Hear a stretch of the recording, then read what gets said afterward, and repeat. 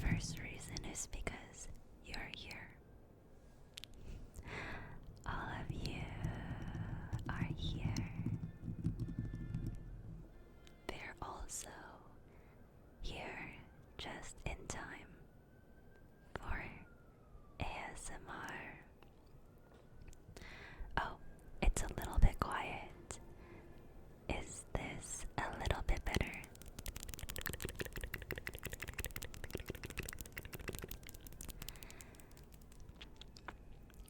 So, everybody, community. Let me wait until I leave 1 second. Okay, as I was saying, community, we are not alone today. It is not only me and you today.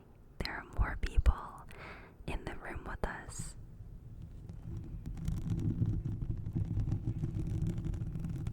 Today, we are joined by Angel's ASMR YouTube as well.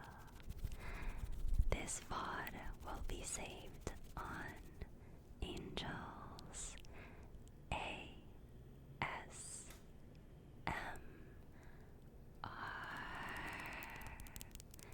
So, to all of my ASMR cozy friends who are watching this VOD from the Angel's ASMR YouTube channel, hello, hello, hello.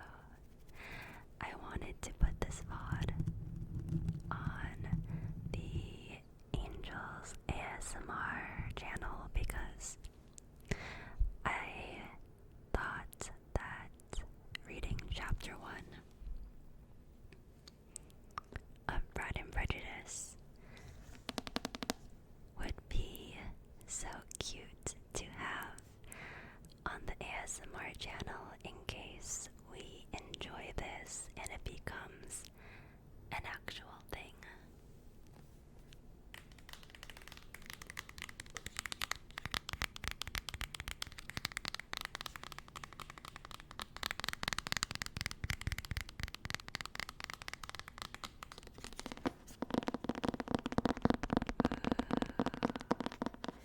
I had to get the hardcover for the ASMR, and also just look at how pretty the hardcover is.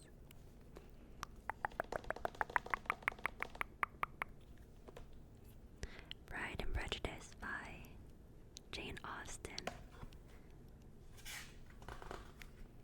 I just thought it was so pretty.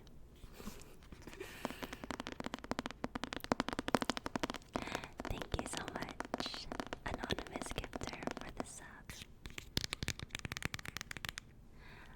I actually think I'll go ahead and turn off sub alerts and alerts for this stream,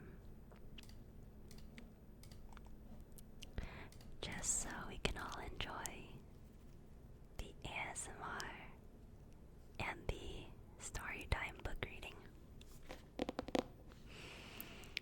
But first, it will not be a Kimmy ASMR stream if we just jump right into book reading. No, it would not be. First, drink of the day is just water.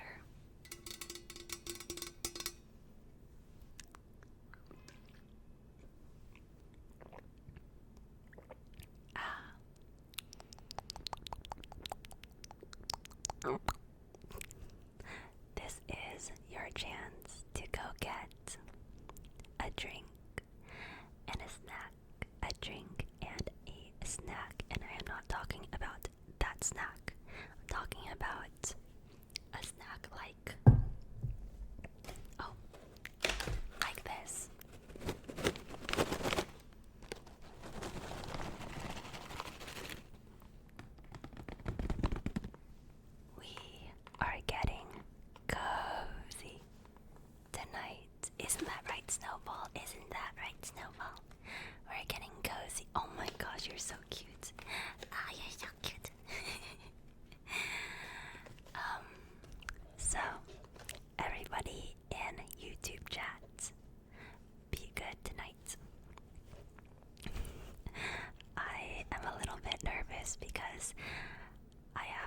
haven't live streamed on my YouTube channel in a hot minute, so I feel like I'm kind of new here.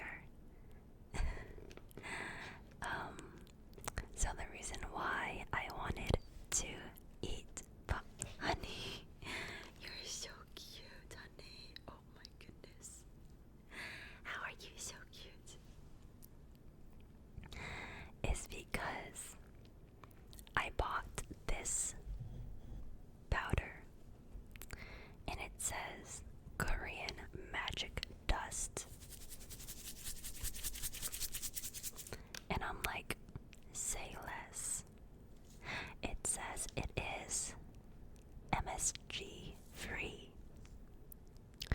And it says it can be put on anything. And it specifically said to try enjoying it on popcorn. I've never tried this before. It also said you can put it on steak. So, let's go ahead and get some drinks and snacks. Let's get nice and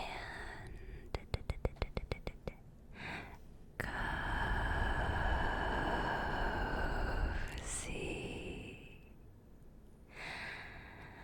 Because today is going to be, hopefully, a cozy stream. I don't know if it will actually be cozy though. You know how streams are. You just never know.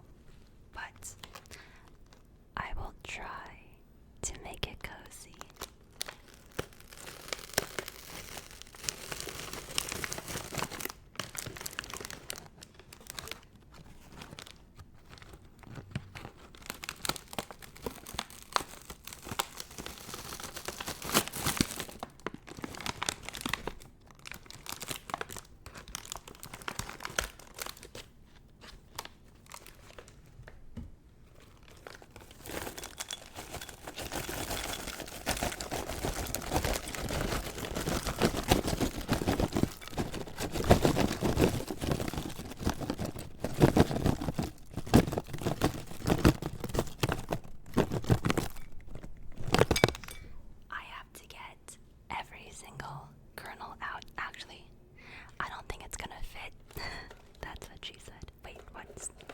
Stop. Behave. Let me try putting some of this powder on.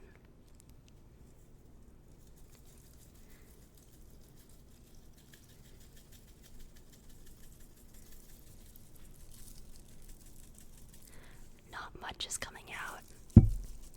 It looks like I'm going ham, but I swear I'm not. Okay. Snowball is licking the outside of the bag. Honey, you can't eat that. That's not for you. It's not for you, Snowball. Let's try. You can take the first bite.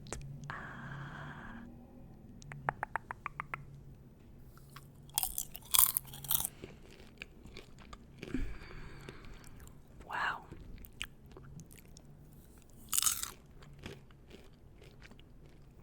That is so good. That is so addictive. Oh my gosh. That is amazing. Oh my god. It tastes like it almost tastes like a salt and pepper chips. It's so savory. It's making my mouth water.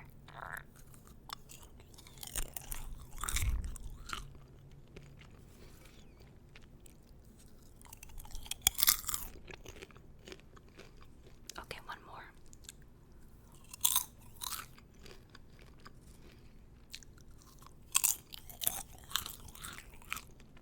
One more. These are so good. Okay.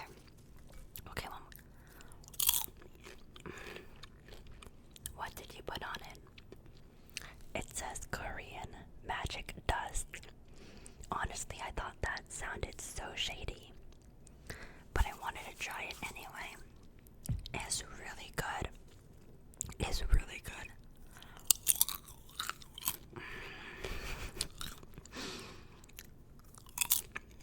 I'm sure you can find it on Amazon. I found it at my Korean grocery store.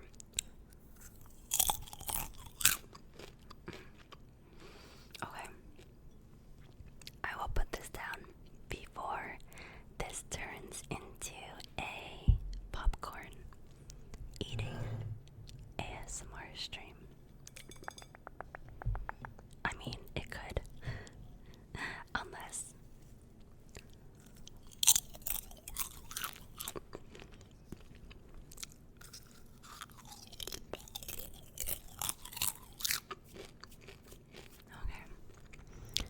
Okay.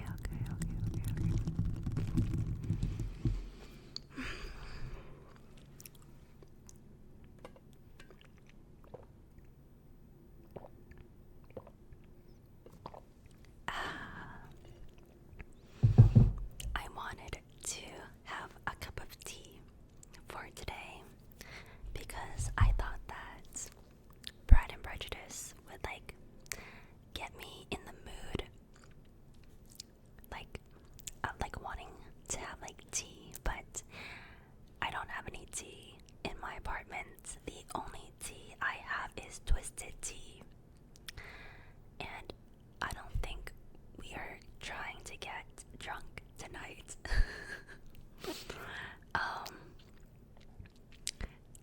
I just thought that twisted tea, which is spiked alcoholic tea, I thought that wasn't very Jane Austen of me, you know what I mean? So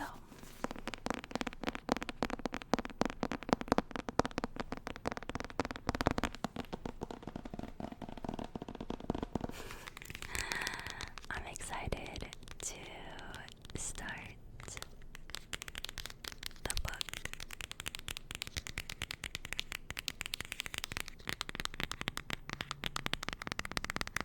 Oh my god, spine tapping.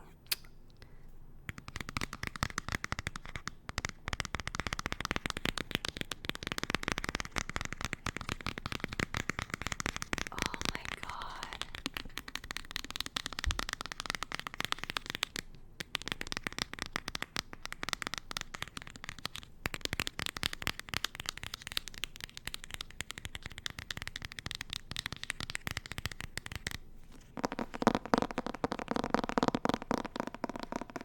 Oh my gosh. Thank you for the $5. A point to Gryffindor. YouTube chat. Wait. Twitch would be Ravenclaw, because Twitch is purple, right?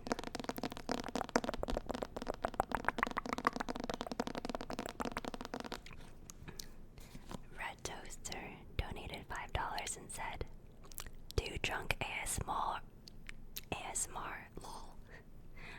Maybe. We'll see how I feel after I start reading. I could be convinced. Maybe. But we're gonna keep it classy. We're gonna keep it cozy and classy tonight. Also, I'm so sorry if it seems like I am stalling, but I do have one more thing to do before we begin reading. I did want to kind of chat in the beginning anyway to wait for people to trickle in. But, oh my god, look at what I have. Look what came in the mail.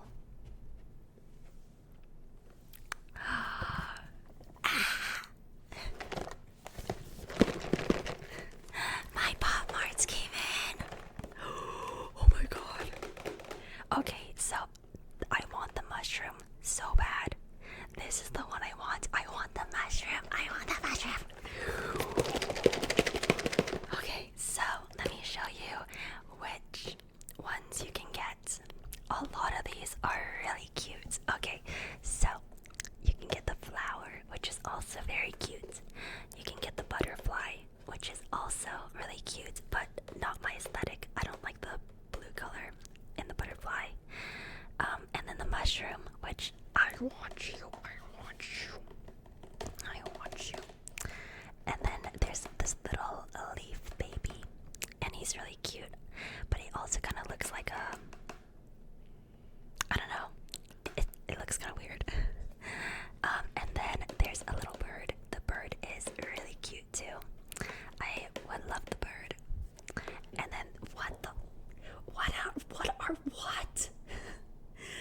is so random. Why is there a Christmas tree in this collection?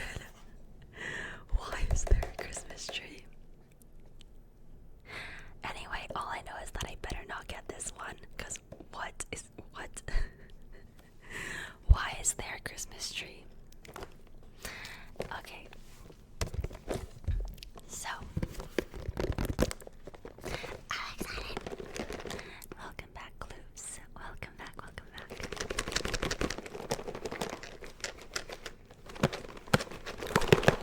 Okay, which one shall we open first?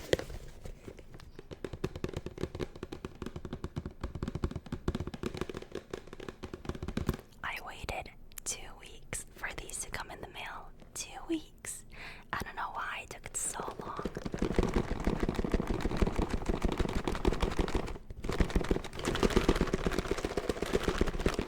Left, right, you're right, left, because I'm right. Okay, I'll do right. Let's do this.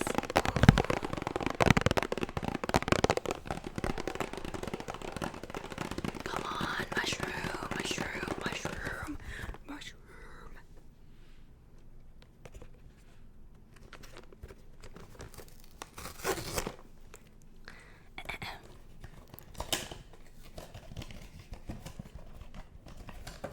I don't want to see the card and get spoiled.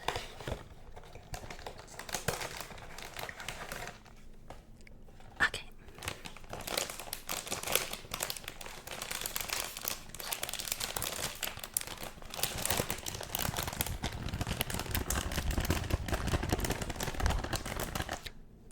Okay, I'm gonna close my eyes and you guys can look at it first. Okay, let me know if it's good. I'm feeling really good about this one actually. I don't think it's the mushroom though, but I could be wrong.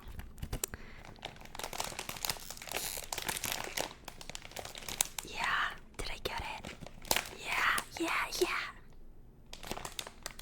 What is that? I got the secret! I got the secret!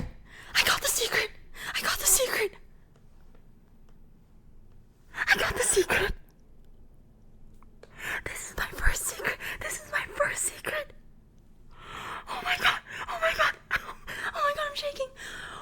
Look, it has little chibi wings. Oh my god, look at the little embroidered hearts, the embroidered stars. Oh my god, I'm shaking. Oh my god.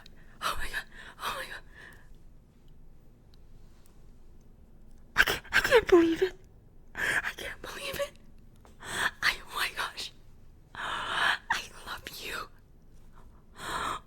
It's a unicorn. Oh my god. I don't know what it is. Let me look at the card. Wow. I can't believe it. It says Forest Party.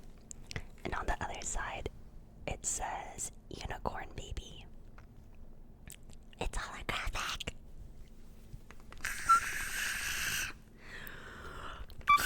Okay, mushroom now. Mushroom.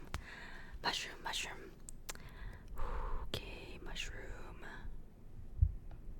What's that one song that goes like mushroom?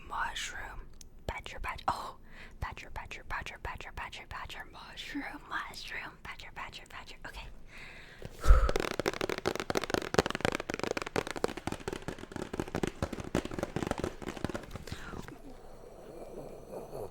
Okay, I'm so fucking ready. I'm ready for my mushroom.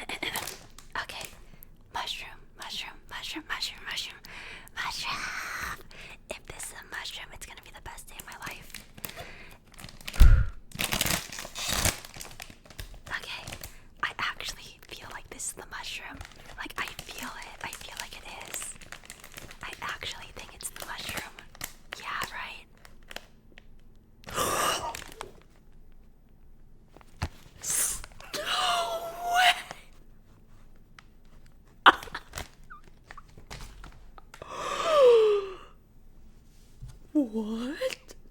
Like, I can literally show you my receipts. I bought this off of Pop Mart. Like, I swear I'm not, like, what? I literally got these two off of Pop Mart. There's no way I chose them. I'm like, I have like goosebumps. I have goosebumps. Oh my god, the rush is insane. Oh my god, I'm like sweating. I'm actually sweating. Oh my god, I'm not okay. I'm not okay. Jane Austen is gonna have to wait. Oh my god. Someone in my YouTube chat who doesn't know what's going on, Brandon, God bless her soul, he's like, did she like pull 2 knives in a row or something? Yes. This is the equivalent of pulling 2 knives in a row. Yes. Yes, it is. Bro.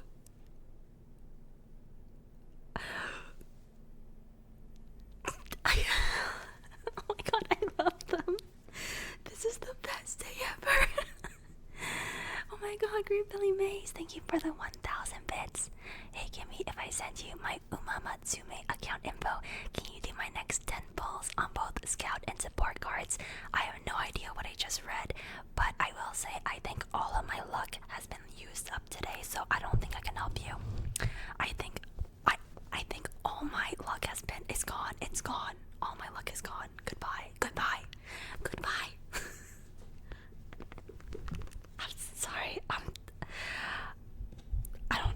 I'm sorry. I'm sorry. I can't. I don't even know how to feel right now. I don't know. Oh my gosh. Okay. I wish I had some place to put these guys. Okay, please do not fall.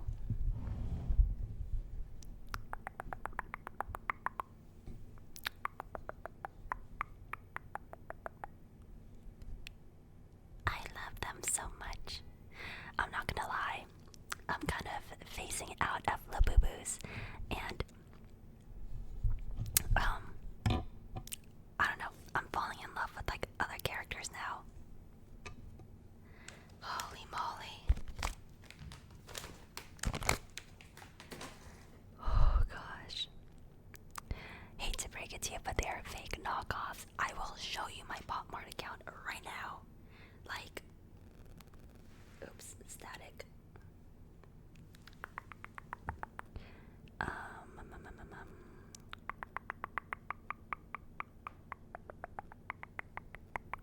Where do I look at my past orders?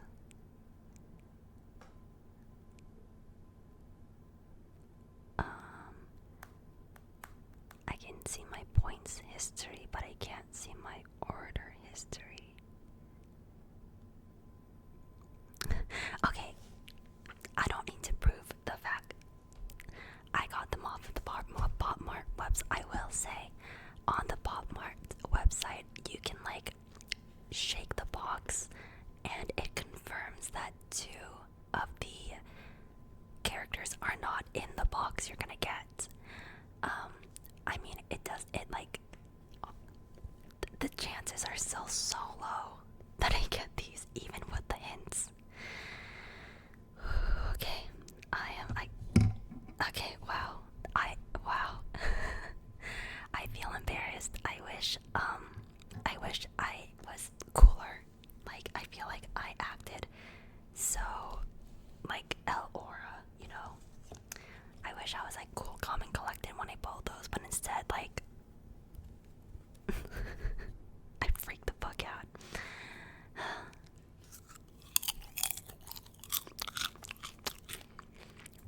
Now I'm gonna send that clip to my friends, and they're gonna be like, oh my god, Kimmy, chill out.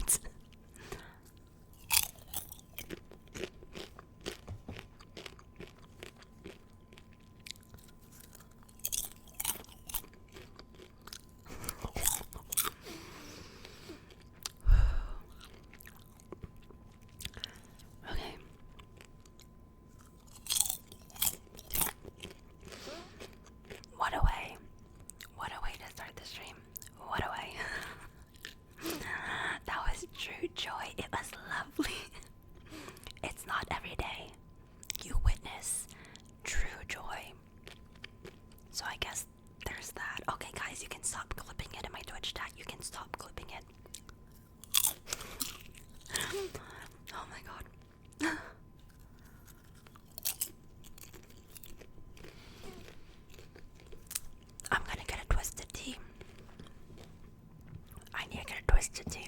Today is a twisted tea kind of day. Jane Austen, you're gonna have to be okay having your story read with twisted tea. Be right back.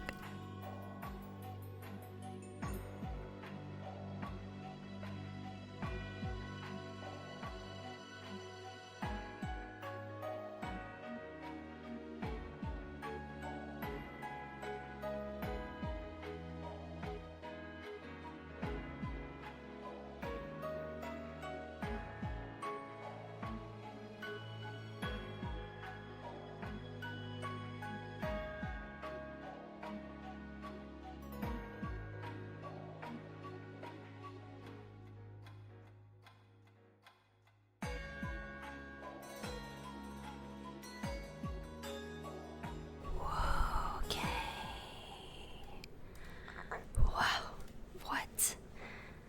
Oh gosh. Alright.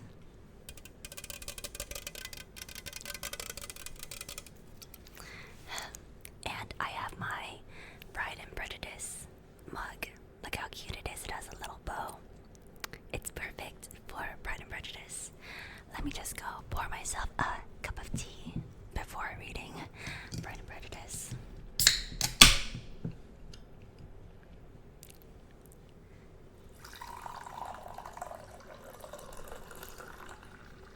I got this mug from Anthropology.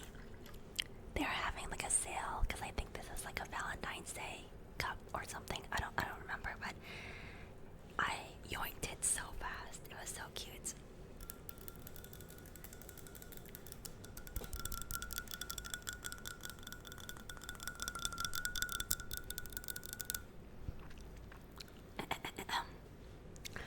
Cheers, good old chaps.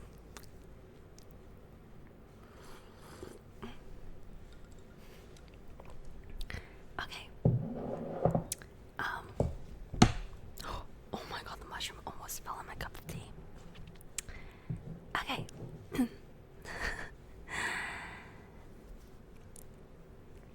Wow. The tag actually fell in the cup of tea. It's fine, it's just the tag. I wish I could put you somewhere. Where can I put you? You keep falling off.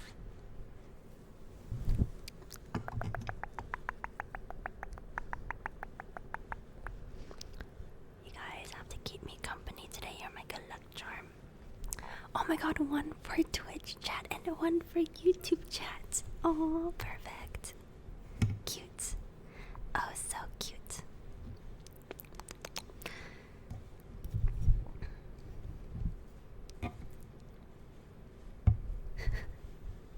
I give up. I can't do this.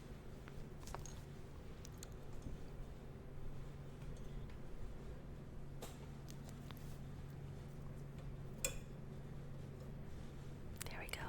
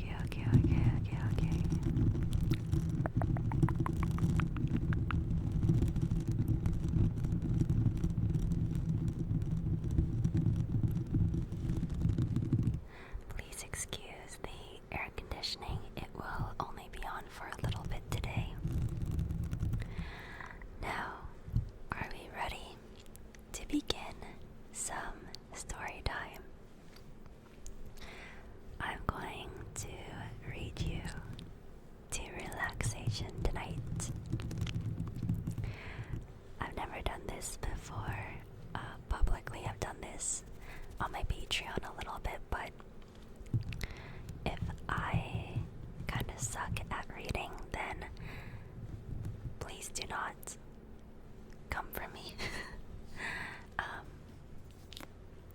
I am new to reading, so I mean, I'm not new to reading. I'm just gonna stop talking. Okay. Let's begin.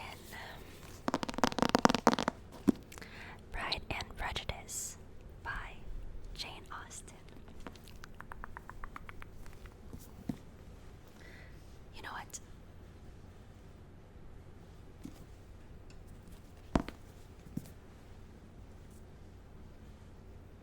There we go. There. Would you guys like me to lead the mic with this binaural setting? Or would you like the setting to be like this? Hello. My voice is very centered now. So actually maybe this setting is better for reading purposes. This one, right? Okay. We will do this one. What the? Can we have a crackly candle while you read? Yes, of course. Also, I would like everybody to welcome our new temporary moderator, Shawdusk.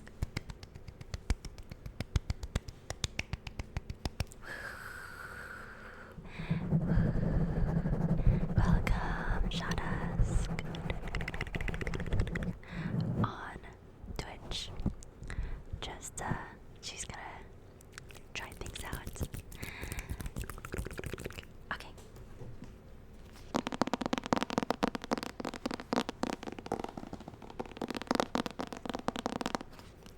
I don't know how this is gonna go. I'm actually going to try reading without the windshield. I can light a crackly candle for us as well. Then let me begin. Really set the mood.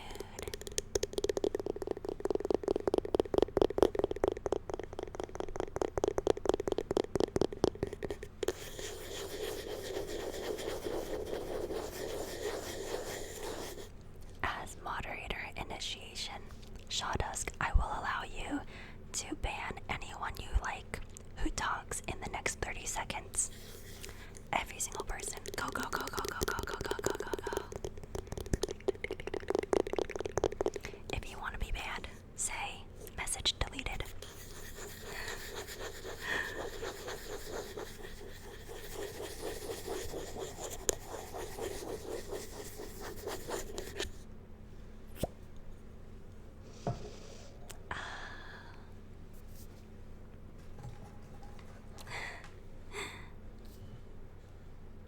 This one, the wick needs to be trimmed a bit, so I'm just gonna go ahead and crumble off the black part of the wood into my trash can, which is down here, and then it's good to go.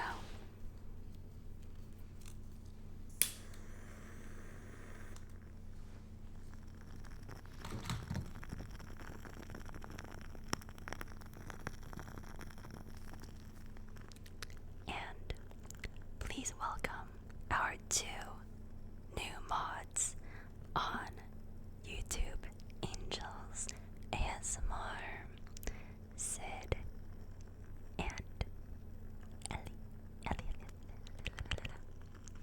It's a matriarchy over here, bitches. Okay, let's do this.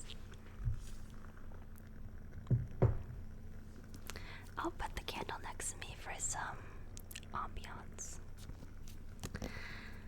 I'll stop stalling. let's begin reading.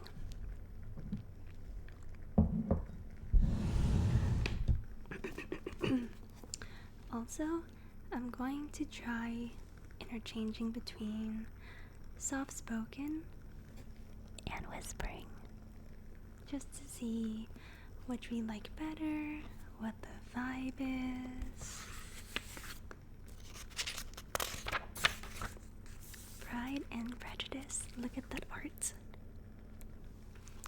I'm able to read Pride and Prejudice because it is a public record book, so copyright has expired on it.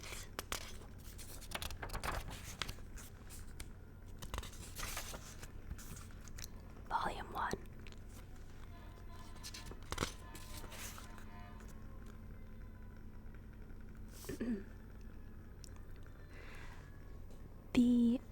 Public domain book, not public record book. The fire truck reminds me of I was driving the other day, and I was like driving local, and then in front of me there were like two cars that wanted to turn left, that were coming like this way, you know. So I was going this way, and they were over here trying to turn left. I don't know how, but one of the cars didn't see the other car, so they both turned left and turned left into each other, and they just like full on crashed. And there was no one on the road. It was literally a local road, and I was just like driving down. There was literally only us three were there. I'm like, oh no. And I'm like, dude, they just had the worst day after that, I swear. Anyway, okay, sorry, I'm not reading the book right now, but now I am. Chapter 1.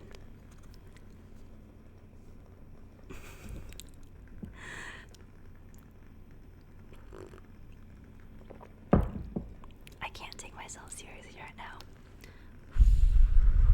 Lock in. Lock in.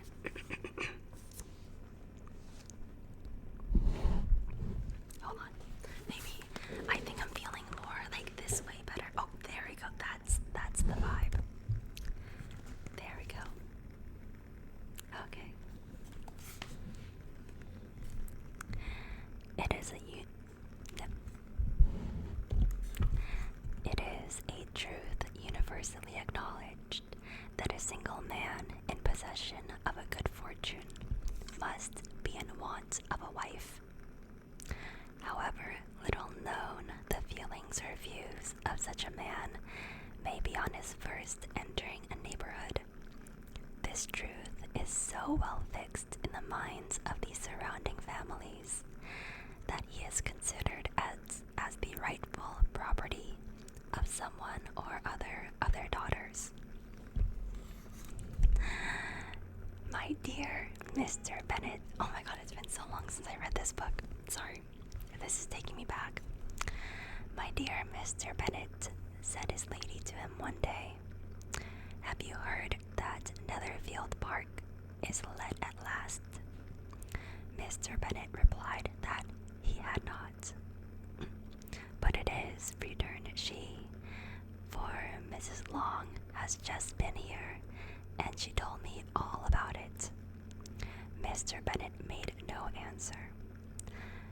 Do not you want to know who has taken it? Cried the wife impatiently. You want to tell me, and I have no objection to hearing it. This was invitation enough. Why, my dear, you must know. Mrs. Long says that Netherfield is taken by a young man of large fortune from the north of England, that he came down on Monday in a chaise and four to see the place, and was so delighted with it that he agreed with Mr. Morris immediately that he is to take possession before Michaelmas, and some of his servants are to be in the house by the end of next week.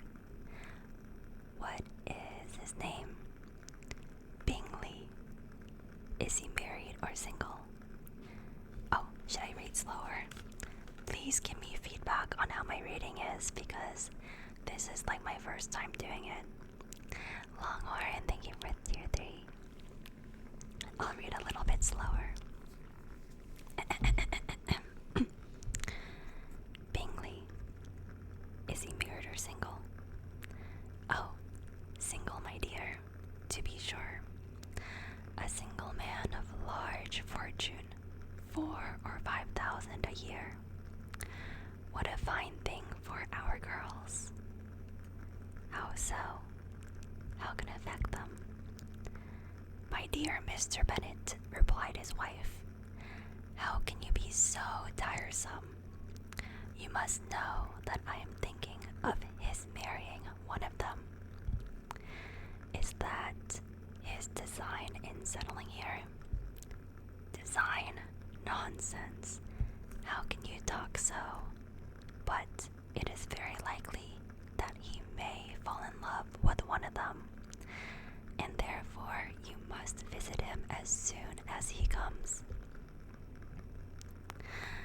I see no occasion for that. You and the girls may go, or you may send them by themselves, which perhaps will still be better, for as you are as handsome as any of them, Mr. Bingley might like you the best of the party. My dear, you flatter me. I certainly have had my share of beauty, but I do not pretend to be anything extraordinary now. When a woman has 5 grown-up daughters, she ought to give over thinking of her own beauty. In such cases, a woman has not often much beauty to think of. But, my dear, you must indeed go and see Mr. Bingley when he comes into the neighborhood. It is more than I engage for, I assure you. Oops. But consider your daughters. Only think what an establishment it would be for one of them.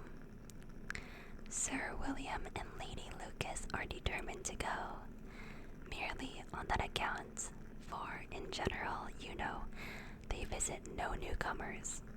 Indeed, you must go, for it will be impossible for us to visit him if you do not. You are over scrupulous, surely. I dare say Mr. Bingley will be very glad to see you, and I will send a few lines by you to assure him of my hearty consent to his marrying whichever he chooses of the girls, though I must throw in a good word for my little Lizzie. I desire you will do no such thing. Lizzie is not a bit better than the others, and I am sure she is not half so handsome as Jane. Oh my god, Jane. Nor half so good-humored as Lydia. But you are always giving her the preference. They have none of them much to recommend them, replied he. They are all silly and ignorant like other girls, but Lizzie has something more of quickness than her sisters. Dad, what the WTF? Mr. Bennet, how can you abuse your own children in such a way? You take delight in vexing me. You have no compassion on my poor nerves. You mistake me, my dear. I have a high respect for your nerves. They are my old friends. I have heard you mention them with consideration these 20 years at least. You do not know what I suffer. But I hope you will get over it and live to see many men of 4,000 a year come into the neighborhood. It will be no use to us if 20 such should come, since you will not visit them. I think this is a lover's quarrel.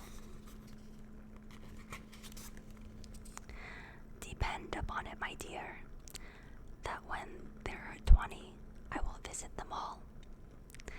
Mr. Bennet was so odd a mixture of quick parts, sarcastic humor, reserve, and caprice, that the experience of 23 years had been insufficient to make his wife understand his character.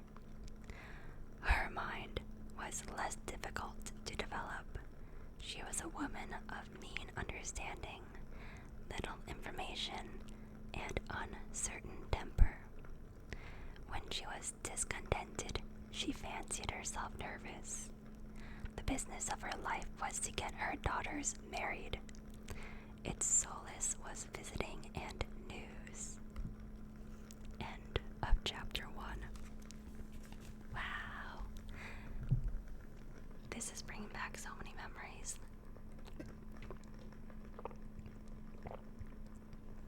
So,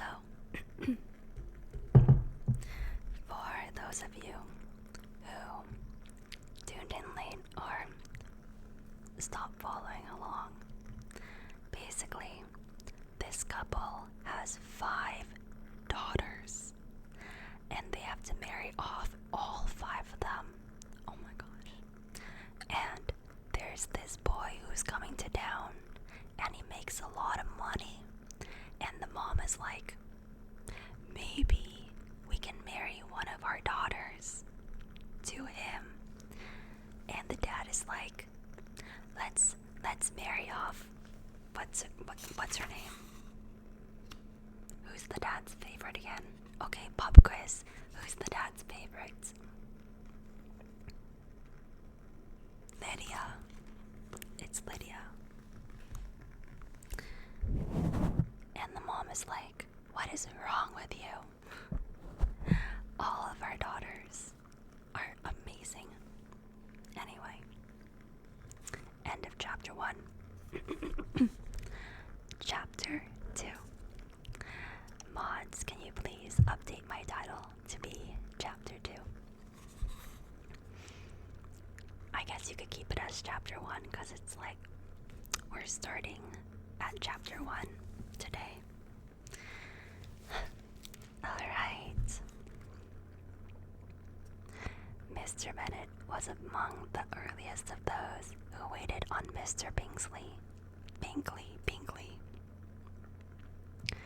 He had always intended to visit him, though to the last always assuring his wife that he should not go until the evening after the visit was paid. She had no knowledge of it. It was then disclosed in the following manner. Observing his second daughter employed in trimming a hat, he suddenly addressed with her, I hope Mr. Bingley will like it, Lizzie. We are not in a way to know what Mr. Bingley likes, said her mother resentfully, since we are not to visit. But you forget, Mamma, said Elizabeth, that we shall meet him at the assemblies and that Mrs. Long has promised to introduce him. I do not believe Mrs. Long will do such a thing. She has 2 nieces of her own. She is selfish, hypocritical woman, and I have no opinion on her. No more have I, said Mr. Bennet, and I am glad to find that you do not depend on her serving you. Mrs. Bennet what is that word? Dinged. Mrs. Bennet deigned not to make any reply, but unable to contain herself, began scolding one of her daughters. Don't keep coughing so, Kitty, for heaven's sake, you bitch ass. Sorry. Have a little compassion on my nerves. You tear them to pieces. This is Pride and Prejudice, abridged Kimmy version. Sorry. Kitty has no discretion in her coughs, said her father. She times them ill. I do not cough For my own amusement, replied Kitty fretfully. When is your next ball to be, Lizzie? Tomorrow, 4th night. Aye, so it is, cried her mother, and Mrs. Long does not come back till the day before, so it will be impossible for her to introduce him, for she will not know him herself. Then, my dear, you may have the advantage of your friend and introduce Mr. Bingley to her. Impossible, Mr. Bennet, impossible. When I am not acquainted with him myself, how can you be so teasing? I honor your circumspection. Excuse me? What is that word? I honor your circumspection.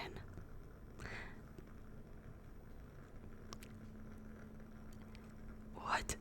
I don't know what that word means, but a fortnight's acquaintance is certainly very little.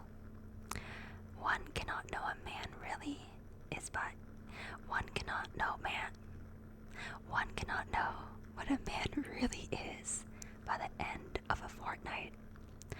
But if we do not venture, somebody else will. And, after all, Mrs. Long and her nieces must stand their chance, and therefore she will think it an act of kindness. If you decline the office, I will take it on myself. Fortnight. The girls stared at their father. Mrs. Bennet said only, "Nonsense, nonsense." What can be the meaning of that emphatic exclamation? Cried he. Do you consider the forms of introduction and the stress that is laid on them as nonsense? I cannot quite agree with you there. What say you, Mary? For you are a young lady of deep reflection, I know, and read great books and make extracts. Mary wished to say something very sensible, but knew not how. While Mary is adjusting her ideas, he continued, Let us return to Mr. Bingley. I am sick of Mr. Bingley, cried his wife. I'm sorry to hear that, but why did not you tell me so before? If I had known as much this morning, I certainly would have not have called on him. It is very unlikely, but as I have actually paid the visit, we cannot escape the acquaintance now. The astonishment of the ladies was just what he wished. That of Mrs. Bennet, perhaps surpassing the rest, though when the first tumult of joy was over, she began to declare that it was what she had expected all the while. Just to catch you guys up on what's going on, because I know that a lot of you guys are just enjoying the whispers and not really following along with the storyline. Mr. Bennet is married to Mrs. Bennet. They've been married for 20-some years, and they have 5 daughters. Mrs. Bennet, as I said, wanted to introduce Mr. Bingley to one of her daughters, and the husband was being like, blah blah. Anyway, the husband just said that he introduced himself to Mr. Bingley. What is going on tonight out there? So the mom is really happy now because the mom is like, yay! Her husband basically connected with the hot bachelor, and the mom's happy. Okay, moving on. Let's see. She began to declare that it was what she had expected all the while. How good it was in you, my Mr. Bennet. But I knew I should persuade you at last. I was sure you loved your girls too well to neglect such an acquaintance. Well, how pleased I am, and it is such a good joke too, that you should have gone this morning and never said a word about it till now. Now, Kitty, you may cough as much as you choose, said Mr. Bennet, and as he spoke, he left the room, fatigued with the raptures of his wife. What an excellent father you girls have, said she, when the door was shut. I do not know how you will ever make him amends for his kindness, or me either. For that matter, at our time of life it is not so pleasant, I can tell you, to be making new acquaintances every day. But for your sakes, we would do anything. Lydia, my love, though you are the youngest, I dare say Mr. Bingley will dance with you at the next ball. Oh, said Lydia stoutly, I am not afraid, for though I am the youngest, I am the tallest. That is so not fair, by the way. The rest of the evening was spent in conjecturing how soon he would return Mr. Bennet's visit, and determining when they should ask him to dinner. Wow, end of chapter 2. Thanks for the catch-up. I was just thinking that it's hard to follow a read-through, especially because I'm not a professional book reader like Audibles. So I will catch you guys up on like the story, because as the person reading, I'm paying attention to what's going on.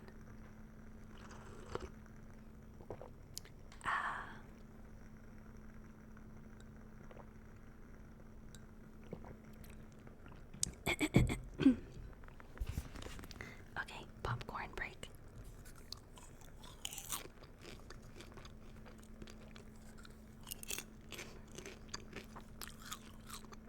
Welcome back, Mumpy.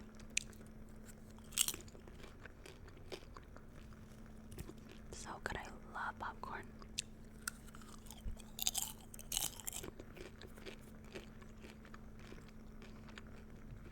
I'm so happy today. Today is such a good day.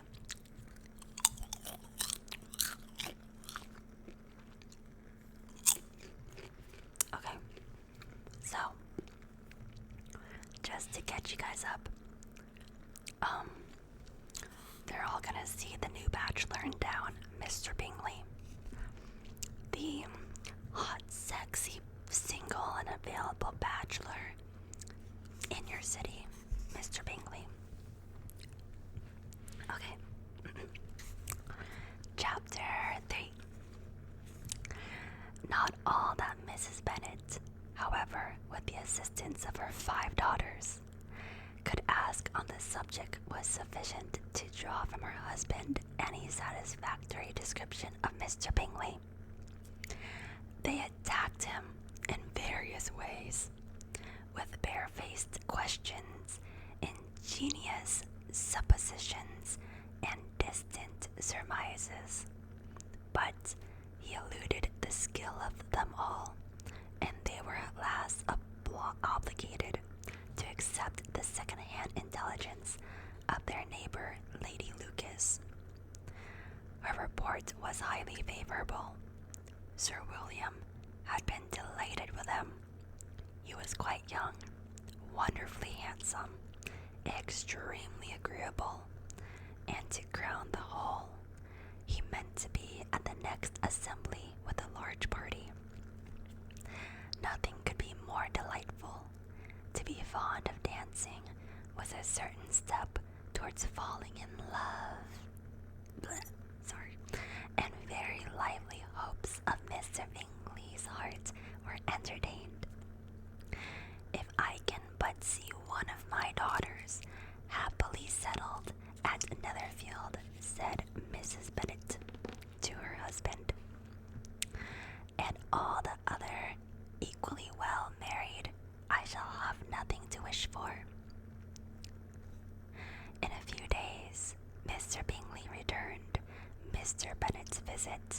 and sat about 10 minutes with him in the library. He had entertained hopes of being admitted to a sight of the young ladies, of whose beauty he had heard much, but he only saw the father.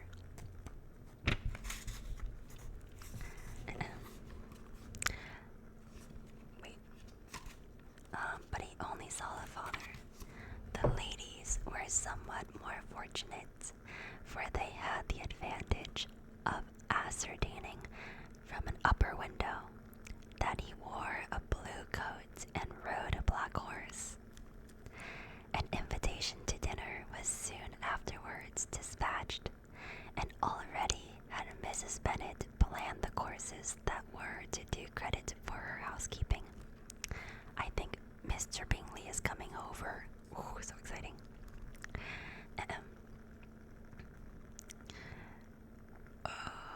Where was I? Mr. Bingley was obliged to be in town the following day, and consequently unable to accept the honor of their invitation, and Mrs. Bennet was quite disconcerted. She could not imagine what business he could have in town so soon after his arrival in Hertfordshire, and she began to fear that he might be always flying about from one place to another, and never settled at Netherfield as he ought to be. Wait, Mr. Bingley turned down their invitation. Am I reading this wrong? Hold on, let me keep reading. Lady Lucas quieted her fears a little by starting the idea of his being gone to London only to get a large party for the ball, and a report soon followed that Mr. Bingley was to bring 12 ladies? This fucking hoe! What? He's supposed to marry one of their daughters. He's bringing 12 ladies to the assembly. Sorry. And a report soon followed that Mr. Bingley was to bring 12 ladies and 7 gentlemen with him to the assembly. The girls grieved over such a number of ladies. Me too, bitch, me too. I'm grieving for you. But were comforted the day before the ball by hearing that instead of 12, he only brought 6 of them from London. His 5 sisters and a cousin. Okay, that's not as bad. Okay, so 6 of them were his family, and 6 of them were like other girls. So it's not 12, it's 6. Still pretty bad. And when the party entered the assembly room, it consisted of only 5 altogether. Mr. Bingley, his 2 sisters, the husband of the eldest, and another young man. Mr. Bingley was good-looking and gentlemanlike. He had a pleasant countenance and easy, unaffected manners. His sisters were fine women. Why did that sound so wrong to read? His sisters were fine women, with an air of decided fashion. His brother-in-law, Mr. Hurst, merely looked the gentleman, but his friend, Mr. Darcy, soon drew the attention of the... Mr. Darcy makes his appearance.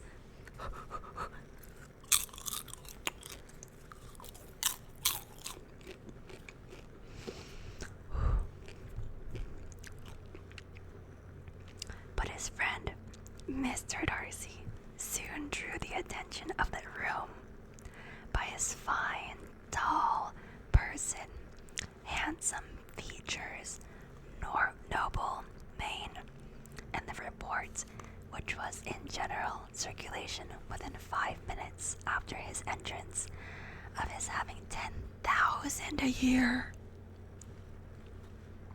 Okay, so Mr. Bingley makes 4 to 5,000 a year, and Mr. Darcy makes 10,000 a year. Ooh. The gentleman pronounced him to be a fine figure of a man. The ladies declared he was much handsomer than Mr. Bingley, and he was looked at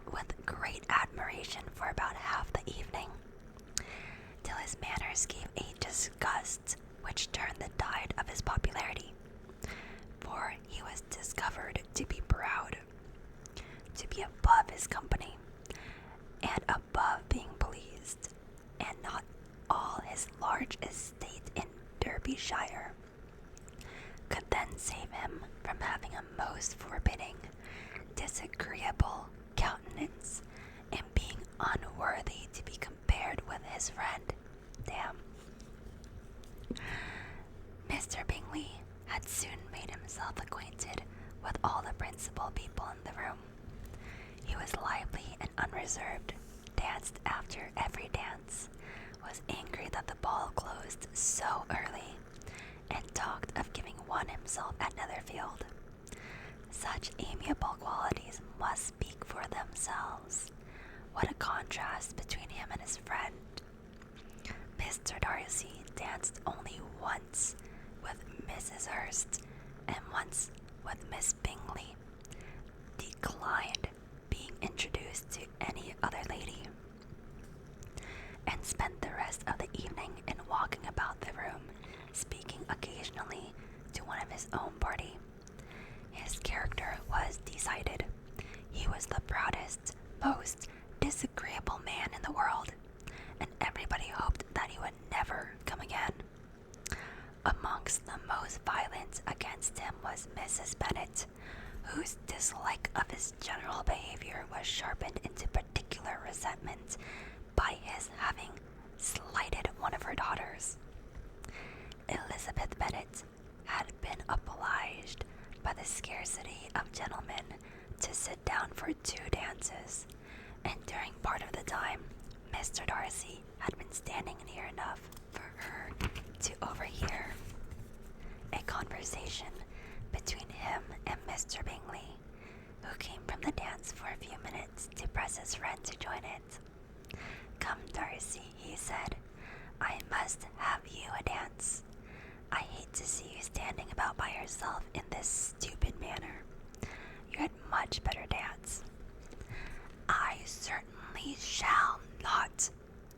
You know how I detest it, unless I am particularly acquainted with my partner. At such an assembly as this, it would be unsupportable.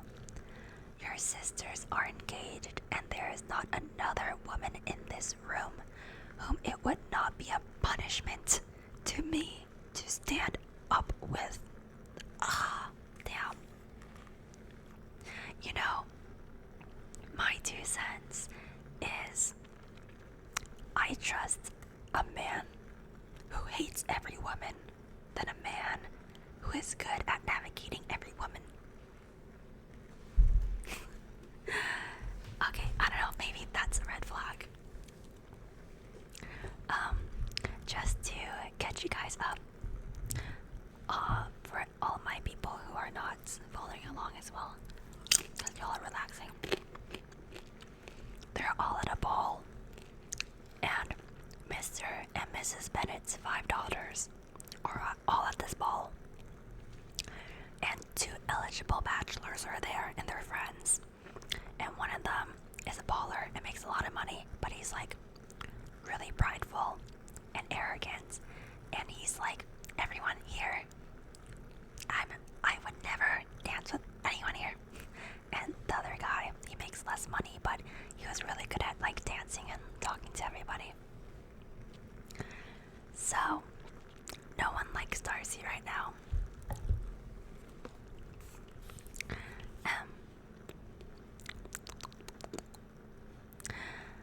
I would not be so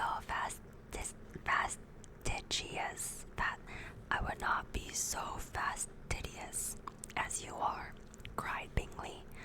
"For a kingdom, upon my honor, I never met with so many pleasant girls in my life." Oh my god, somebody just said it's Love Island in 1800s. Oh my god, so true. This is Love Island. This is Love Island, but like a few centuries ago. Oh my god. I bit into that popcorn and a piece of kernel. wedged perfectly in my teeth. Okay.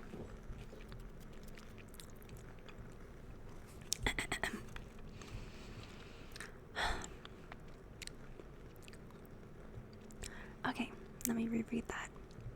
I would not be so fastidious as you are, cried Bingley. For a kingdom, upon my honor.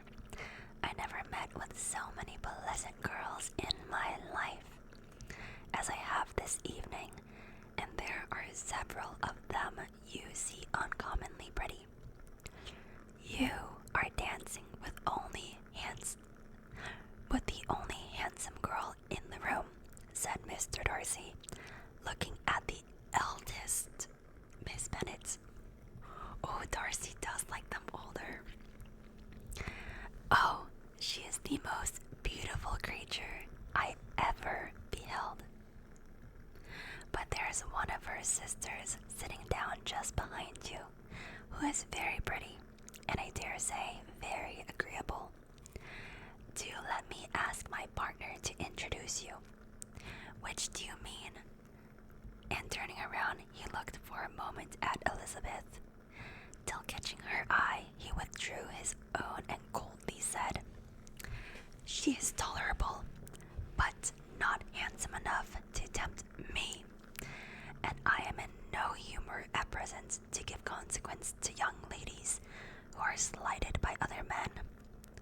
You had better return to your partner and enjoy her smiles, for you are wasting your time with me. Mr. Bingley followed his advice. Mr. Darcy walked off, and Elizabeth remained with no very cordial feelings towards him. She told the story, however, with great spirit among her friends, for she had a lively, playful disposition, which delighted in anything ridiculous.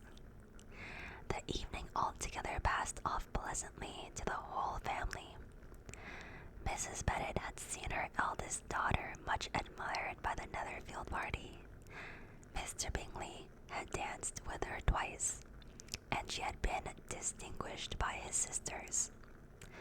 Jane was as much gratified by this as her mother could be, though in a quieter way.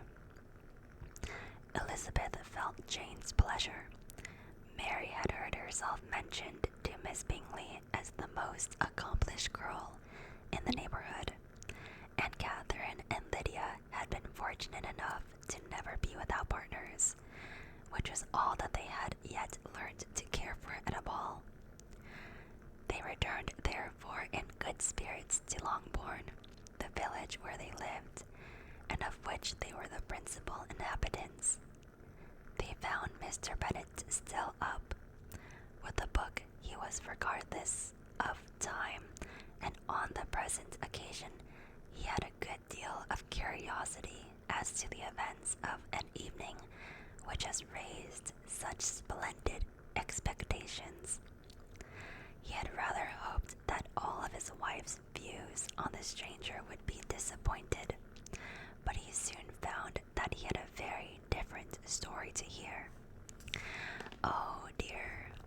Oh my dear Mr. Bennet, as she entered the room, we had a most delightful evening, a most excellent ball.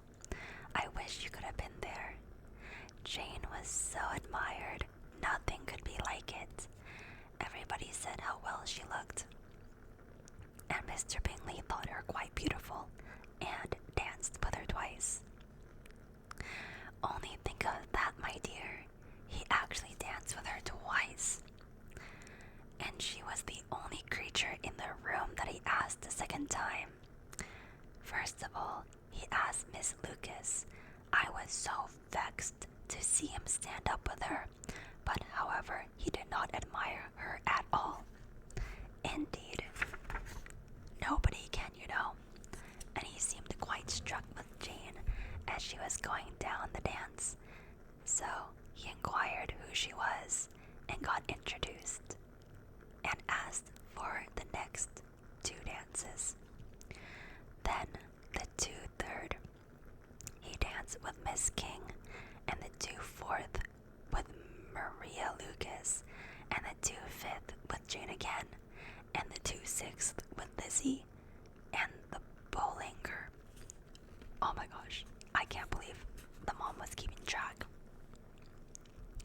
Can you do some light scratches while reading? Ooh, I was worried that like making other ASMR would be like distracting.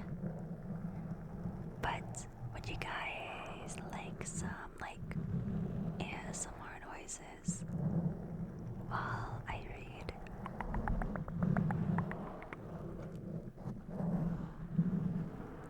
Or do you prefer only the whispers? That sounds good. Okay. I'll do some light ASMR noises while I read.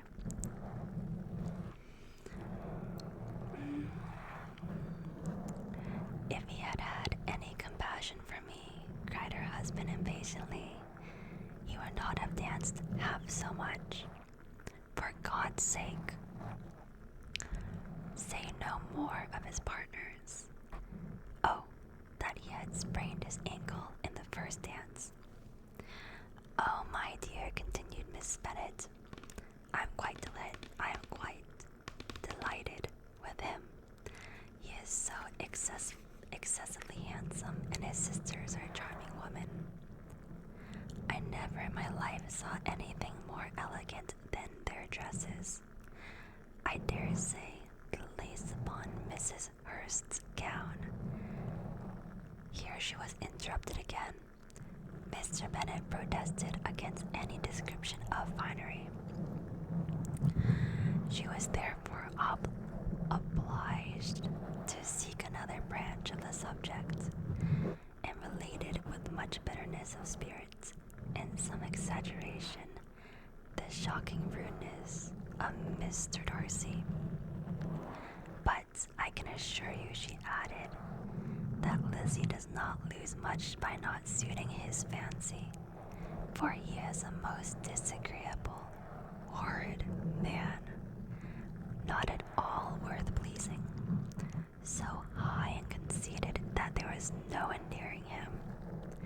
He walked there and he walked there, fancying himself so very great.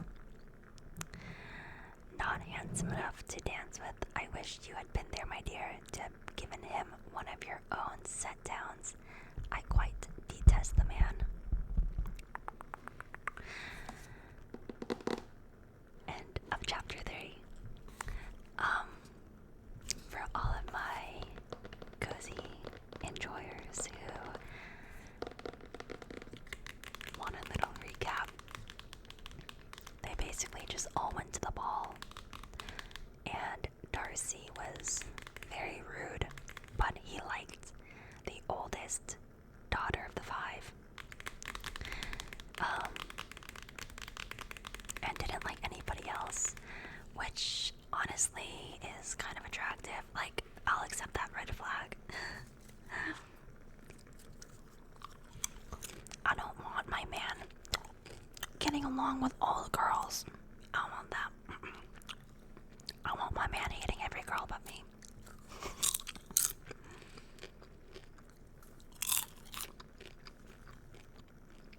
Is that a real cat? Yes.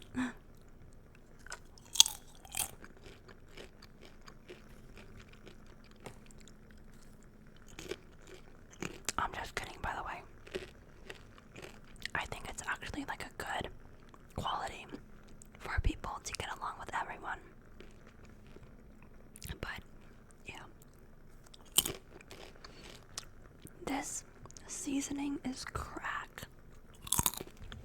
Oh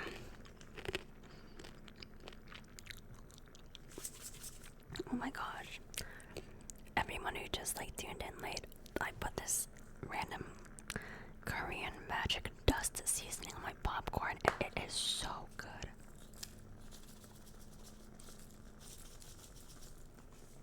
So good. Oh my god.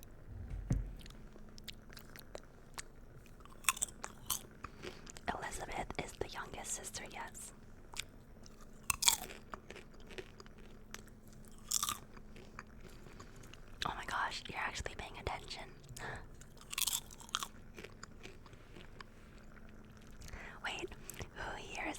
like enjoying the book.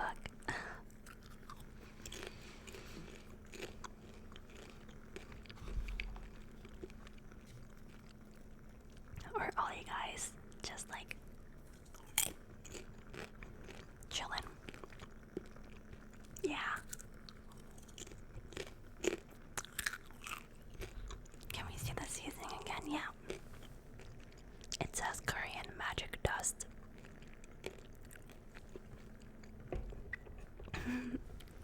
Okay, I'm glad.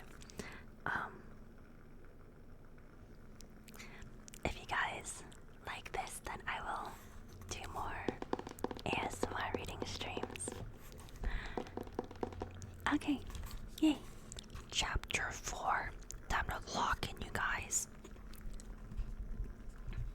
When Jane and Elizabeth were alone, the former, who had been cautious in her praise of Mr. Bingley before, expressed to her sister how very much she admired him.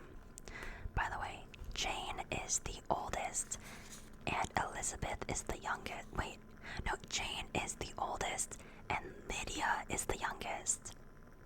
Yes. There we go.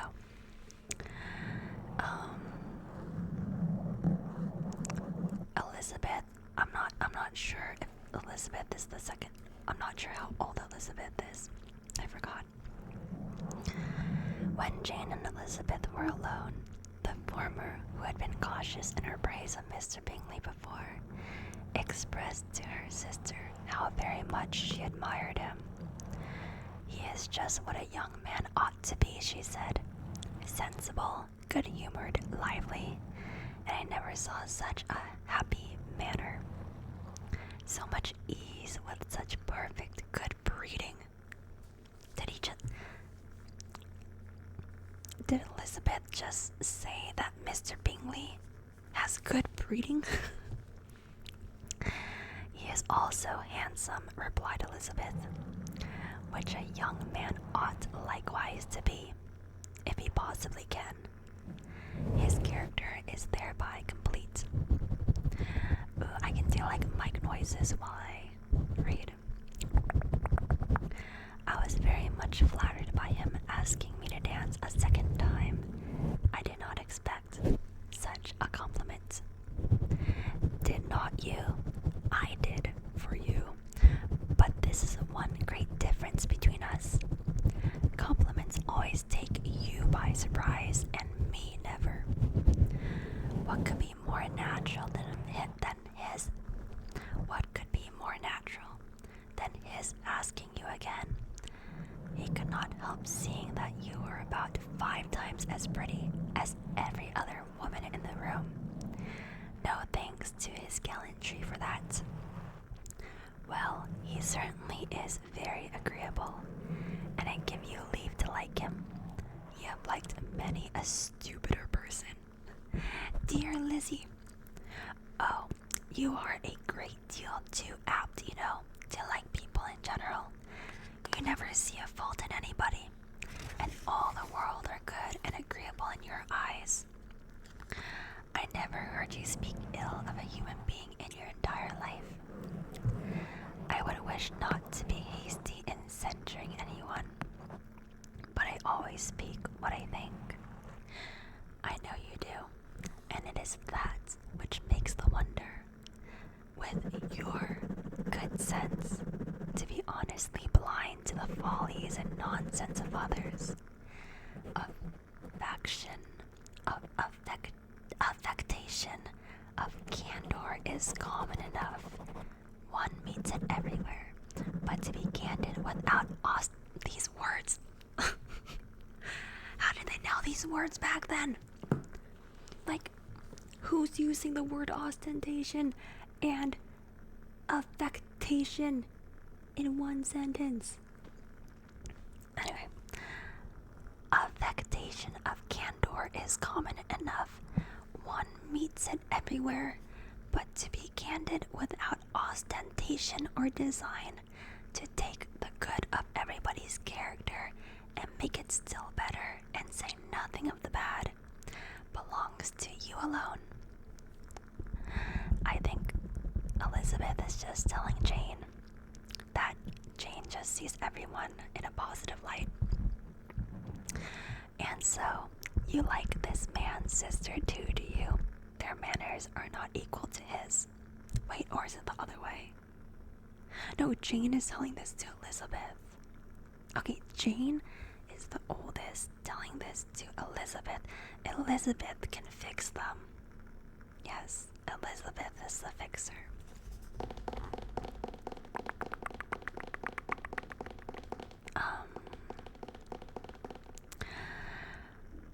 And then I think Jane goes on to say, certainly not at first, but they are a very pleasing woman when you converse with them. Miss Bingley is to live with her brother and keep his house, and I am much mistaken if we shall not find a very charming neighbor in her. Elizabeth listened in silence, but was not convinced.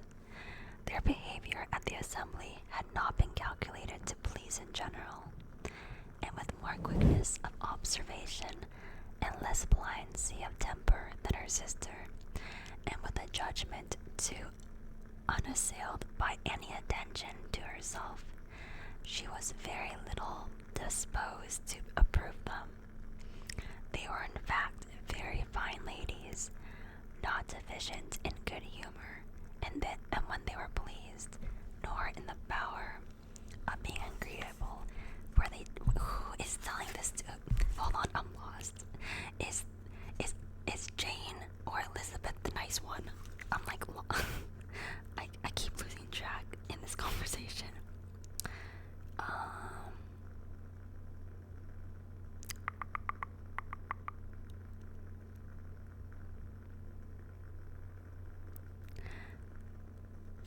Okay, it's Jane telling Elizabeth. Yes, it's Jane. Wait.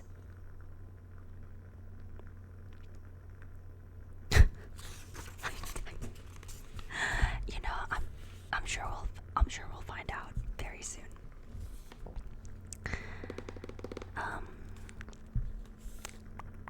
Elizabeth listened in silence, but was not convinced.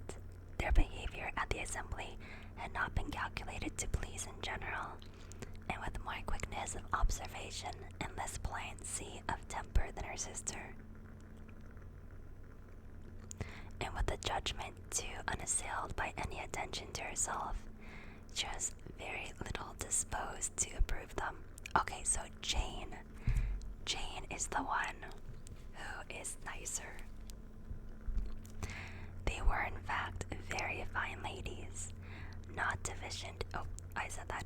They were rather handsome, had been educated in one of the first private seminars in town, had a fortune of 20,000 pounds, were in the habit of spending more than they ought, and of associating with people of rank, and therefore in every aspect entitled to think well of themselves, and mainly of others. They were of a respectable family in the north of England, a circumstance more deeply impressed on their memories than that their brother's fortune and their own had been acquired by trade. Mr. Bingley inherited property to the amount of nearly 100,000 pounds from his father, who had intended to purchase an estate but did not live to do it. Mr. Bingley intended it likewise, and sometimes made choice of his county. But as he was now provided with a good house and the liberty of a manor, it was doubtful to many of those who best knew the easiness of his temper, whether he might not spend the remainder of his days at Netherfield, and might leave the next generation to purchase. His sisters were very anxious for his having an estate of his own, but though he was now established only as a tenant, Miss Bingley was by no means unwilling to preside at his table, nor was Mrs. Hurst, who had married a man of more fashion than fortune, less disposed to consider his house as her home when it suited her. Mr. Bingley had not been of age 2 years when he was tempted by an accidental recommendation to look at Netherfield House. He did look at it and into it for half an hour, was pleased with the situation in the principal rooms, satisfied with what the owner said in its praise, and took it immediately. Between him and Darcy, there was a very steady friendship, in spite of a great opposition of character. Bingley was endeared to Darcy by the easiness, openness, ductility of his temper, though no disposition could offer great contrast to his own, and though with his own he never appeared dissatisfied. On the strength of Darcy's regard, Bingley had the firmest reliance, and of his judgment the highest opinion. In understanding Darcy was the superior. Bingley was by no means deficient, but Darcy was clever. He was at the same time haughty, reserved, fastidious, and his manners, though well-bred, were not inviting. In that respect, his friend had greatly the advantage. Bingley was sure of being liked wherever he appeared. Darcy was continually giving offense. The manner in which they spoke of the Meryton assembly was sufficiently characteristic. Bingley had never met with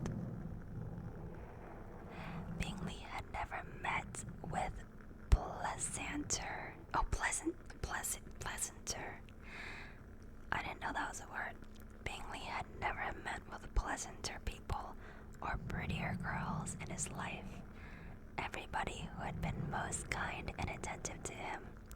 There had been no formality, no stiffness.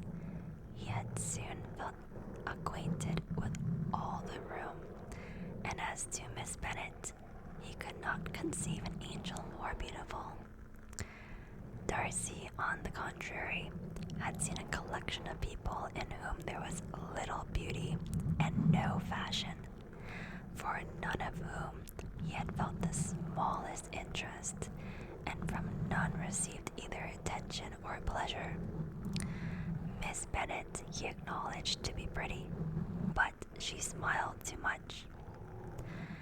Mrs. Hurst and her sister allowed it to be so, but still they admired her and liked her and pronounced her to be a sweet girl, and one whom they should not object to know more of. Miss Bennet was therefore established as a sweet girl, and their brother felt authorized by such commendation to think of her as he chose. End of chapter 4. I'm a little bit lost. Like, who is Miss Bennet again?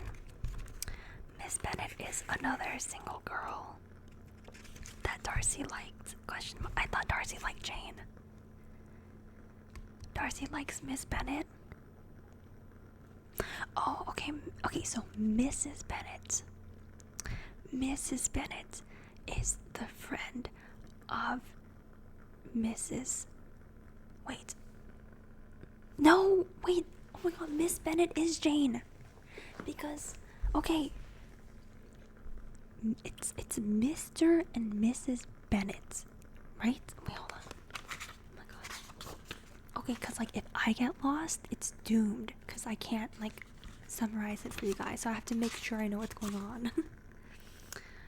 Okay, yes, okay. Okay, Mom is Mrs. Bennet. That's the main bish, Mrs. Bennet. Dad is Mr. Bennet. He said Miss Bennet was beautiful. M-I-S-S, Miss Bennet. That's Jane, because Jane is Jane Bennett. There we go. Okay, there we go.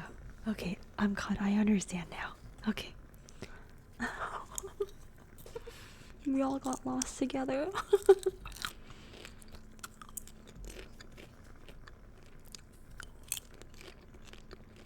Brian says, "Can I make you a mommy?" No, but I'll make your daddy. That didn't even make sense because he's already a daddy. I don't know.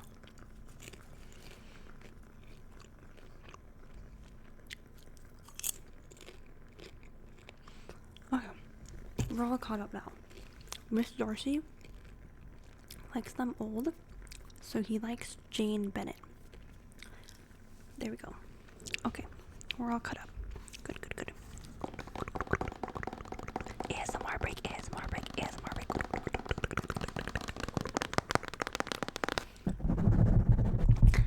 ASMR break, ASMR break, ASMR break.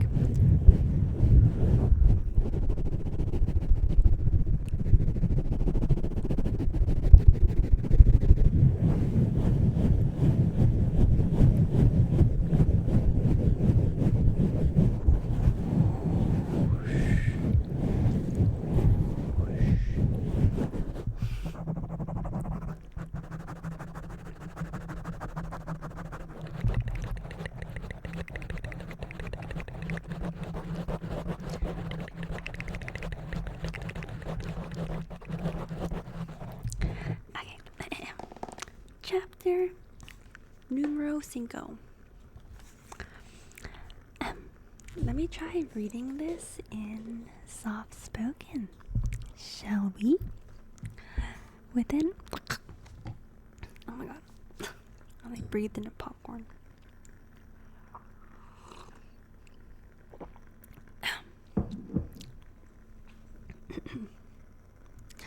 Within a short walk of Longbourn lived a family with whom the Bennets were particularly intimate.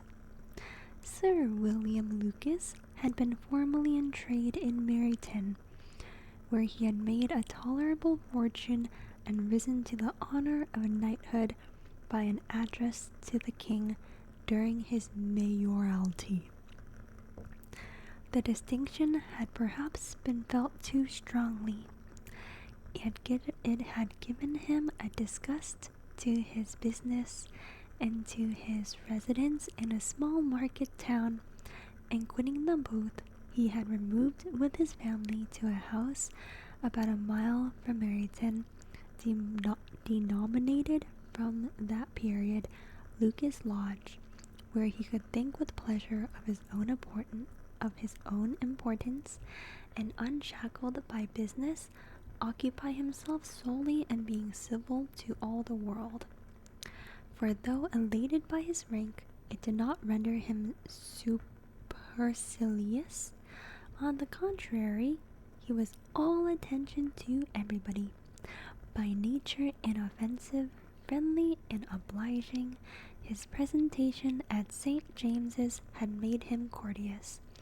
So I think we just got a new character introduced to us. Right?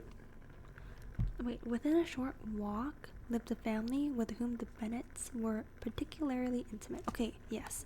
So we're getting introduced with a new character. It's a family who's intimate with the Bennets. The Bennets are the main bitches. Okay. Okay, so we're being introduced to this new family. For everyone who is like not struggling to follow along, I'm very sorry that I'm slow, but this is to your advantage because I know that like there are some of you guys who are also slow. So we can be slow together. This language is also a little bit like not, easy to digest in this day and age. Okay. Lady Lucas was a very good kind of woman, not too clever to be a valuable neighbor to Mrs. Bennet. They had several children. The eldest of them was a sensible, intelligent young woman about 27, was Elizabeth's intimate friend. That the Mrs. Lucases and the Miss Bennets, that the Miss Lucases and the Miss Bennets I don't know why they write it like that. They basically are saying the daughters of the Lucases and the daughters of the Bennets should meet to talk over a ball.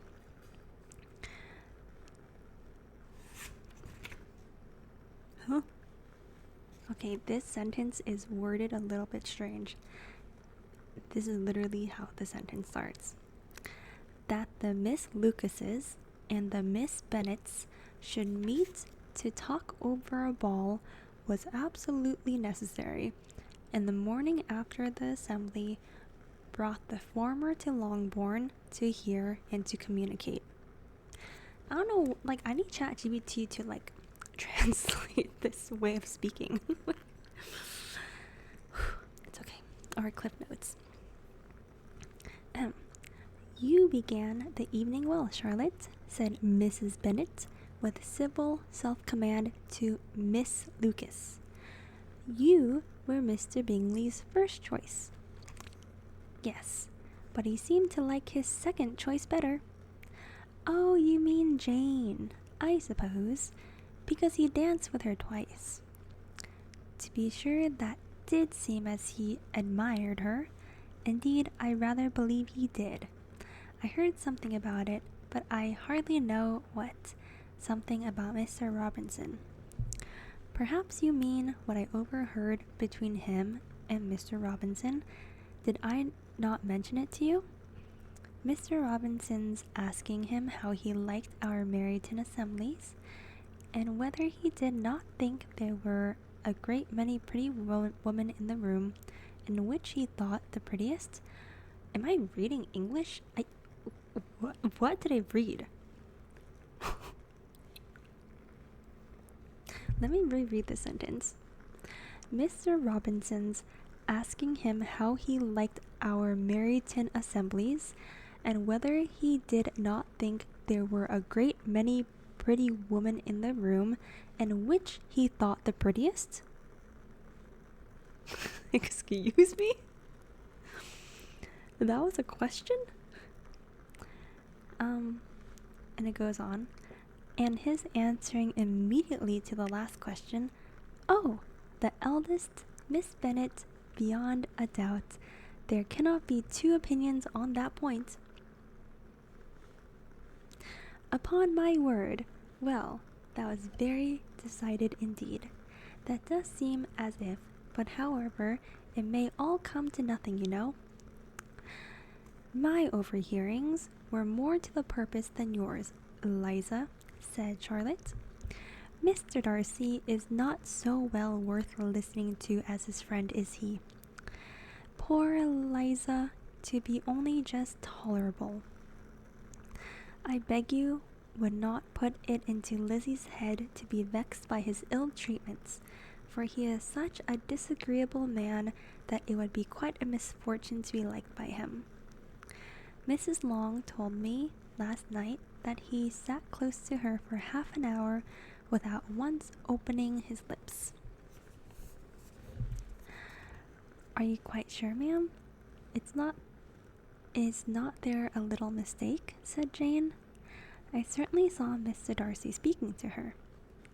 Aye, because she asked him at last how he liked Netherfield, and he could not help answering her. But she said he seemed very angry at being spoke to. Okay, so basically all of these girls are just getting together and talking about the boys. And now they're talking about Mr. Darcy, and they're like, I don't know about him. I don't know. He's kind of rude. Miss Bingley told me, said Jane, that he never speaks much unless among his intimate acquaintance. With them he is remarkably agreeable. I do not believe a word of it, my dear. If he had been so agreeable, he would have talked to Mrs. Long. But I can guess how it was. Everybody said that is ate up with pride, and I dare say he had learned somehow that Mrs. Long does not keep a carriage and had come to the ball in a hack chaise. I do not mind his not talking to Mrs. Long, said Miss Lucas, but I wish he had danced with Eliza. I think Eliza is Elizabeth, and her nickname for Elizabeth is Eliza, because they're like really good friends. So I think that's why she keeps referring to Elizabeth as Eliza. Isaac from YouTube asks, "Hey, I've never read before. Can anyone catch me up, please?" TLDR, we're reading 18th century Love Island. There's a bunch of single girls, and in this day and age, if you're single and beautiful, you must marry a rich man. So now all these single youngins are meeting each other, and they're gossiping with each other about each other, and the parents are involved, and it's a whole thing.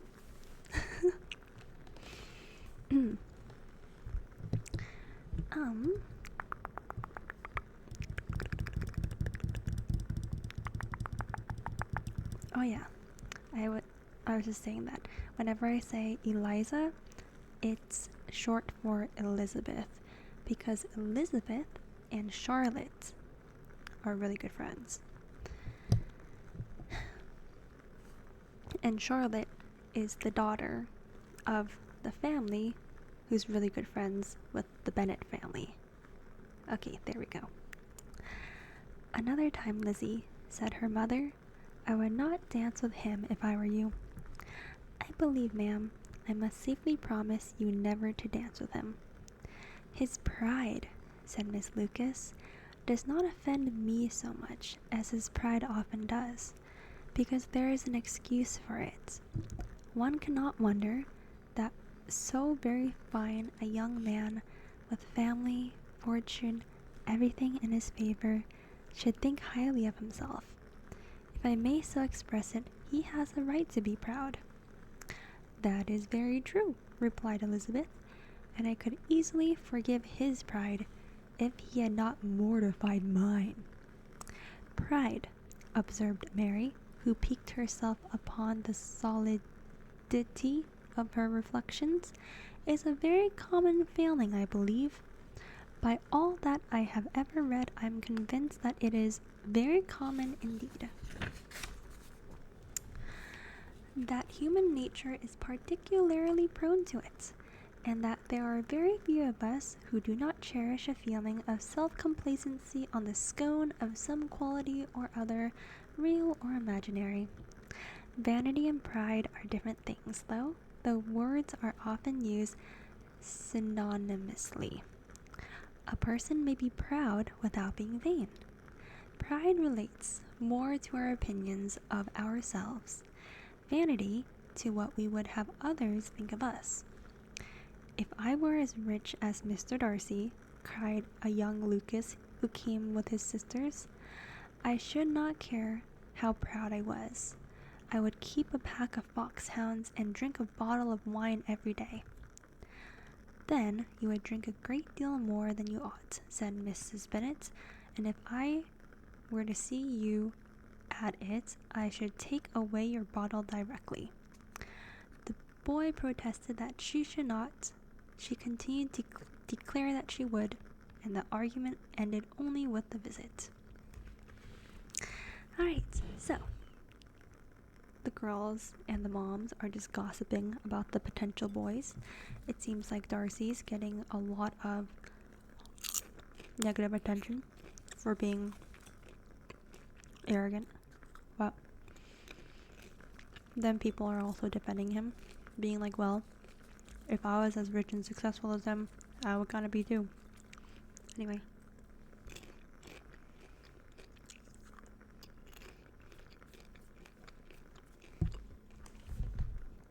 I'm going to return to whispers.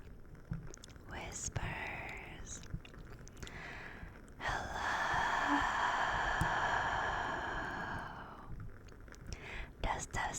test.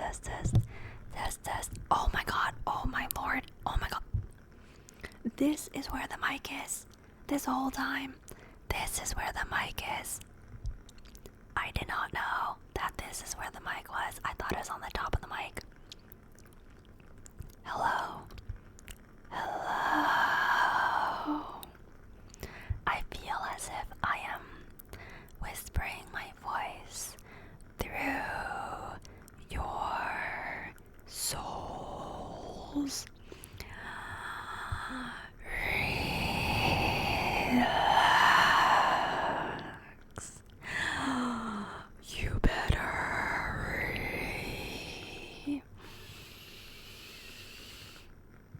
relax. Okay, chapter 6, chapter 6.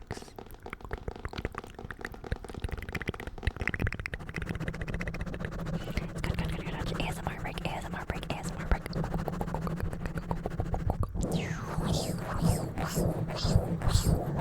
Okay. The ladies of Longbourn soon waited on those of Netherfield. Wait. Are we meeting new people now? The visit was returned in due form. Miss Bennet's pleasing manners grew on the goodwill of Mrs. Hurst and Miss Bingley, and though the mother was found to be intolerable and the younger sisters were not worth speaking to, a wish of being better acquainted with them was expressed towards the two eldest. By Jane, this attention was received with the greatest pleasure, but Elizabeth still saw superciliousness in their treatment of everybody, hardly excepting even her sister, and could not like them. Though their kindness to Jane, such as it was, had a value as arising, in all probability, from the influence of their brother's admiration. It was generally evident when they met that he did admire her, and to her it was equally evident that Jane was yielding to the preference which she had begun to entertain for him from the first, and was in a way to be very much in love, but she considered with pleasure that it was not likely to be discovered by the world in general, since Jane united with great strength of feeling, a composure of temper, and a uniform cheerfulness of manner, which would guard her from the suspicions of the impertinent. She mentioned this to her friend, Miss Lucas. Okay, so Jane is the nice one. Elizabeth is the one who's like, you're too nice. There we go. It may perhaps be pleasant, replied Charlotte, to be able to impose on the public in such a case, but it is sometimes a disadvantage to be very guarded. If a woman conceals her affection with the same skill from the object of it, she may lose the opportunity of fixing him, and it will then be but poor consolation to believe the world equally in the dark. There is so much of gratitude or vanity in almost every attachment that it is not safe to leave any to itself. We can all begin freely. A slight preference is natural enough, but there are very few of us who have heart enough to be really in love without encouragement. In 9 cases out of 10, a woman had better shew more affectionate than she feels. Bingley likes your sister undoubtedly, but he may never do more than like her if she does not help him on. Oh my god, it's so true. Oh, man, it's been like 3 centuries and nothing's changed. Women still have to act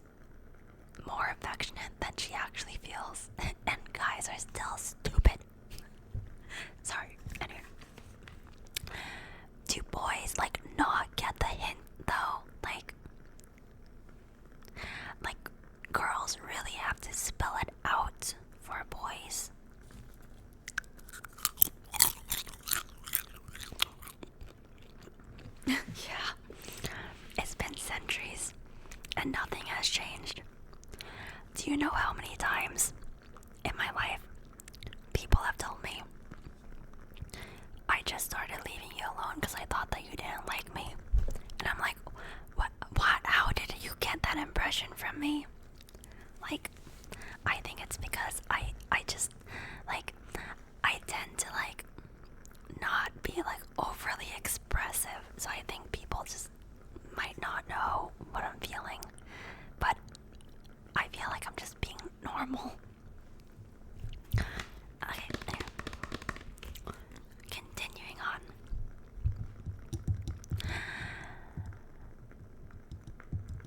But she does not help him on as much as her nature will allow.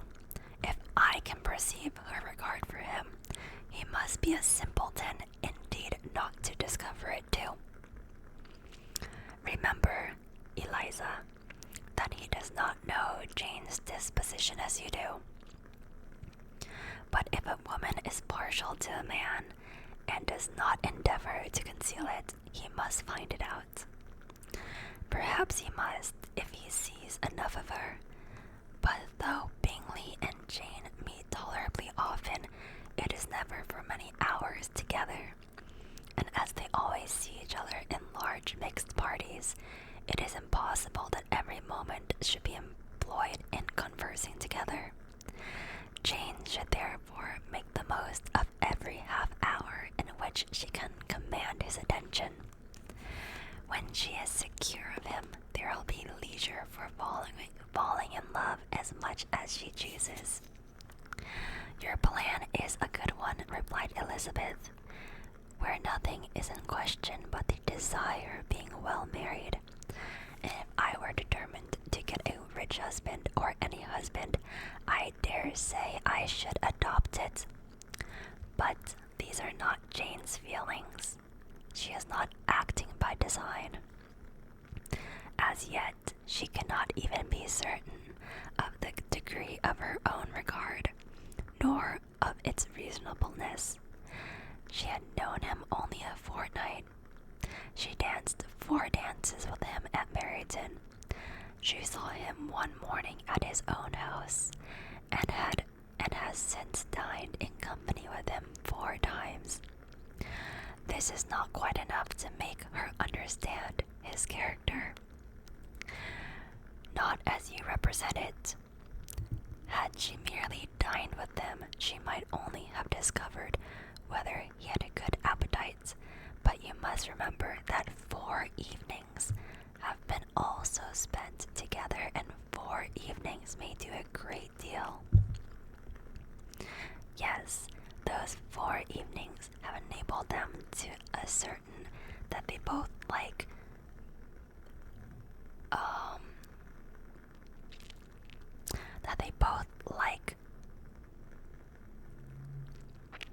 Vint. I don't understand how to read this sentence. I think this person, like they're stuttering. So I'll read it in the way that it's written. Yes, these 4 evenings have enabled them to ascertain that they both like Vint better than commerce. But with respect to any other leading characteristic, I do not imagine that much has been unfolded. Well, said Charlotte, I wish Jane success with all my heart, and if she were married to him tomorrow, I should think she has a good chance of happiness, and if she were to be studying his character for a 12-month, happiness in marriage is entirely a matter of chance. If the dispositions of the parties are ever so well known to each other, or ever so similar beforehand, it does not advance their felicity in the least. They always continue to grow sufficiently unlike afterwards to have their share of vexation, and it is better to know as little as possible of the defects of a person with whom you are about to pass your life. Wait, so Jane and Darcy have been going on dates. I feel like I missed something. You make me laugh, Charlotte, but it is not sound. not sound and that you would never act in this way yourself. Oh, Jane and Bingley have been going on dates. Okay. Wow, you have been keeping up. I'm so proud of you. Wow. Occupied in observing Mr. Bingley's attentions to his sister. Oh. Wait. Okay. Occupied in observing Mr. Bingley's attention to his sister. Occupied in observing Mr. Bingley's attention to her sister, Elizabeth was far from suspecting that she was herself becoming an object of some interest in the eyes of his friend, Mr. Darcy? Wait, what? I thought Mr. Darcy likes Jane. Mr. Darcy had at first scarcely allowed her to be pretty. He had looked at her without admiration at the ball, and when they next met, he looked at her only to criticize. But no sooner had he made it clear to himself and his friends that she had hardly a good feature in her face, that he begun to find it was rendered uncommonly intelligent by the beautiful expression of her dark eyes. Mr. Darcy said that there wasn't one good feature on Elizabeth's face. That's so sad.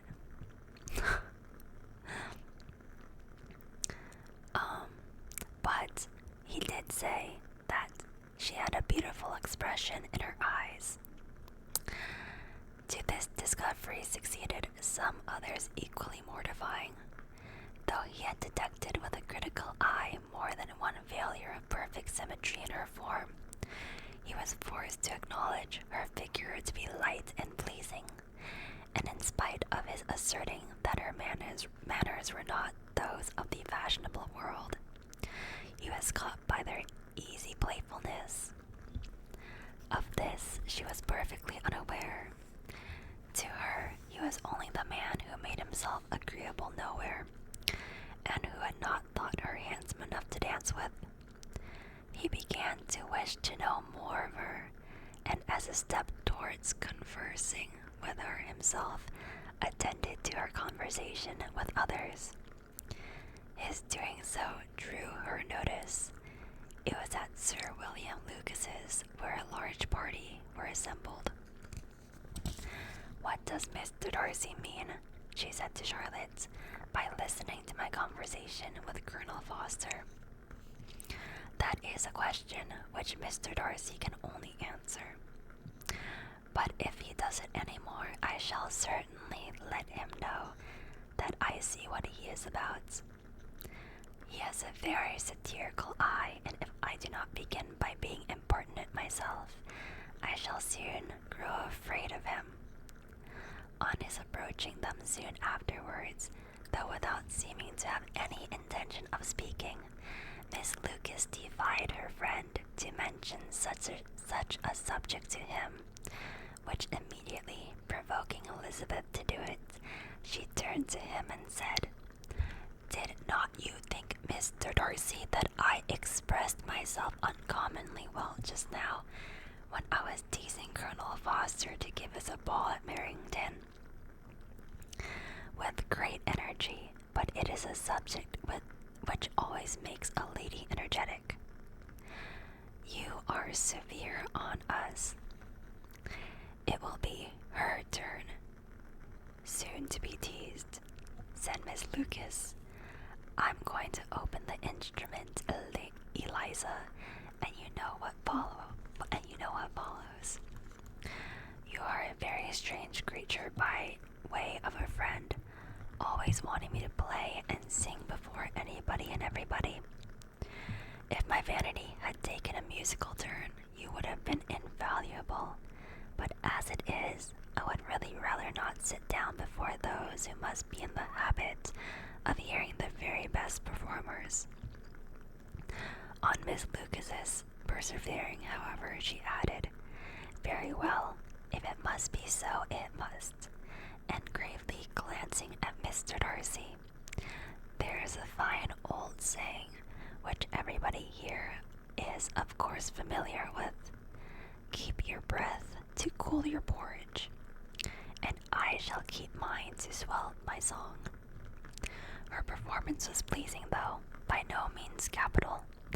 After a song or two, and before she could reply to the entreaties of several that she would sing again, she was eagerly succeeded at the instrument by her sister Mary, for having, in consequence of being the only plain one in the family, worked hard for knowledge and accomplishments, was always impatient for display.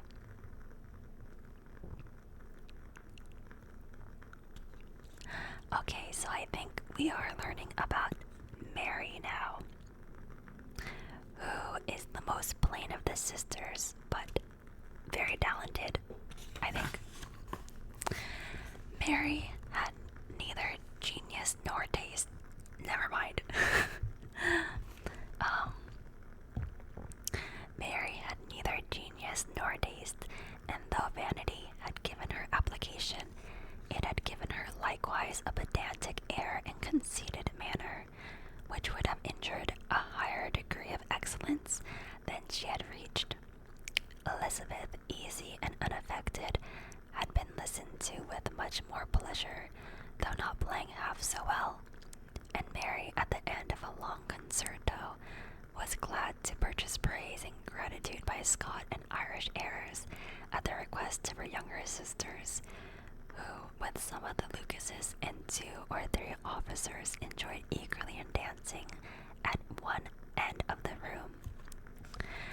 Mr. Darcy stood near them in silent indignation at such a mode of passing the evening, to the exclusion of all conversation, and was too much engrossed by his own thoughts to perceive that Sir William Lucas was his neighbor, till Sir William thus began: "What a charming amusement for young people this is, Mr. Darcy.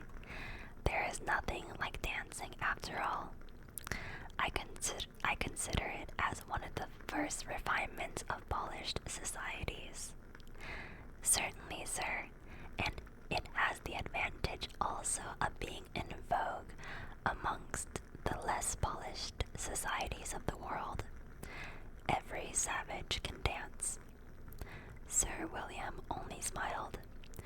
"Your friend performs delightfully," he continued after a pause, on seeing Bingley join the group, "and I doubt not that you are an adept in this science yourself, Mr. Darcy." "You saw me dance at Meryton, I believe, sir." "Yes, indeed, and received no inconsiderable pleasure from the sight." "Do you often dance at St. James?" "Never, sir." Do you not think it would be a proper compliment to the place?" "It is a compliment which I never pay to any place if I can avoid it." "You have a house in town, I conclude?" Mr. Darcy bowed. "I had once some thoughts of fixing in town myself, for I am fond of superior society, but I did not feel quite certain that the air of London would agree with Lady Lucas."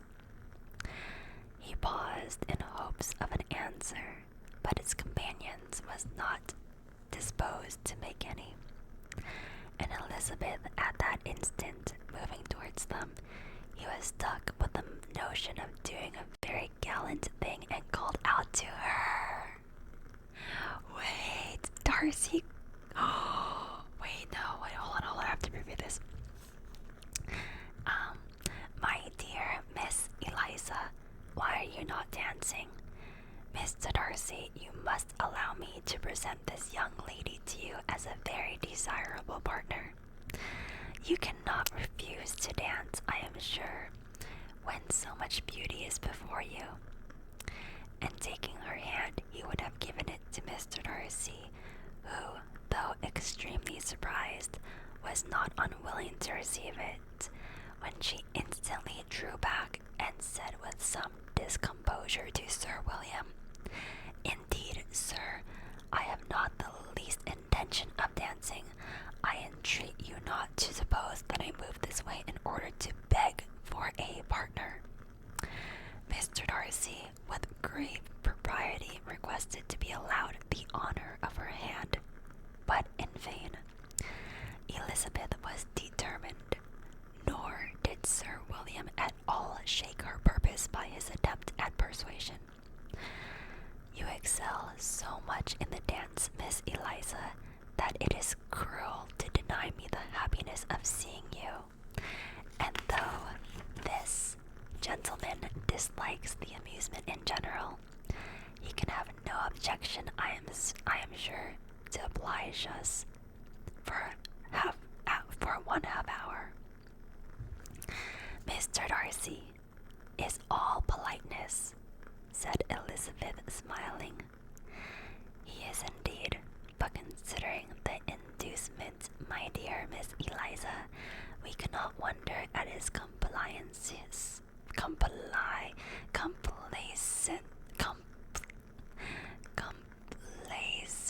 Oh, I think they spelled it differently.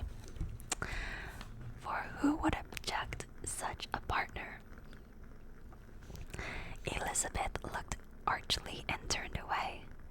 Her resistance had not injured her with a gentleman, and he was thinking of her with some complacency, when thus accosted by Miss Bingley.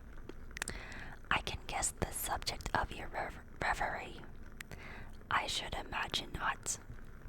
You are considering how insupportable it would be to pass many evenings in this manner, in such society, and indeed I am quite of your opinion. I was never more annoyed. The insipidity and yet the noise, the nothingness and yet the self-importance of all these people. What would I give to hear your strictures on them? Your conjecture is totally wrong, I assure you. My mind was more agreeably engaged. I had been meditating on the very great pleasure with which a pair of fine eyes in the face of a pretty woman can bestow." Miss Bingley immediately fixed her eyes on his face, and desired he would tell her what lady had the credit of inspiring such reflections. Mr. Darcy replied with great intrepidity, "Miss Elizabeth Bennet." "Miss Elizabeth Bennet," repeated Miss Bingley. "I am all astonished. How long has she been such a favourite? And pray, when am I to wish you joy?" "That is exactly the question which I expected of you. A lady's imagination is very rapid. It jumps from admiration to love, from love to matrimony in a moment. I knew you would be wishing me joy. Nay, if you are so serious about it, I shall consider the matter an absolute settled. You will have a charming mother-in-law indeed, and of course she will be always at Pemberley with you." He listened to her with imperfect indifference while she chose to entertain herself in this manner, and his composure convinced her that all was safe. Her wit flowed along. Wow, Elizabeth is standing 10 toes on the floor. She rejected Mr. Darcy, as she should, Queen, as you should. Oh my gosh, you're following along? By the way, guys,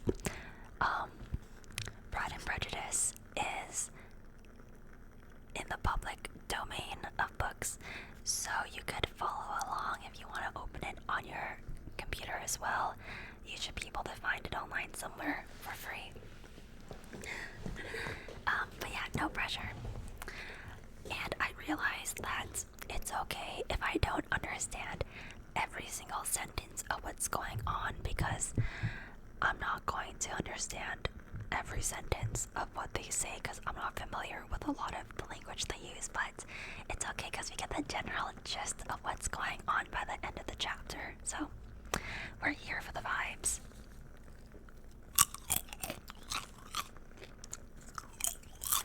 The fact that I can't really understand every sentence is kind of relaxing, though. It like lets my brain just kind of turn off, because I'm like, well, it's old English anyway. Popcorn break.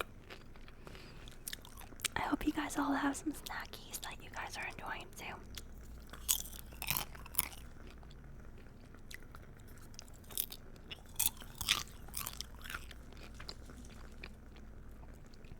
The popcorn helps like stimulate my saliva.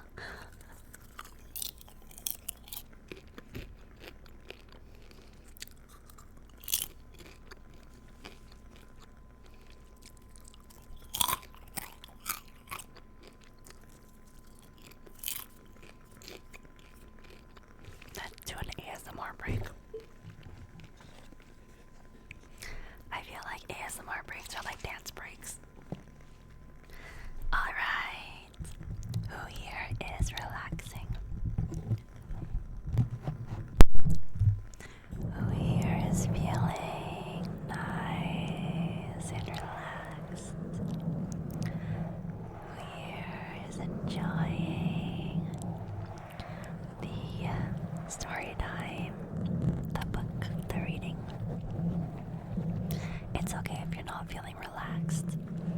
I'm here to keep you company, and if that makes you relaxed, then great, but if not, then that's okay too.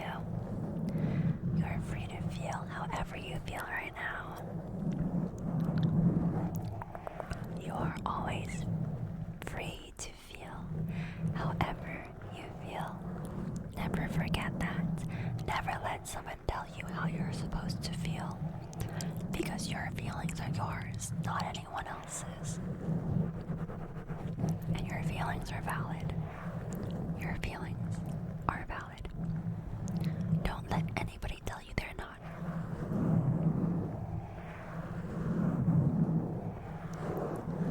Now, go into the washing machine whether you like it or not.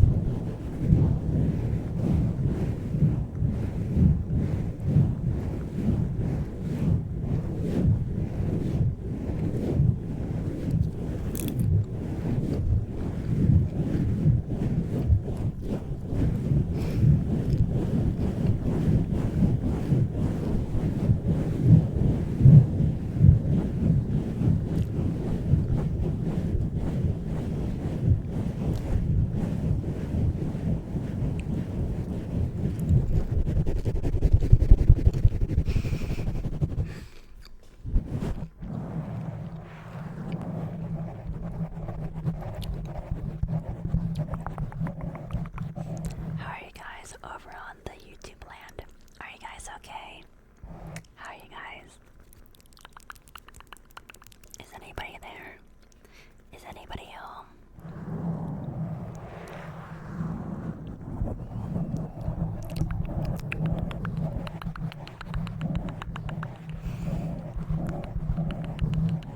Good. Okay.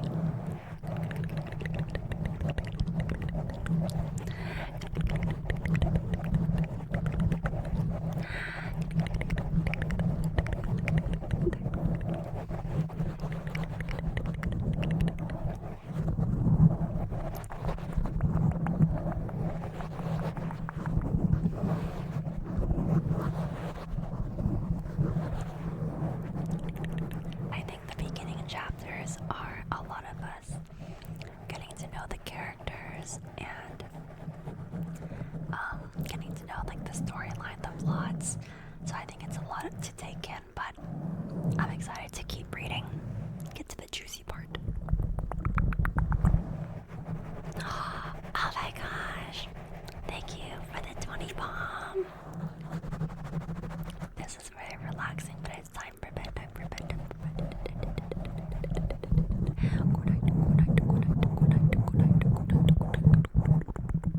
I am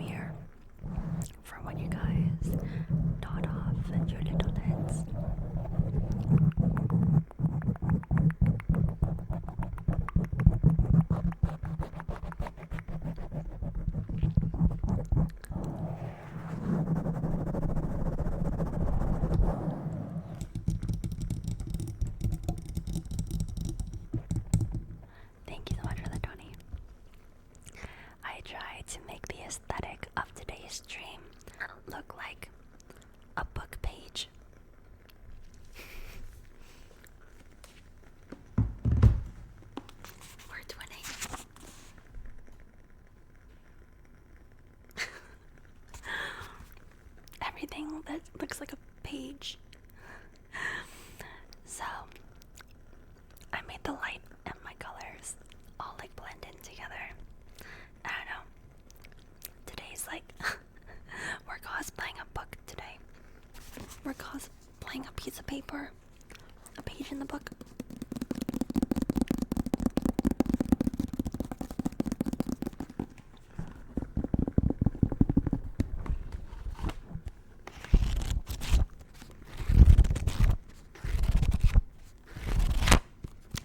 Sorry, that was kind of loud. Spine taps.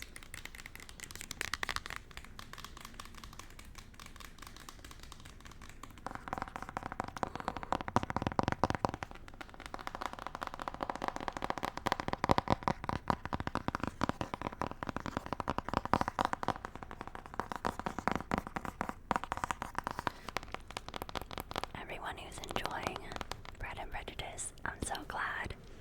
And everybody who this is not really your type of book, I'm so glad that you're staying and enjoying anyway. This does make me want to do more like book club streams. Wait, okay. I'm having a really good time. Like, this is my vibe, man. I love this shit. Yes, please do more book streams. Okay, I don't think I'll replace my ASMR Mondays. So, ASMR Monday will be for ASMR, and then maybe we can do like book club Thursdays or something, and we can like read a few chapters on Thursdays. Make it a thing. We can make it a thing. Book club Thursdays. Okay, let's not commit to anything. Let's not commit. You guys know me and commitments, but as long as people like it, I keep doing. Hello. First stream of yours I've ever got. It's crazy to think I found your content from your first ASMR video. You've been here to witness the entire journey. I think in that ASMR video, in my first ever ASMR video, I was like, let's just see where this takes us. And then like 6 years passed and now we're here. Like, I can't believe I'm still doing ASMR. I feel like a lot of ASMR artists like tapped out by now. I'm not that good at coconut rain. Coconut. Like, I don't know how to do it.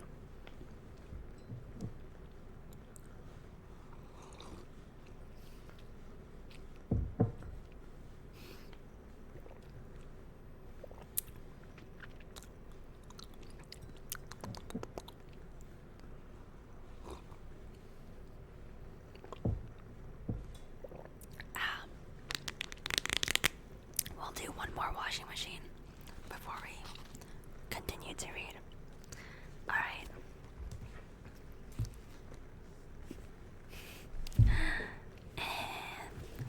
And who's been a naughty little t-shirt? No, sorry. Okay. Forget I said that. It's my intrusive thoughts. My intrusive thoughts are intruding. Oh no, step bro, I'm stuck in the washing machine. Stop it.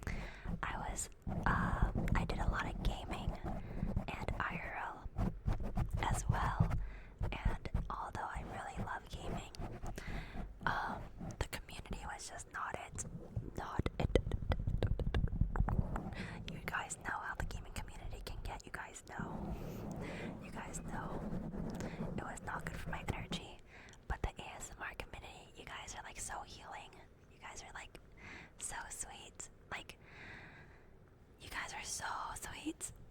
I continue to do ASMR because of you guys, really.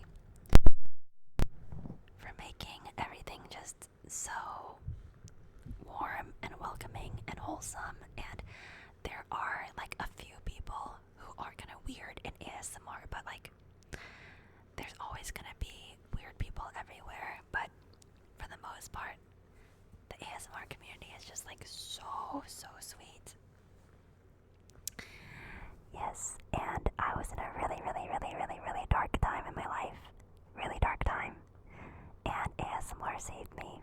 ASMR continues to save me. I make ASMR, but it's also because I'm an ASMR enjoyer.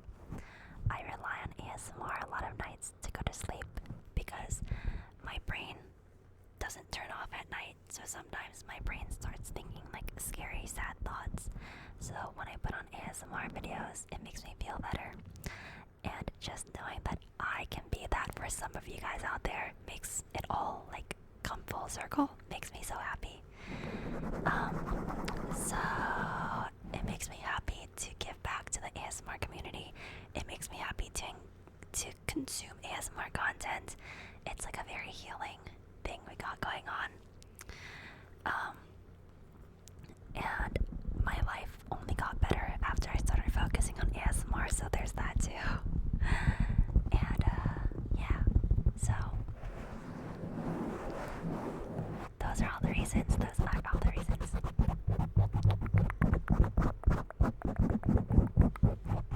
I would definitely make way more money if I stayed with gaming and IRL. But that's not the point. Sometimes you get to a point in life where you're like, that's not the point. Am I feeling excited to wake up every day? I'm not.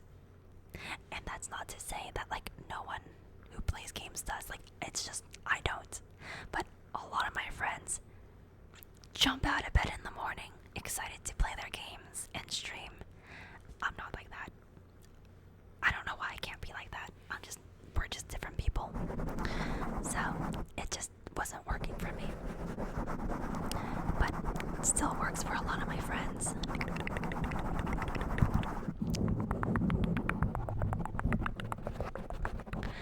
What kinds of ASMR do you personally enjoy? Ooh, I like everything. Sometimes I'm in the mood for some whispering. Oh my gosh. I actually stopped listening to ASMR for a while. And then recently, I could not go to sleep. When I say a while, I mean like a week. Since I'm constantly doing ASMR, I'm constantly consuming ASMR, but sometimes I can't consume ASMR because it reminds me of like having to make ASMR. So I have to take a break from the ASMR and then I come back to it. So anyway, the other night I had trouble sleeping and I was trying to listen to podcasts or, you know, my favorite Jenna Marbles podcasts. Nothing was working, but then I turned on an ASMR video and I knocked out in like 10 minutes or less. And I'm like, damn, that's some good shit. Do you watch your own ASMR? I don't mind watching my own ASMR, and that's because I review myself a lot. So almost every single stream and every single ASMR video, I'll go back and watch it, and I will watch my ASMR from your guys' perspective. So I'll pretend I'm not me, and I'll be like, if I wasn't me, and I was just watching this person's ASMR, is it good? So I do that a lot, and that helps me improve and be more like natural, you know? So I don't mind listening to my own ASMR, but I don't do it to fall asleep too. I mean, sometimes I accidentally do. Like, YouTube will autoplay, but like, I don't intentionally sleep to my own ASMR. I don't edit all my ASMR YouTube videos.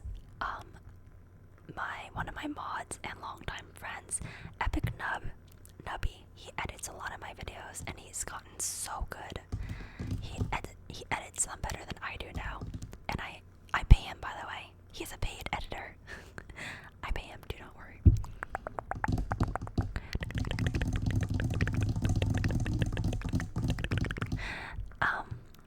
What was I gonna say? Sheichu says some people are just natural healers. Like from your ASMR, even to your candles. Like candles make people feel cozy and soothed. You're meant to heal people for sure. That is so sweet.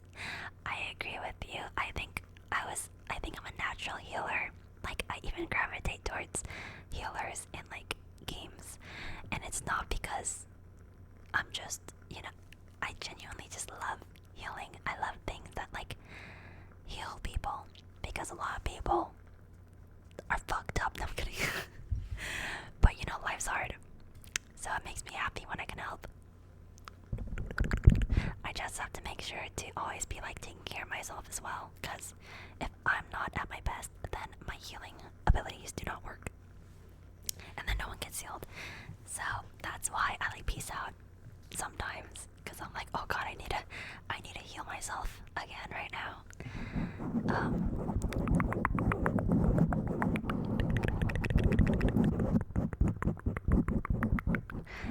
Yeah.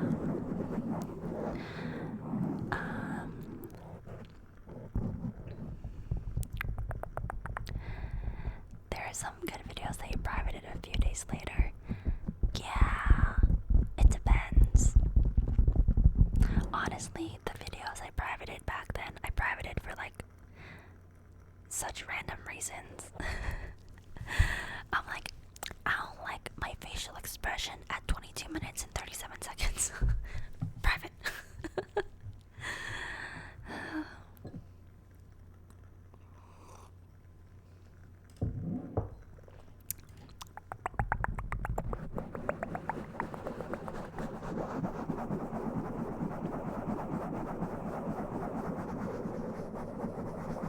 Have you seen this clip about Sakine missing September?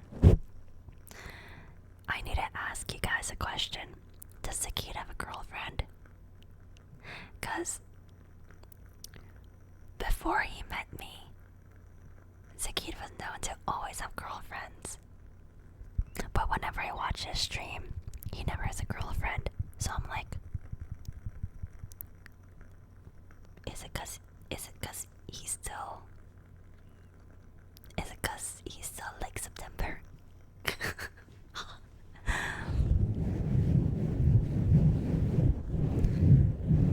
I remember he said Seppi is the one. Boy is still loyal. No, stop. Is he really? Wait, did he?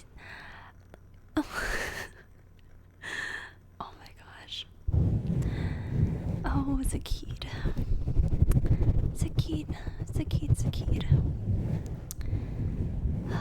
In real life, Zakid is like my middle brother.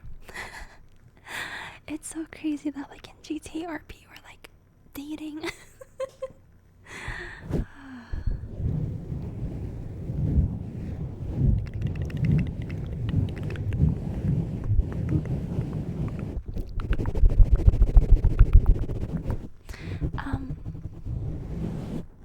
That's very sweet. I would listen to the clip, but I do not want to watch clips while I do ASMR. But I will take your word for it. Okay. Very true. The gaming community can be very trolly, but most ASMR watchers are down to earth enough to not be weirded out by the content, so they in turn are not very weird, except for a few here and there. I agree. I think a lot of people in the ASMR community are non-judgmental, cause like, come on, we all watch ASMR. And not only do we watch ASMR, we like are active in the ASMR community, you know what I mean? So we are very non-judgmental. So I think that makes for really good vibes all around. And I appreciate you guys so much for that. And I love being a part of it too. I mean, some of you guys are judgmental, but like, I mean, we're not perfect. But gaming is just so much more judgmental. Anyway, that's always listened to ASMR but never really deep dived into it. I'm sure it's amazing to do what you love and with amazing people. I really look up to you for that. Stop, that's so sweet. Oh my gosh. Well, I will say, life will always throw so many temptations to you, like, but you gotta really stick to what makes you feel the best. I don't know where I was getting at with that, but you got this. You got this, Lando. Thank you for this sweet message.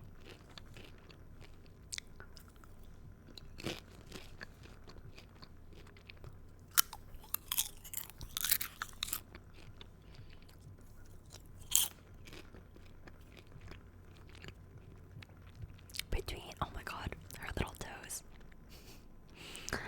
Between ASMR and candles, I hope you guys can feel my energy of just like finally finding like true joy and passion in my everyday life.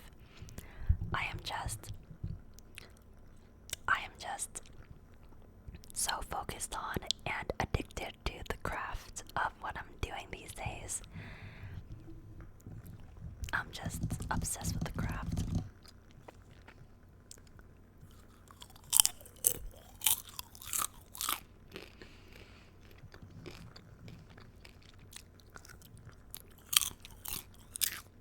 And I just want to share my craft with the world.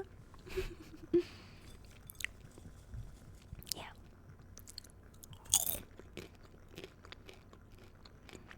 Thanks, Eli.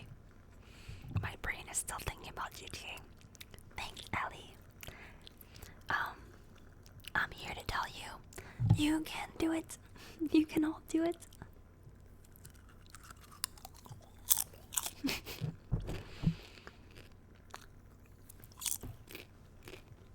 This popcorn is so addicting. I'm so sorry.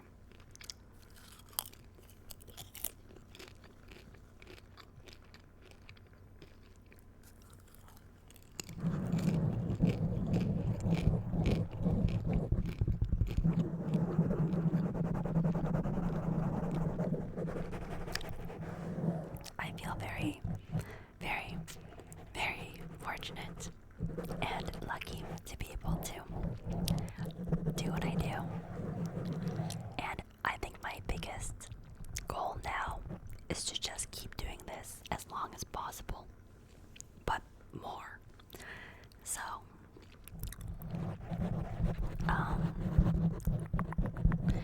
I always said out of college, so many people have always had like such big dreams and goals and aspirations around me of becoming like, I don't know, famous or like super rich or like, you know, but like I always said out of college, like my dream is to work at home with my pets.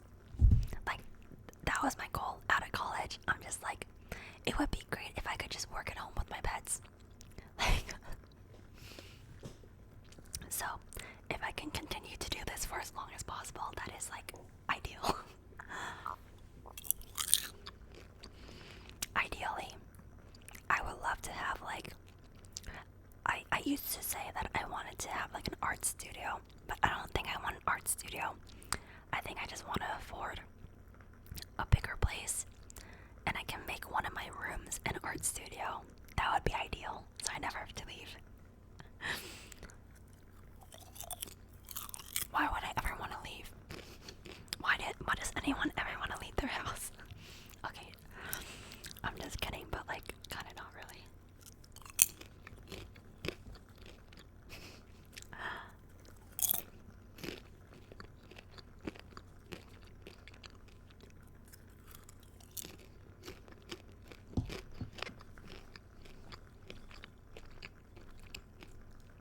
I'm addicted to this powder. It's so good.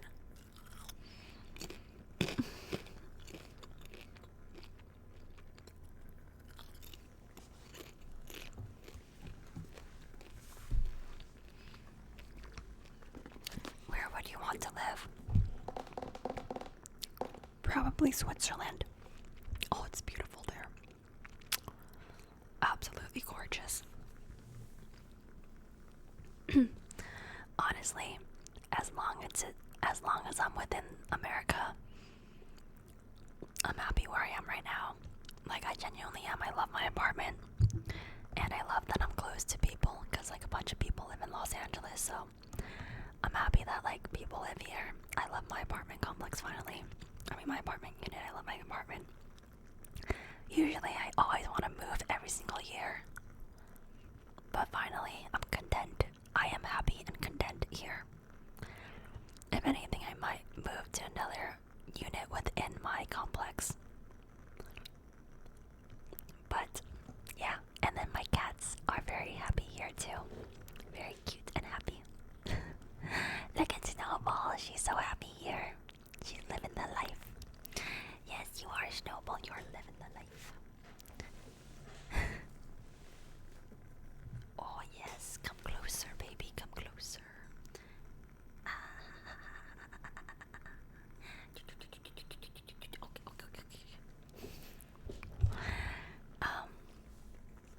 Anyway, I don't know where Juniper is. He's like doing his kitten things.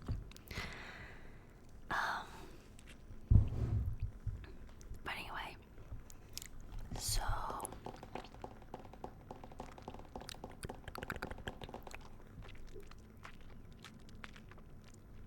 yeah, I think like as long as I live in America, I'm happy just living in my apartment complex, to be honest. Last year when I started making candles, I gave candles to all the workers who work in my apartment complex, and I didn't realize how much rapport that would gain. Like now, like the front, like all the workers who work at my apartment complex are like so nice to me. We're like on a first name basis. I'm on a first name basis with all the employees and the front desk and security people who work here, because I gave them so many candles. So like, I'm pretty happy. I have my little thing going on over here.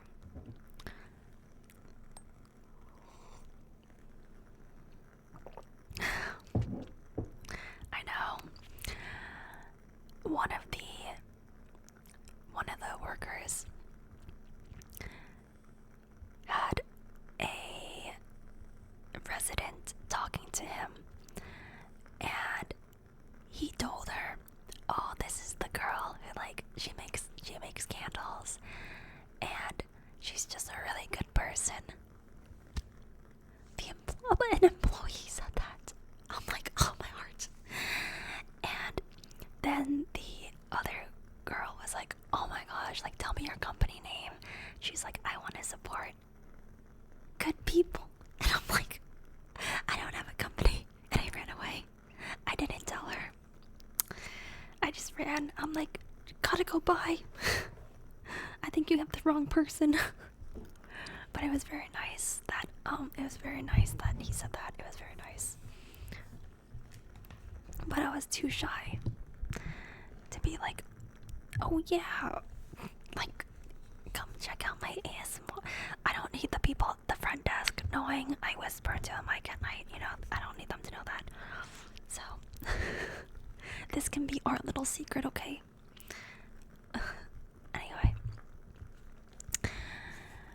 But once I have a candle company, then I will be okay sharing the company name. Which, by the way, I'm freaking out about a bit because, I planned out the next 4 months of my life. And I don't have enough time, you guys. Like, I'm coming out with a candle company in like 3 weeks. Okay, I'm gonna tell you, my goal is to come out with the company September 15th. So that's literally in 1 month. I'm gonna be sick. a week before my birthday. My birthday is on the 23rd. So I'm racing the clock. I can't delay this. It's like the 15th or bust. Because I don't want to share my birthday with my candle company. And I don't want to start my candle company after my birthday. Because I want to say I started it at 32, not 33. I'm inting if I do it after my birthday. So I am like racing against the clock to get my candle company launched before my birthday. Oh my god. And there's like so much I have to do. Oh my god, I'm like ordering so many things and labels and jars and wax, and I came out with 5 new scents for my launch lineup. I came up with 5 new scents. And I'm literally not even done finalizing the scents. I'm still tweaking them. Okay, I'm just gonna vent a little bit right now, okay? Because I use like this very specific wax.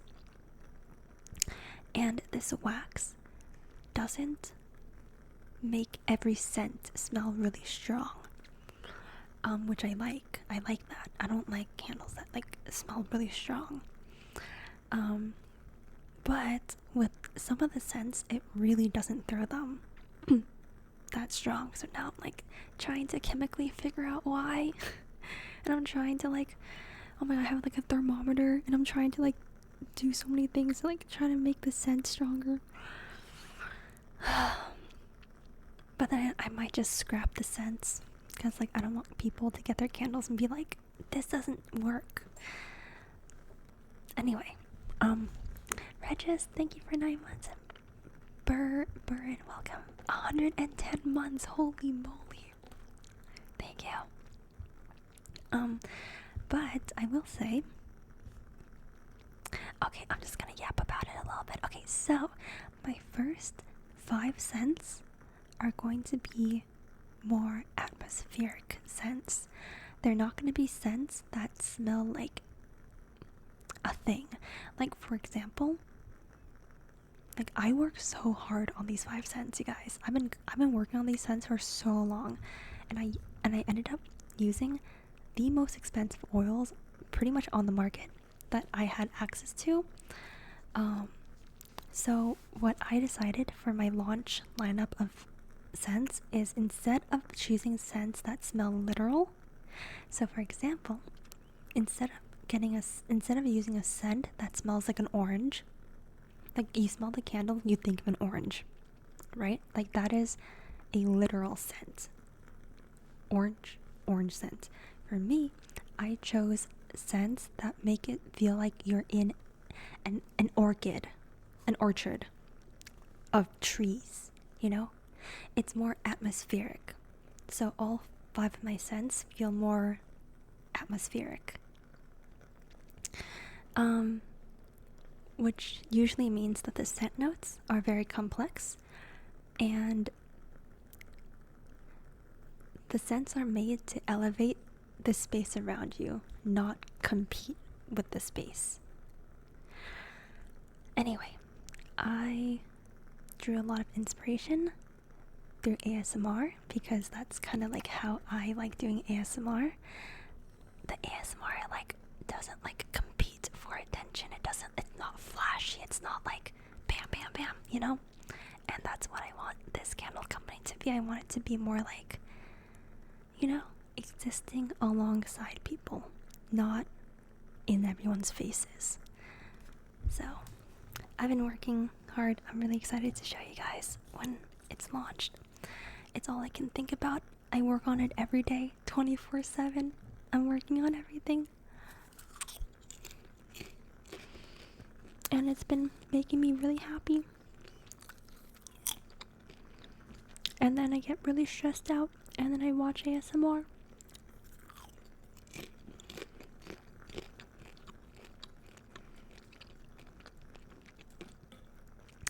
I just joined and you read my mind. I was gonna ask about the candles.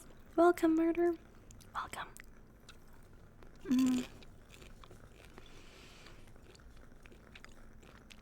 also, I'm trying to make this something that like is different than what already exists, but it's hard because like I feel like every candle idea for company already exists, but I feel like I'm at least gonna add a bit of my own sauce to it. So I think I'm actually gonna create something that at least doesn't feel like it exists a lot, if that makes sense. I want it to be a little bit special. So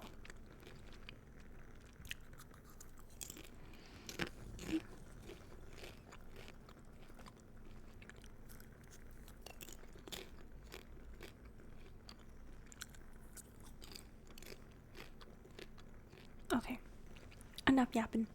Good night, Yashi.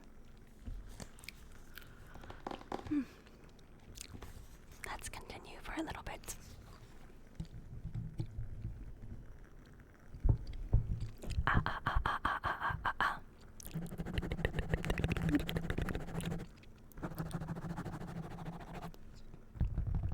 Okay. Chapter 7. Mr. Bennet's property consisted almost entirely in an estate of $2,000 a year, which unfortunately for his daughters was entailed in default of heirs male on a distant relation in their mother's fortune, though ample for her situation in life, but ill supply the deficiency of his.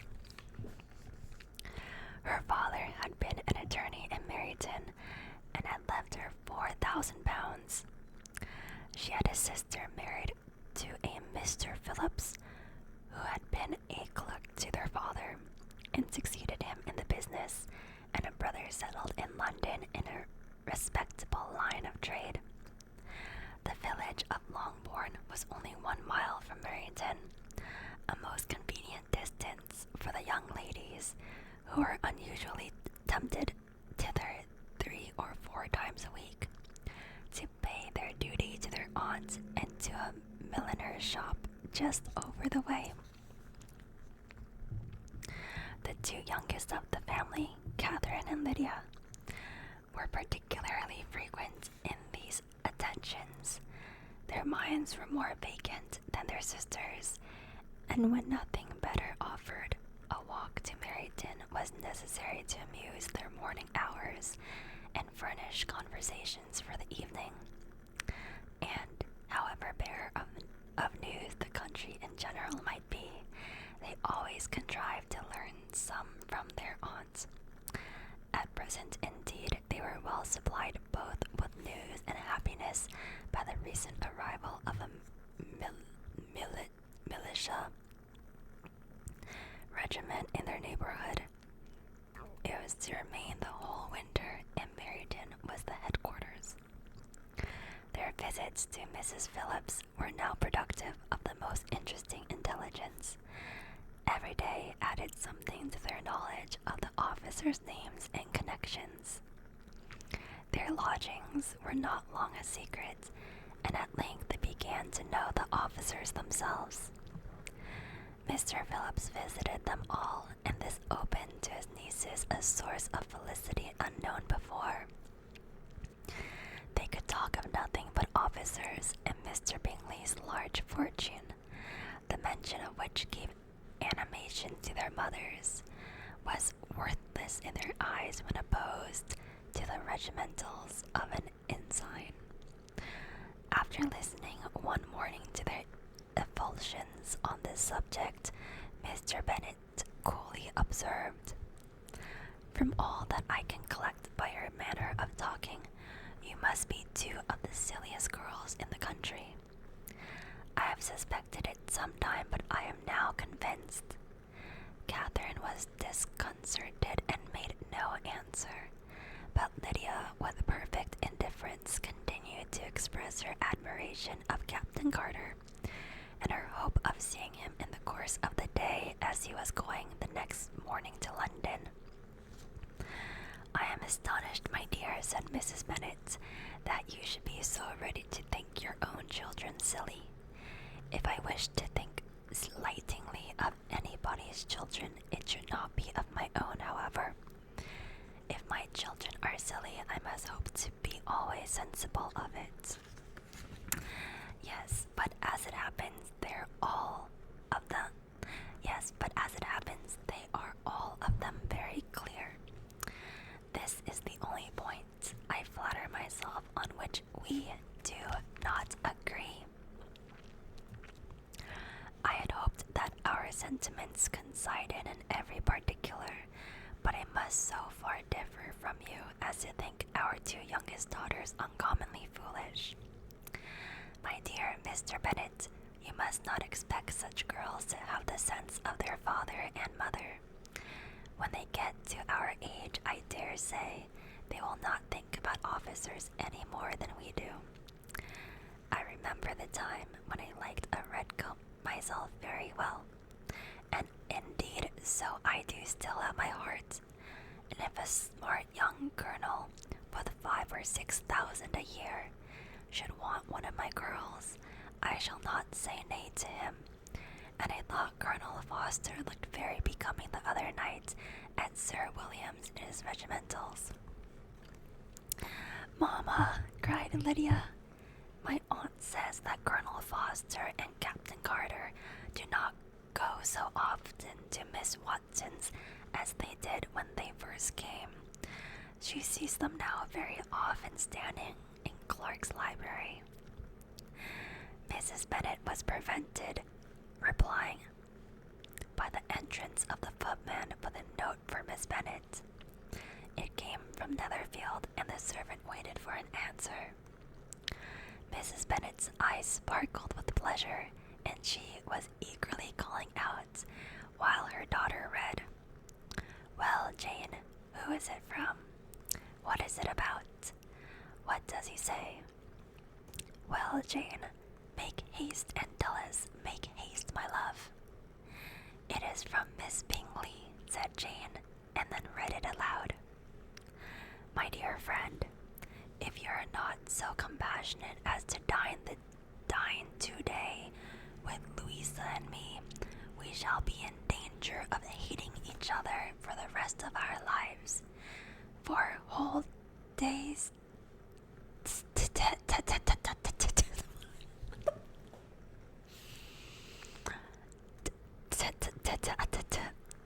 Bro, what is that word? Do you see that? It's like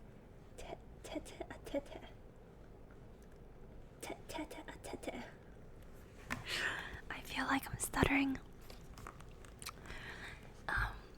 Between two women can never end without a quarrel. Come as soon as you can on the receipt of this. My brother and the gentleman are to dine with the officers. Yours ever, Caroline Bingley. It's pronounced tater-tate, tet-a-tet, tet-a-tet, tet-a-tet. What does that mean, though? It's a French term that basically means head-to-head. Ah, good to know. With the officers, cried Lydia. I wonder my aunt did not tell us of that. Dining out, said Mrs. Bennet. That is very unlucky. Can I have the carriage? Said Jane. No, my dear. You had better go on horseback, because it seems likely to rain, and then you must stay all night. That would be a good shame, said Elizabeth, if you were sure that they would not offer to send her home. Oh, but the gentlemen will have Mr. Bingley's chaise to not go to Meryton, and the Hursts have no horse to theirs. I'd much rather go in the coach. But, my dear, your father cannot spare the horses, I am sure. They are wanted in the farm, Mr. Bennet, are not they? They were wanted in the farm much oftener than I can get them. But if you have got them today, Today, said Elizabeth, my mother's purpose will be unanswered. She did at last extort from her father an acknowledgment that the horses were engaged. Jane was therefore obliged to go on horseback, and her mother attended her to the door with many cheerful prognostics of a bad day. I'm so sorry, I keep reading really fast. I need to slow down. I think it's because I was yapping. I had like a yap sesh with you guys, and now I have to tell my brain to slow down.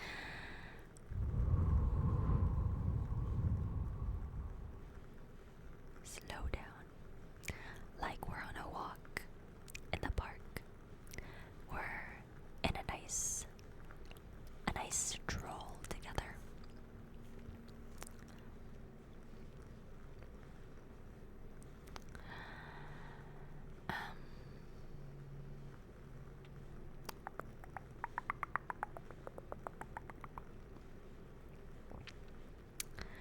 I had much rather go in the coach. But my dear, your father cannot spare the horses, I am sure. They are wanted in the farm, Mr. Bennet, are they not? They are wanted in the farm much oftener than I can get them. But if you have got them today, said Elizabeth, my mother's purpose will be answered. She did at last extort from her father an acknowledgment that the horses were engaged. Jane was therefore obliged to go on horseback, and her mother attended her to the door with many cheerful prognostics of a bad day. Her hopes were answered. Jane had not been gone long before it rained hard. Her sisters were uneasy for her, but her mother was delighted. The rain continued the whole evening without intermission. Jane certainly could not come back. This was a lucky idea of mine indeed, said Mrs. Bennet, more than once, as if the credit of making it rain were all her own. Till the next morning, however, she was not aware of all the felicity of her contrivance. Close enough. Breakfast was scarcely over when a servant from Netherfield brought the following note for Elizabeth. My dearest Lizzie, I find myself very unwell this morning, which I suppose is to be imputed to my getting wet through yesterday. Which I suppose is to be imputed by my getting wet through yesterday. My kind friends will not hear of my returning home till I am better. They insist also on my seeing Mr. Jones. Therefore, do not be alarmed if you should hear of his having been to me, and expecting a sore throat and headache there is not much the matter with me. Yours. I don't know who signed that. Well, my dear, said Mr. Bennet, when Elizabeth had read the note aloud, if your daughter should have a dangerous fit of illness, if she should die, it would be a comfort to know that it was all in pursuit of Mr. Bingley, and under your orders. Oh, I am not at all afraid of her dying. People do not die of little trifling colds. She'll be taken good care of as long as she stays there. It is all very well. I would go and see her if I could have the carriage. Elizabeth, feeling really anxious, was determined to go to her. Through the carriage was not to be had. she was no horsewoman, walking was her only alternative. She declared her resolution. "How can you be so silly," cried her mother, "as to think such a thing in all this dirt? You will not be fit to be seen when you get there." "I shall be very fit to see Jane, which is all I want." "Is this a hint to me, Lizzie," said her father, "to send for the horses?" "No, indeed, I do not wish to avoid the walk. The distance is nothing. When one has a motive, only 3 miles. I shall be back by dinner." "I admire the activity of your benevolence," observed Mary, "but every impulse of feeling should be guided by reason, and, in my opinion, exertion should always be in proportion to what is required." "We will go as far as Marrington with you," said Catherine and Lydia. Elizabeth accepted their company, and the 3 young ladies set off together. "If we make haste," said Lydia, as they walked along, "perhaps we may see something of Captain Carter before he goes." In Marrington they parted. The 2 youngest repaired to the lodgings of one of the officers' wives, and Elizabeth continued her walk alone, crossing field after field at a quick pace, jumping over stiles and springing over puddles with impatient activity, and finding herself at last within view of the house with weary ankles, dirty stockings, and a face glowing with the warmth of exercise. She was shooed into the breakfast parlor, where all but Jane were assembled, and where her appearance created a great deal of surprise. That she should have walked 3 miles so early in the day, in such dirty weather, and by herself, was almost incredible to Mrs. Hurst and Miss Bingley, and Elizabeth was convinced that they had held her in contempt for it. She was received, however, very politely by them, and in their brother's manners there was something better than politeness. There was good humor and kindness. Mr. Darcy said very little, and Mr. Hurst nothing at all. The former was divided between admiration of the brilliancy which exercise had given to her complexion, and doubt as to the occasions justifying her coming so far alone. The latter was thinking only of his breakfast. Her inquiries after her sister were not very favorably answered. Miss Bennet had slept ill and threw up. Oh, sorry. Miss Bennet had slept ill and, though up, was very feverish and not well enough to leave her room.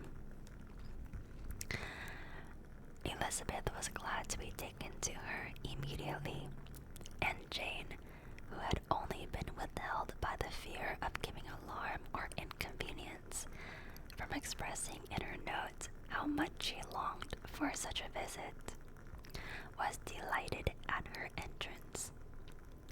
She was not equal, however, to much conversation, and when Miss Bingley left them together, could attempt little beside expressions of gratitude for the extraordinary kindness she was treated with.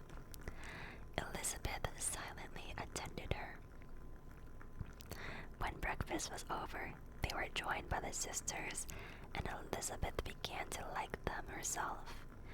When she saw how much affection and solicitude they shewed for Jane, the apothecary came, and having examined his patient, said, as might be supposed, that she had caught a violent cold, and that they must endeavour to get the better of it, advised her to return to bed and promised her some draughts. The advice was followed readily, for the feverish symptoms increased, and her head ached acutely.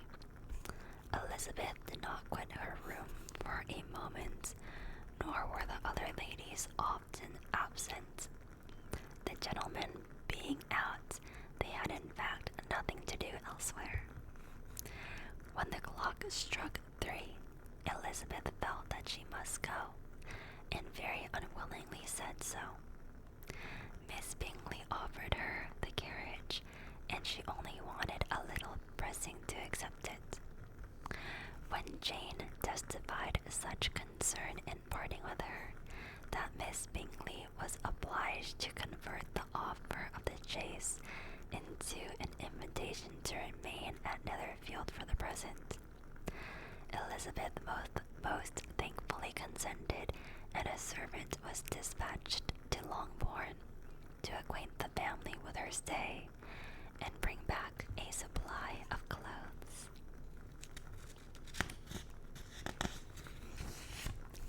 End of chapter 7. Chapter 8. Let me take a drink of water.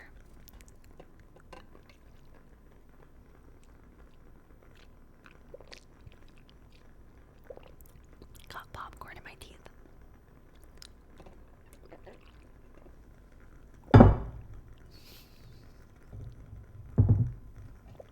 Sorry.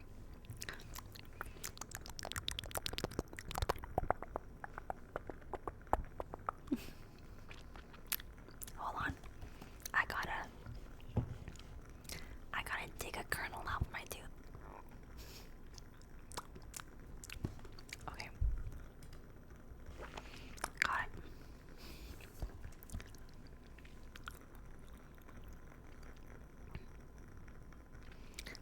Chapter 8. At 5 o'clock, the two ladies retired to dress, and at 6:30, Elizabeth was summoned to dinner. To the civil inquiries which then poured in, and amongst which she had the pleasure of distinguishing the much superior solicitude of Mr. Bingsley's, she could not make a very favorable answer. Jane was by no means better. The sisters, on hearing this, repeated 3 or 4 times how much they were grieved, how shocking it was to have a bad cold, and how excessively they disliked being ill themselves, and then thought no more of the matter. And their indifference towards Jane, when not immediately before them, restored Elizabeth to the enjoyment of all her original dislike. Their brother, indeed, was the only one of the party whom she could regard with any complacency. His anxiety for Jane was evident, and his attentions to herself most pleasing, and they prevented her feeling herself so much an intruder as she believed she was considered by the others. She had very little notice from any but him.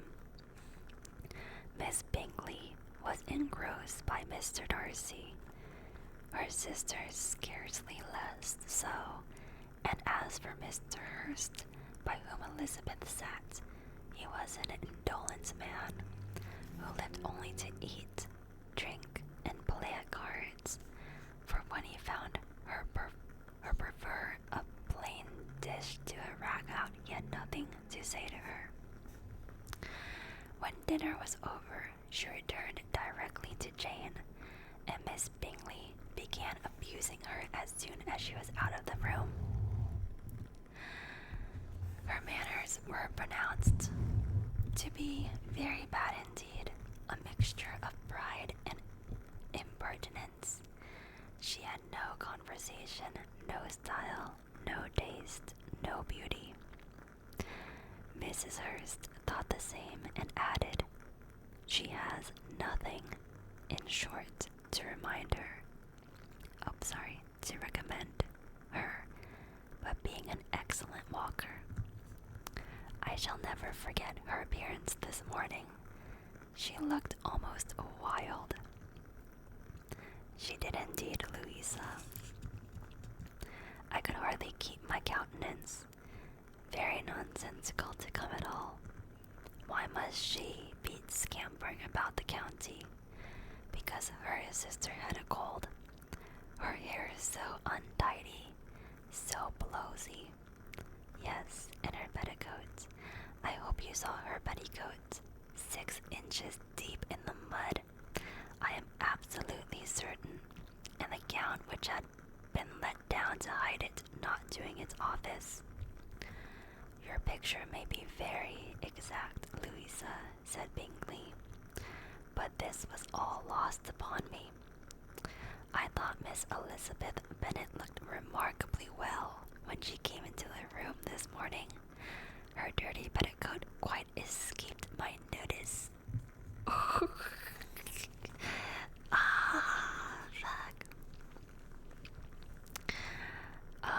Bingley was into Elizabeth's dirty petticoat. That's very sweet. You observed it, Mr. Darcy, I am sure, said Miss Bingley, and I am inclined to think that you would not wish to see your sister make an exhibition. Certainly not. To walk 3 miles, or 4 miles, or 5 miles, or whatever it is, above her ankles in dirt, and alone, quite alone. What could she mean by it? It seems to me to shrew an abominable sort of conceited independence, a most country town indifference to decorum. It shews an affection for her sister, and that is very pleasing, said Bingley. I'm afraid, Mr. Darcy, observed Miss Bingley in a half-whisper, that this adventure has rather affected your admiration of her fine eyes. Not at all, he replied. They were brightened by the exercise.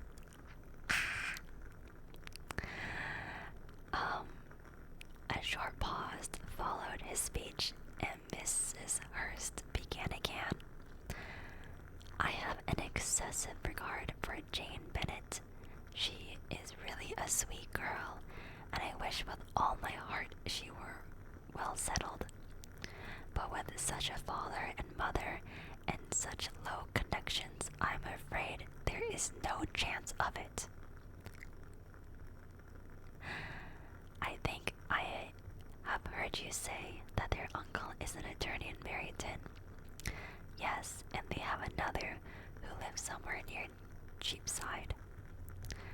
That is capital, added her sister, and they both laughed heartily. Oh my gosh, Cat Plant! Welcome back. 2 months. Thank you for reading Pride and Prejudice. Dude, it's such a vibe. I hope you enjoy. Okay, let me get you guys up to pace of what's going on right now. So basically, Jane is the oldest sister, and she's staying with Mr. Darcy and Mr. Bingley. She's staying at like their house, and they live like 3 miles away from the Bennets. So Elizabeth Bennet wanted to go see Jane, her sister, but their parents would not let her use her parents were like, no, you can't use the carriage. So she's like, I'm gonna walk, and her parents are like, don't, you better not. And Elizabeth was like, frick you guys.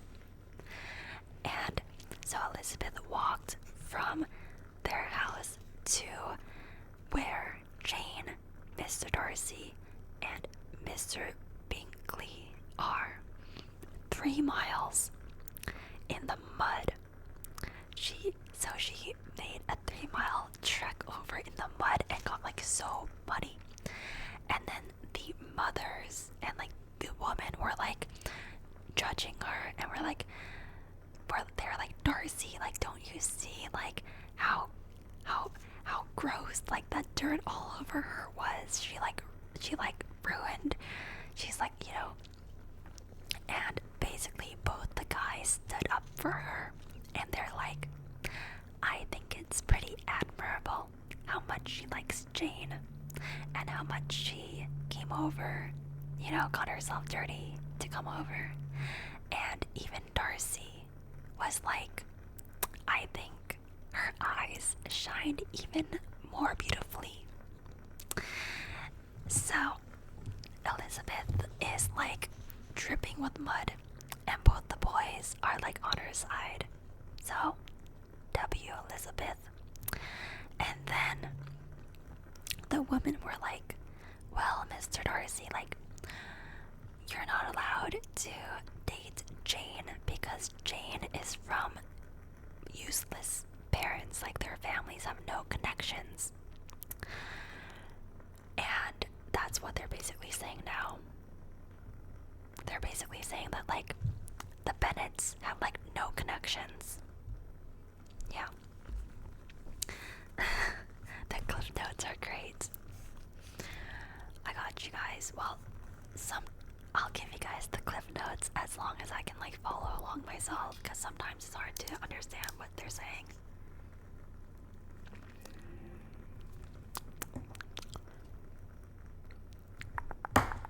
Okay, continuing on.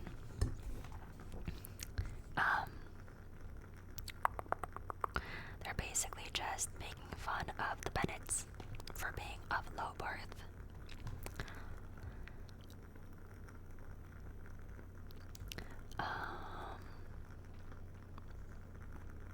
To this speech, Bingley made no answer, but his sisters gave in their hearty assent and indulged their mirth for some time at the expense of their dear friend's vulgar relations.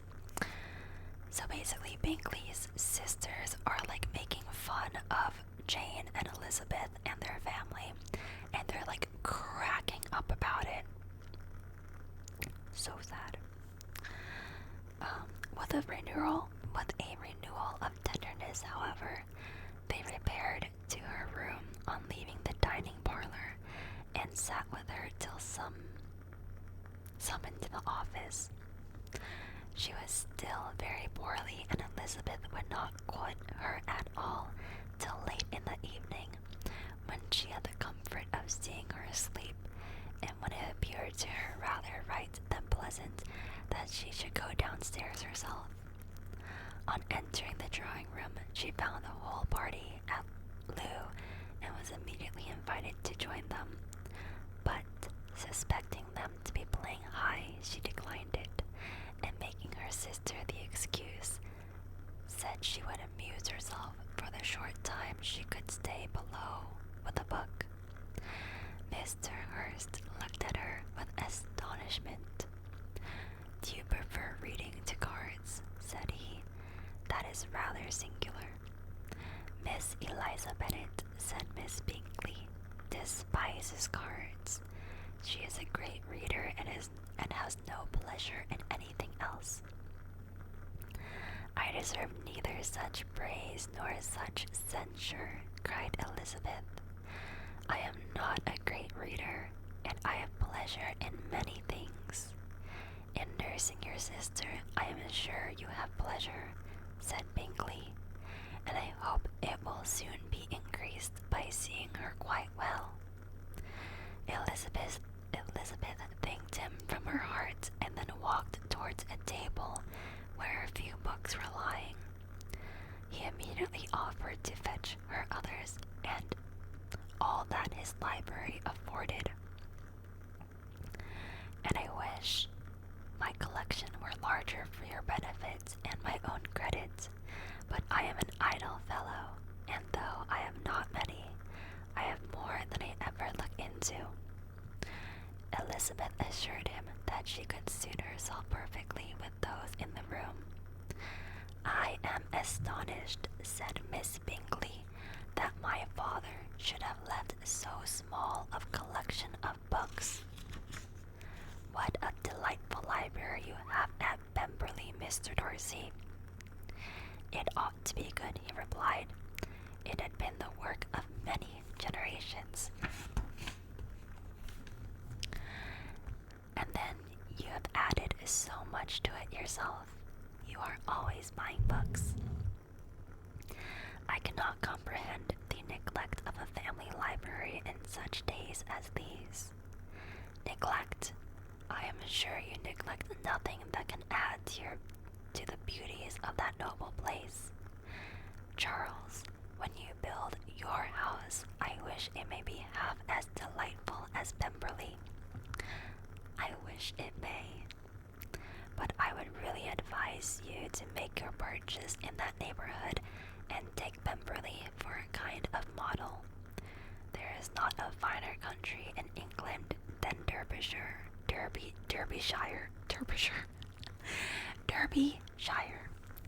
With all my heart, I will buy Pemberley itself if Darcy will sell it. I am talking of possibilities, Charles. Upon my word, Caroline, I should think it more possible to get Pemberley by purchase than by imitation.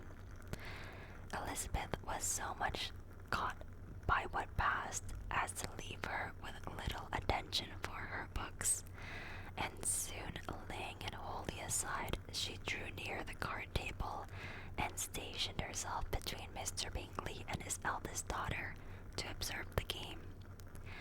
Is Miss Darcy much grown since the spring? Said Miss Bingley. Will she be tall as I am? I think she will. She is now about Miss Elizabeth Bennet's height, or rather taller. How I long to see her again. I never met with anyone who delighted me so much. Such a countenance, such manners, and so extremely accomplished for her age. Her performance on the pianoforte is exquisite. It is amazing to me, said Bingley, how young ladies can have patience to be so very accomplished as they all are. All young ladies accomplished, my dear Charles, what do you mean? Yes, all of them, I think. They all paint tables, cover screens, and knit purses. I scarcely know anyone who cannot do all this, and I am sure I never heard a young lady spoken of for the first time without being informed that she was very accomplished. Your list of the common extent of accomplishments, said Darcy, has too much truths. The word is applied to many a woman who deserved it no otherwise than by knitting a purse or covering a screen, but I am very far from agreeing with you in your estimation of ladies in general. I cannot boast of knowing more than half a dozen in the whole range of my acquaintance that are really accomplished. Nor I am sure, said Miss Bingley. Then, observed Elizabeth, you must comprehend a great deal in your idea of an accomplished woman. Yes, I do comprehend a great deal in it. Oh, certainly, cried his faithful assistant.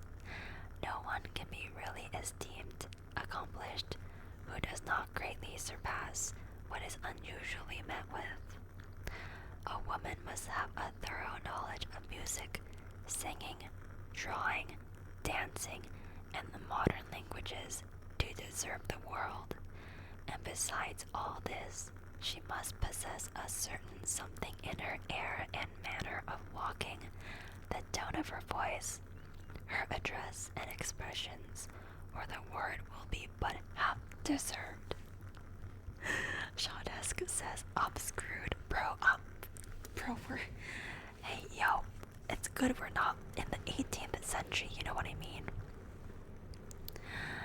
All this she must possess, added Darcy, and to all this she must yet add something more substantial in the improvement of her mind by extensive reading.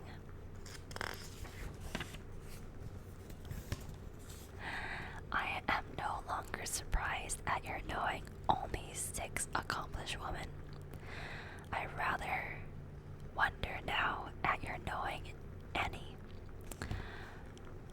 so severe upon your own sex as to doubt the possibility of all this. I never saw such a woman. I never saw such capacity and taste and application and elegance as you describe united. Mrs. Hurst and Miss Bingley both cried out against the injustice of her implied doubt, and were both protesting that they knew many women who answered this description, when Mr. Hurst called them to order with bitter complaints of their inattention to what was going forward, as all conversation was thereby at an end. Elizabeth soon afterwards left the room. "Eliza Bennet," said Miss Bingley, when the door was closed on her, "is one of those young ladies who seek to recommend themselves to the other sex by undervaluing their own, and with many men I dare say it succeeds, but in my opinion it is a paltry device, a very mean art." "Undoubtedly," replied Darcy, to whom this remark was chiefly addressed. "There is meanness in all the arts which ladies sometimes condescend to employ for captivation. Whatever bears affinity to cunning is despicable." Miss Bingley was not so entirely satisfied with this reply as to continue the subject. Elizabeth joined them again, only to say that her sister was worse, and that she could not leave her. Bingley urged Mr. Jones's being sent for immediately, while his sisters, convinced that no country advice could be of any service, recommended an expression to town for one of the most eminent physicians. This she would not hear of, but she was not so unwilling to comply with her brother's proposal, and it was settled that Mr. Jones should be sent for early in the morning, if Miss Bennet were not decidedly better. Bingley was quite uncomfortable. His sisters declared that they were miserable.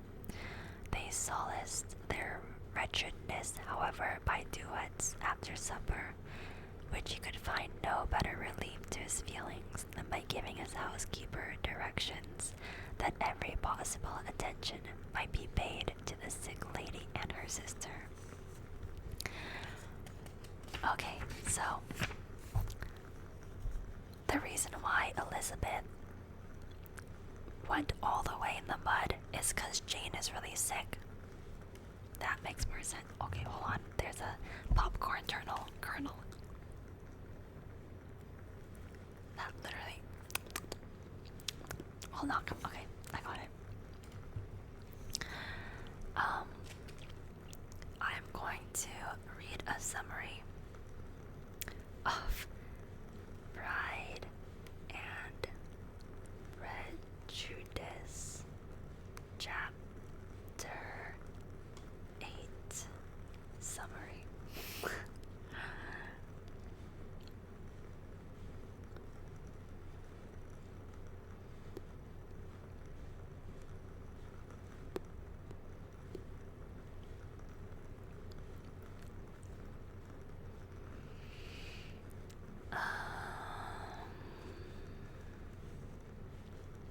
Okay, so based on okay, so in case there's anybody who wasn't following along with that chapter, basically Elizabeth accepts but sees through the concern of the haters towards Jane, her sister, but she's grateful to Bingley for his sincere interest in Jane.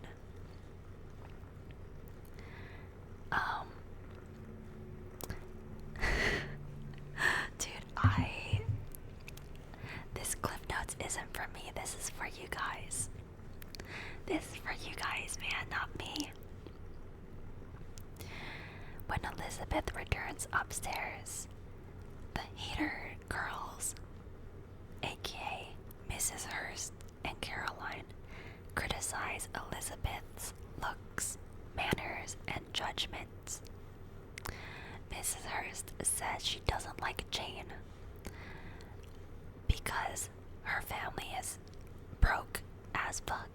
has no money and connections. And Darcy agrees. Elizabeth returns downstairs in the evening, choosing to look through some books instead of joining in playing cards. Caroline, who has been absorbed with Darcy, asks him about his estate, Pemberley, and about his sister, who she deems a very accomplished woman. Darcy says he knows few women who are really accomplished. Elizabeth asks him what his definition of an accomplished woman is, and is stunned by the long list of qualifications and expresses witty surprise that Darcy could know anyone with all those characteristics. When Elizabeth leaves, Caroline accuses her of using mean tactics to raise her own status. That's called projection, Caroline. You're the one who's being mean. Okay, cool. Are we all caught up? Okay, that was not Spark Notes. That was litcharts.com.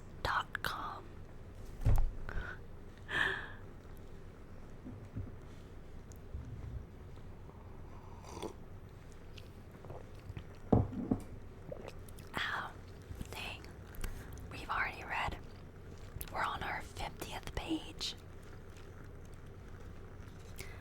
Oh my gosh, we've already been streaming for almost 4 hours. Wait, that's crazy.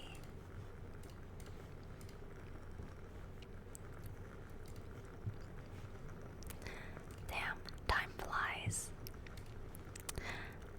Did my dono go through? So I have all my alerts off for this stream. But let me check for you.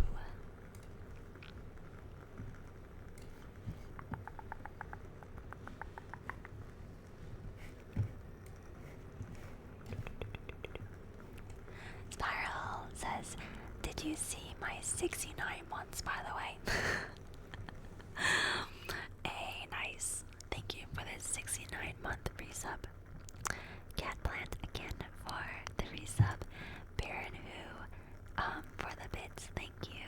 Richest for 9 months. And Bumpy Longhorn. California Snow for the bits. I'm sorry if I missed your alerts today.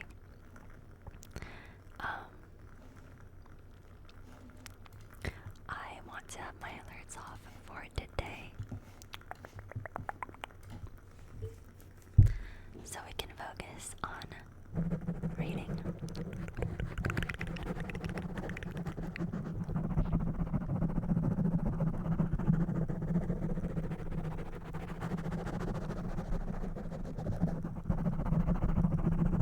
ASMR break, ASMR break, ASMR break.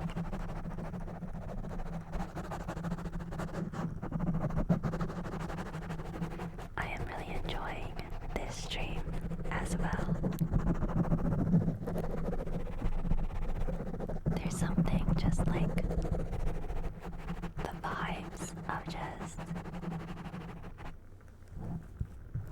enjoying a book together, enjoying some ASMR together. Just so good.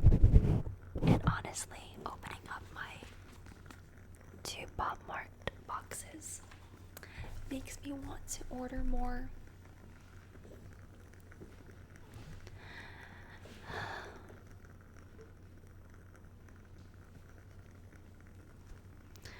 I still can't believe I opened up the secrets and the one I wanted, the mushroom. Like, that is crazy. That's crazy.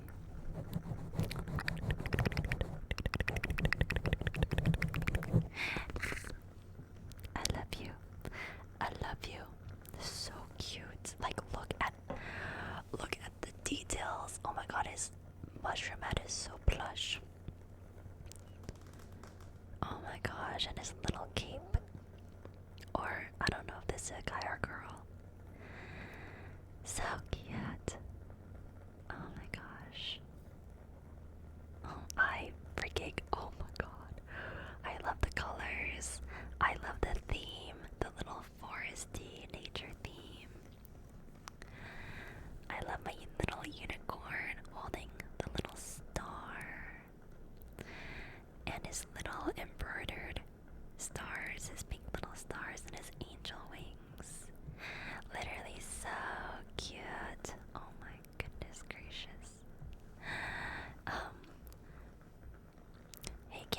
just wanted to say that your content helped me out a lot back in pandemic times.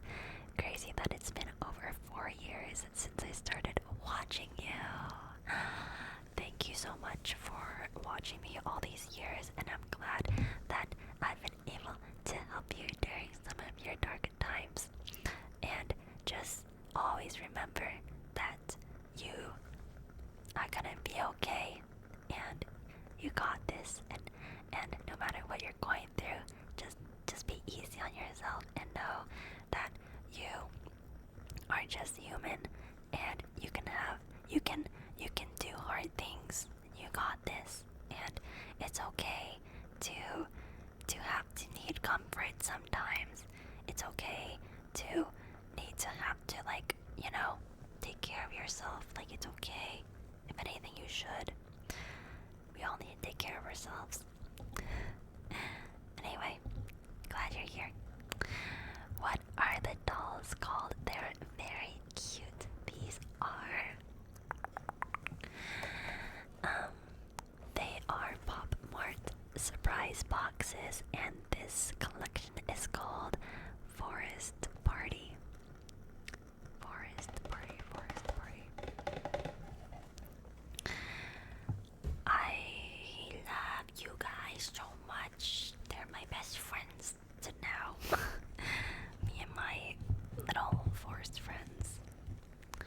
Yay. I actually just bought these straight off of the Pop Mart website. So, like, I think they might still be available. You can check. Good night, outsider. How long am I staying on stream? Honestly, I was just gonna feel out today's stream, but I'm really enjoying myself. I feel like the book is gonna get good soon. A lot of the beginning of the book is just so much like context and introducing characters. I'm ready to read some tea.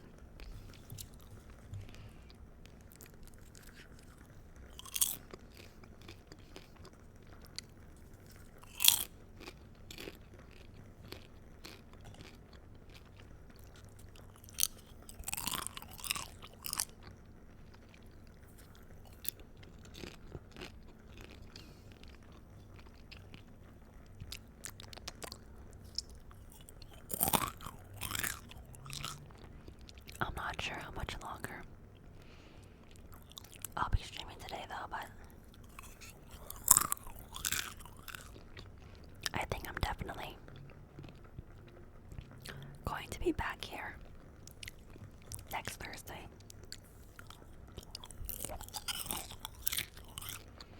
This is Skinny Girl popcorn with Korean magic dust seasoning. I like Skinny Girl popcorn because it's very light, but it still tastes really good, but they don't put as much like artificial butter and salt on it, which I like, because then I can season it with my own stuff.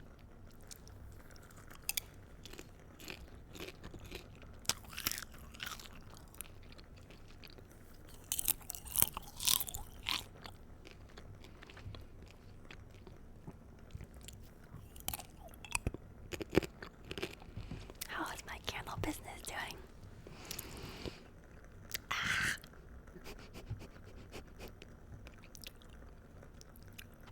Guys, like, starting a company is really hard. I didn't realize how hard it was.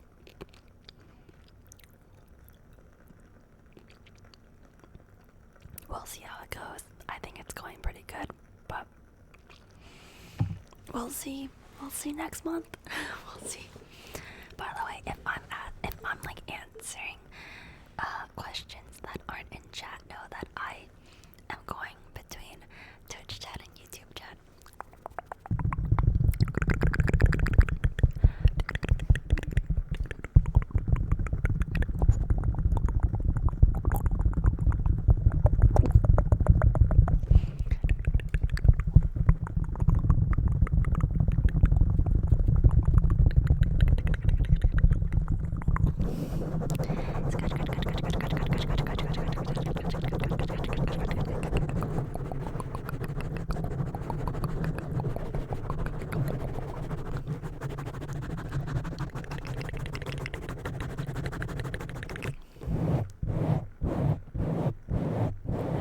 Thank you, G.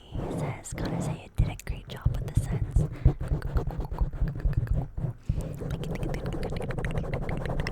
I have a love for the craft. I have a love for making candles, creating different environments, and sensory experiences.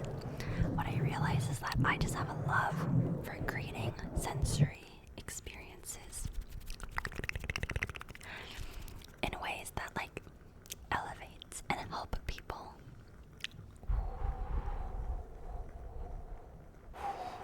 So, candles fall into that. ASMR falls into that.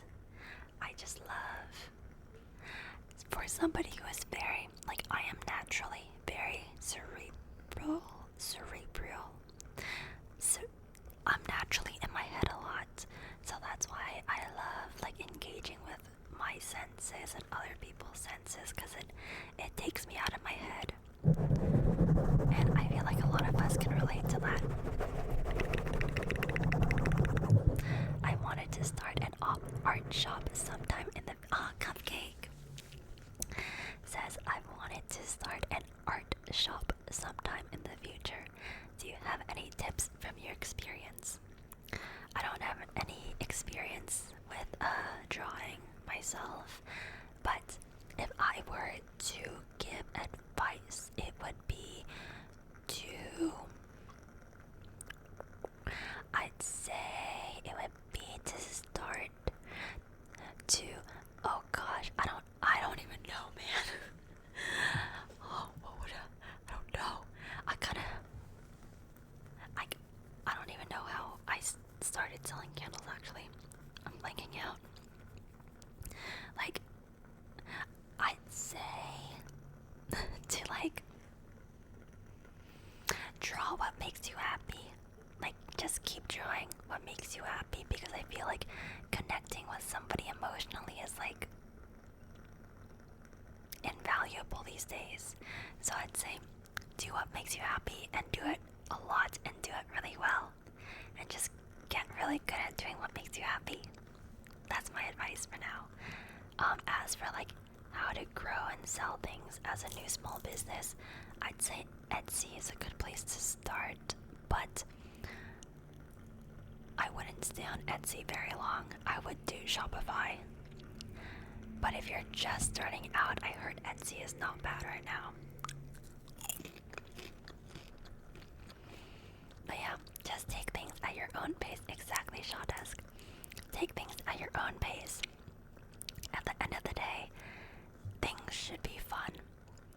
Like starting your own business, or even your small business, it's gonna be a lot of work, but just know that it's still supposed to be fun. A lot of work should always be worth it. So the trade-off is that it'll be something that you're very passionate about and like you love doing. So yeah, that's the trade-off. If you're not happy, then you should be happy. So you gotta change something so you're happy.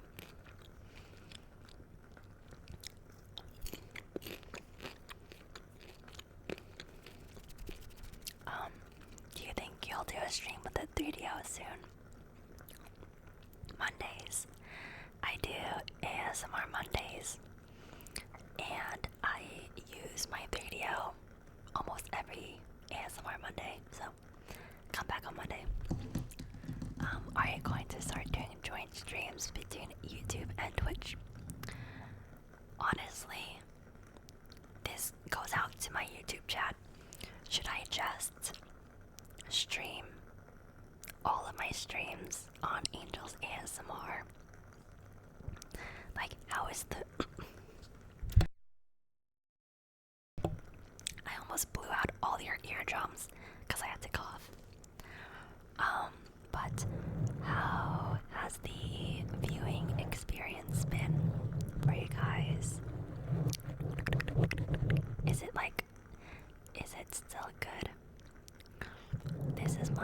first time multi-streaming on my Angel's ASMR channel.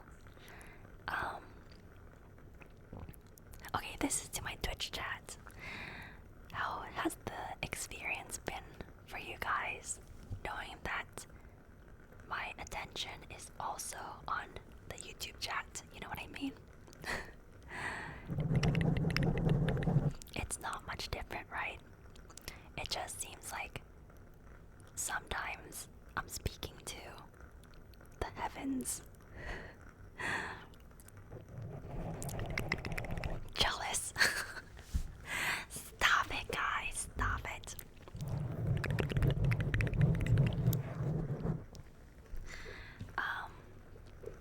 What? I thought that was my slipper. Juniper, you were here the whole time? Honey. I was like kicking him.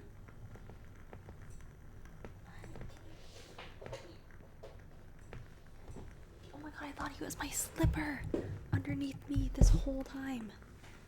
Honey, I've been like kicking you. He was just sleeping under my desk at my feet. Do you like it there? He's like, yeah, it's smelly. I like it because it smells like mom's feet. Honey. Oh my goodness. You're so silly.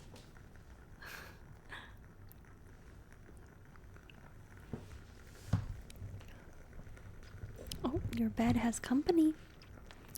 You have some company in your bed, Juniper. Oh, he did not like. He did not like. I'm so sorry.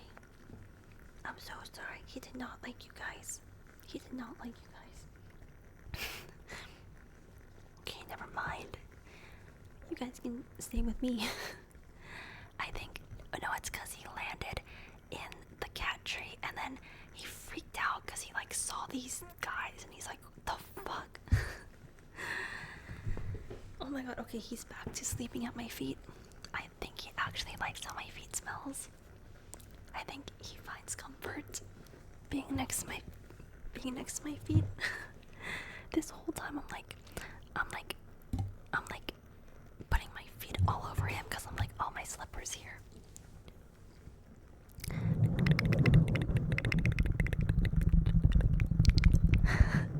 Sniffa. Sniffa, sniffa, sniffa. I don't know what that sound was. I'm so sorry. I blame Popcorn.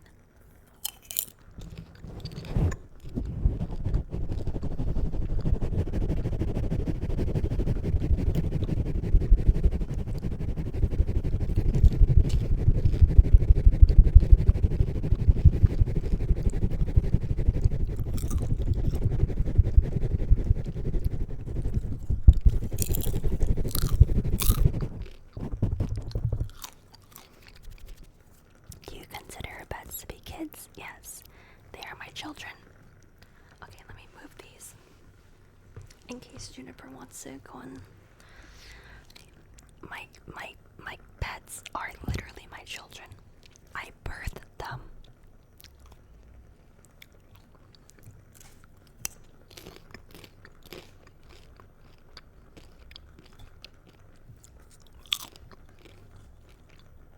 Okay.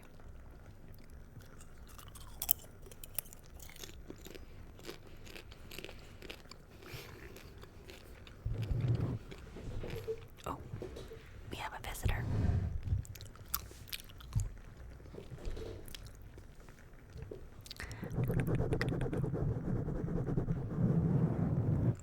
Okay, I'm going to try to multi-stream on Angel's ASMR and Twitch on Monday. So, I do like the idea of my VODs all being on Angel's ASMR. Is he gonna take her bed?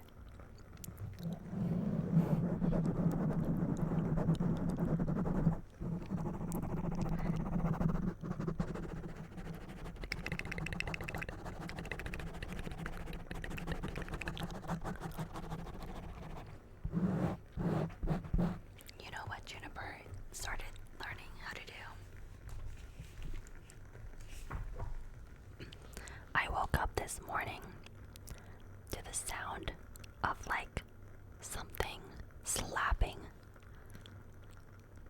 And I'm like, what is that? What is that? And then I look over.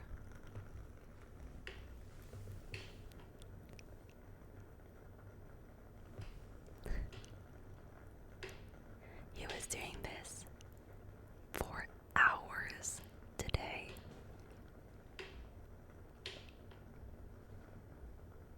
I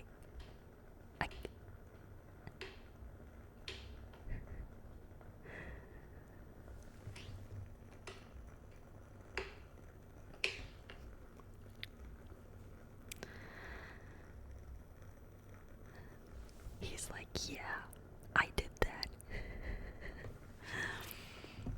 No, he's so cute. I can't be mad at him. I literally can never be mad at this boy. He's so freaking cute. Too cute.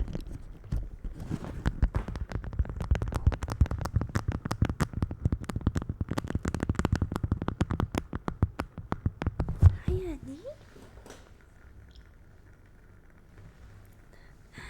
So cute. So cute, so cute.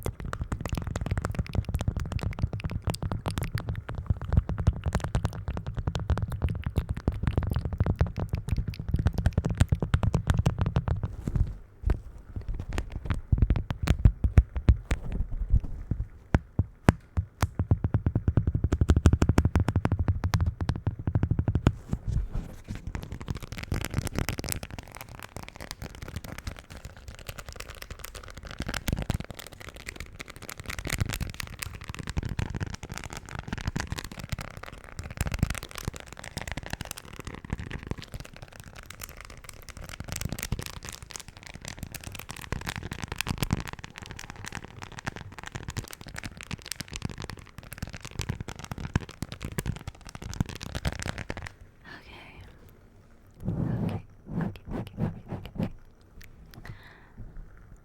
I'm honestly getting kind of sleepy.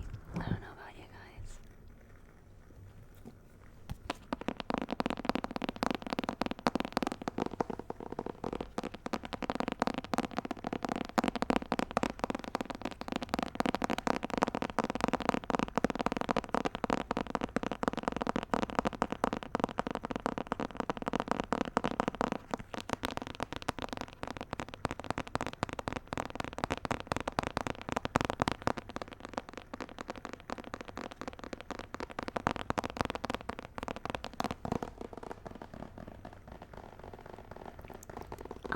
Thank you, Cupcake.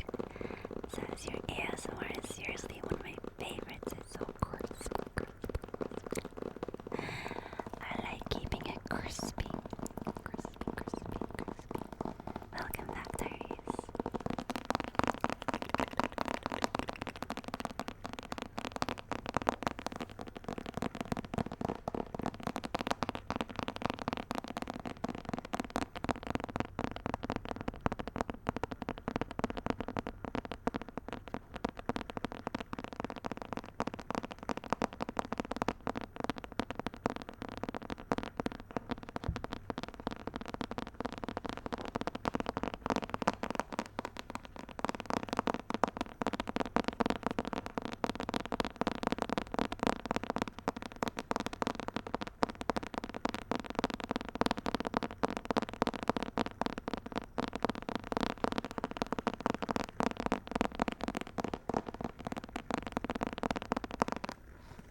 Oh my goodness, what's going on? What do you want? What do you want? Want to come down? Want to come down? What do you want? You just want a rub? You just want some purrs? Yeah. Oh. Just being cute. Just being very cute. So cute. Oh, so Popo Dodo. Wow, I haven't heard that in a while. Oh, so Popo Dodo. Okay, let's read one more chapter and see how we feel. Elizabeth passed the chief of the Elizabeth passed the chief of the night in her sister's room, and in the morning had the pleasure of being able to send a tolerable answer to the enquiries which she very early received from Mr. Bingley by a housemaid, and some time afterwards from the two elegant ladies who waited on his sisters. In spite of this amendment, however, she requested to have a note sent to Longbourn, desiring her mother to visit Jane and form her own judgment of her situation. The note was immediately dispatched, and its contents as quickly complied with. Mrs. Bennet, accompanied by her two youngest girls, reached Netherfield soon after the family breakfast. Had she found Jane in any apparent danger, Mrs. Bennet would have been very miserable, but being satisfied on seeing her that her illness was not alarming, she had no wish of her recovering immediately, as her restoration to health would probably remove her from Netherfield. She would not listen, therefore, to her daughter's proposal of being carried home, neither did the apothecary, who arrived about the same time, think it at all advisable. After sitting a little while with Jane, on Miss Bingley's appearance and invitation, the mother and three daughters all attended her into the breakfast parlor. Bingley met them with hopes that Mrs. Bennet had not found Miss Bennet worse than she expected. "Indeed I have, sir," was her answer. "She is a great deal too ill to be moved. Mr. Jones says we must not think of moving her. We must just pass a little longer on your kindness." "Removed," cried Bingley. "It must not be thought of. My sister, I am sure, will not hear of her removal." "You may depend upon it, madam," said Miss Bingley, with cold civility, "that Miss Bennet shall receive every possible attention while she remains with us." Mrs. Bennet was profuse in her acknowledgments. "I am sure," she added, "if it was not for such good friends, I do not know what would become of her, for she is very ill indeed, and suffers a vast deal, though with the greatest patience in the world, which is always the way with her, for she has, without exception, the sweetest temper I have ever met with. I often tell my other girls that they are nothing to her. You have a sweet room here, Mr. Bingley, and a charming prospect over that gravel walk. I do not know a place in the country that is equal to Netherfield. You will not think of quitting it in a hurry, I hope, though you have but a short lease." "Whatever I do is done in a hurry," replied he, "and therefore if I should resolve to quit Netherfield, I should probably be off in 5 minutes. At present, however, I consider myself quite fixed here." "That is exactly what I should have supposed of you," said Elizabeth. "You began to comprehend me, do you?" cried he, turning towards her. "Oh yes, I understand you perfectly. I wish I might take this for a compliment, but to be so easily seen through, I am afraid is pitiful. That is as it happens.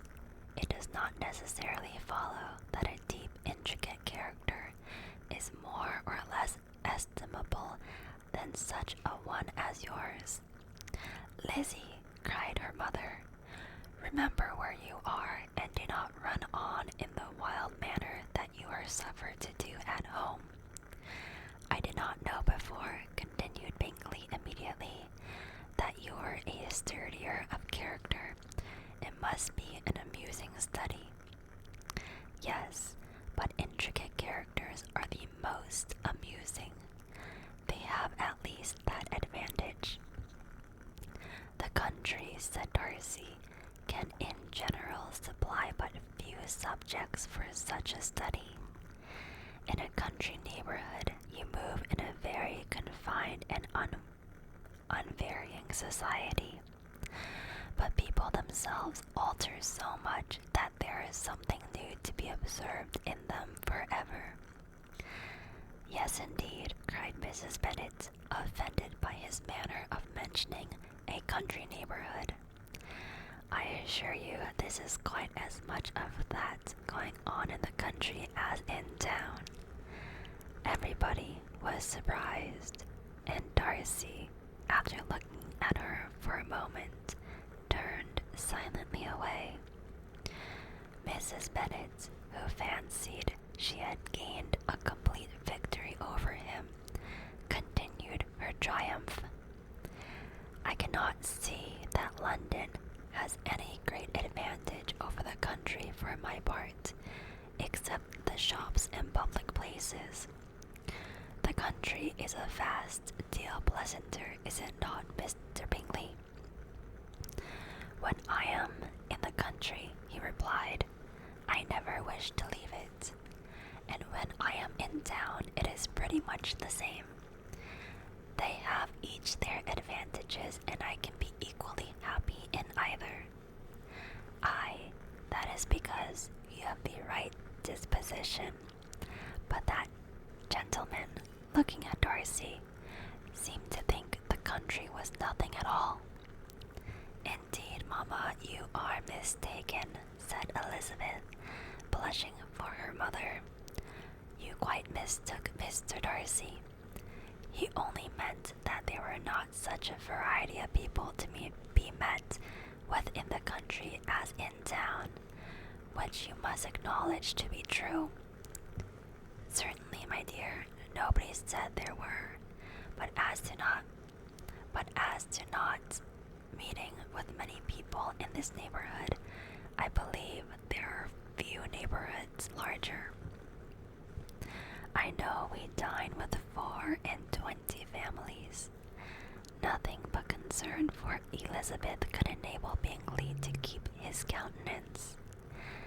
His sister was less delicate and directed her eye towards Mr. Darcy with a very expressive smile. Elizabeth, for her sake of saying something that might turn her mother's thoughts, now asked her if Charlotte Lucas had been at Longbourn since her coming away. Yes, she called yesterday with her father. What an agreeable man Sir William is, Mr. Bingley, is he not? So much the man of fashion, so genteel and so easy. He has always something to say to everybody. That is my idea of good breeding, and those persons who fancy themselves very important and never open their mouths quite mistake the matter. Did Charlotte dine with you? No, she would go home. I fancy she was wanted about the mince pies. For my part,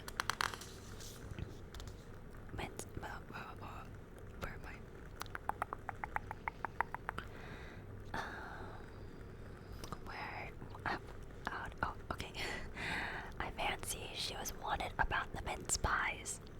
For my part, Mr. Bingley, I always keep servants that can do their own work.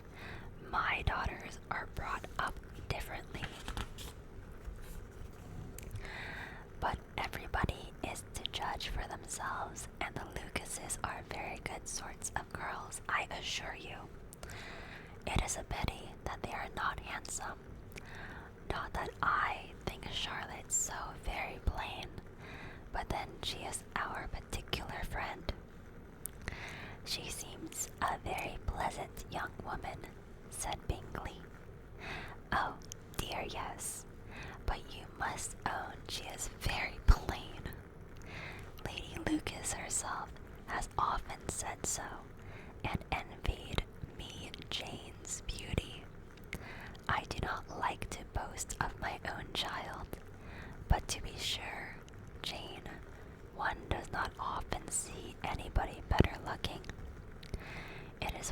everybody says I do not trust my own partiality. When she was only 15, there was a gentleman at my brother Gardiner's in town, so much in love with her that my sister-in-law was sure he would make her an offer before we came away, but however, he did not. Perhaps he thought her too young. However, he wrote some verses on her, and very pretty they were. And so ended his affection, said Elizabeth impatiently. There has been many a one, I fancy, overcome in the same way. I wonder who first discovered the efficacy of poetry in driving away love. I have been used to consider poetry as the food of love, said Darcy. Of a fine, stout, healthy love it may. Everything nourishes what is strong already, but if it be only a slight, thin sort of inclination, I am convinced that one good sonnet will starve it entirely away. Darcy only smiled, and the general pause which ensued made Elizabeth tremble lest her mother should be exposing herself again. She longed to speak, but could think of nothing to say, and after a short silence, Mrs. Bennet began repeating her thanks to Mr. Bingley for his kindness to Jane, with an apology for troubling him also with Lizzie. Mr. Bingley was unaffectedly civil in his answer, and forced his younger sister to be civil also, and say what the occasion required.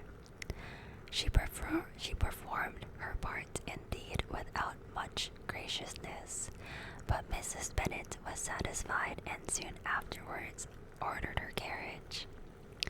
Upon this signal, the youngest of her daughters put herself forward. The two girls had been whispering to each other during the whole visit, and the result of it was that the youngest should tax Mr. Bingley with having promised on his first coming into the country to give a ball at Netherfield. Lydia was a stout, well-grown girl of 15, with a fine complexion and good-humored countenance, a favorite with her mother, whose affection had brought her into public at an early age. She had high animal spirits and a sort of natural self-consequence with the actions of the officers, to whom her uncle's good dinners and her own easy manners recommended her, had increased into assurance. She was very equal, therefore, to address Mr. Bingley on the subject of the ball, and abruptly reminded him of his promise, adding that it would be the most shameful thing in the world if he did not keep it. His answer to this sudden attack was delightful to their mother's ear.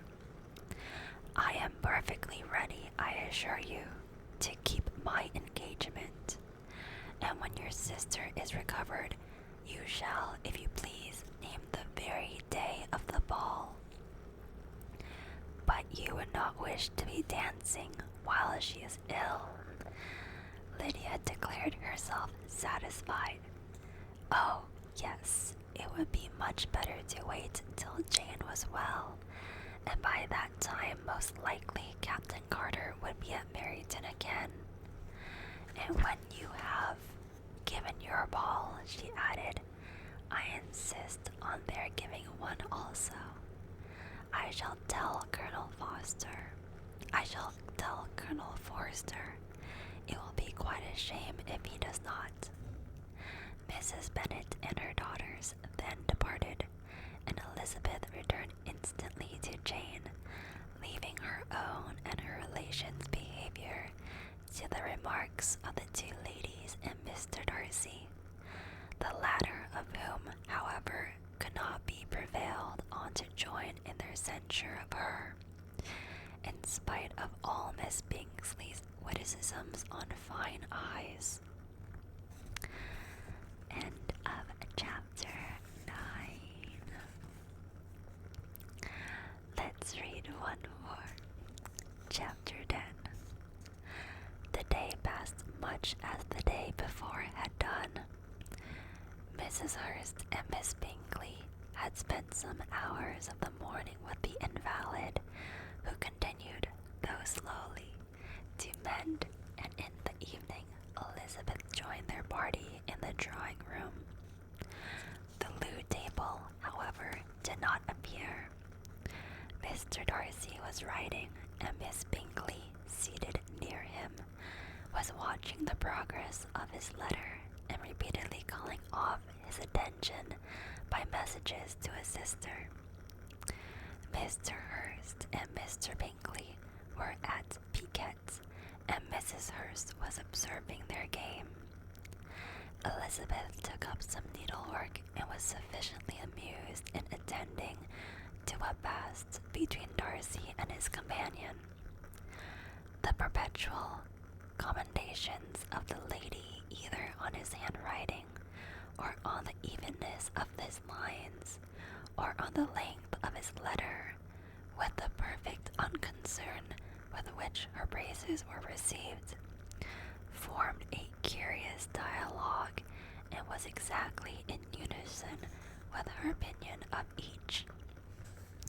How delighted Miss Darcy will be to receive such a letter. He made no answer. You write uncommonly fast. You are mistaken. I write rather slow. How many letters you must have occasion to write in the course of the year? Letters of business too. How odious I should think of them. It is fortunate then that they fall to my lot instead of to yours. Pray tell your sister that I long to see her. I've already told you so once by your desire. I'm afraid you do not like your pen. Let me mend it for you. I mend pens remarkably well. Thank you, but I always mend my own. How can you contrive to write so even? He was silent. Tell your sister I am delighted to hear of her improvement on the harp, and pray let her know that I am quite in the raptures with her beautiful little designs for her table, and I think it infinitely superior to Miss Grantley's. Will you give me leave to defer your raptures till I write again? At present I have not room to do them justice. Oh, it is of no consequence. I shall see her in January. But do you always write such charming long letters to her, Mr. Darcy? They are generally long, but whether always charming, it is not for me to determine.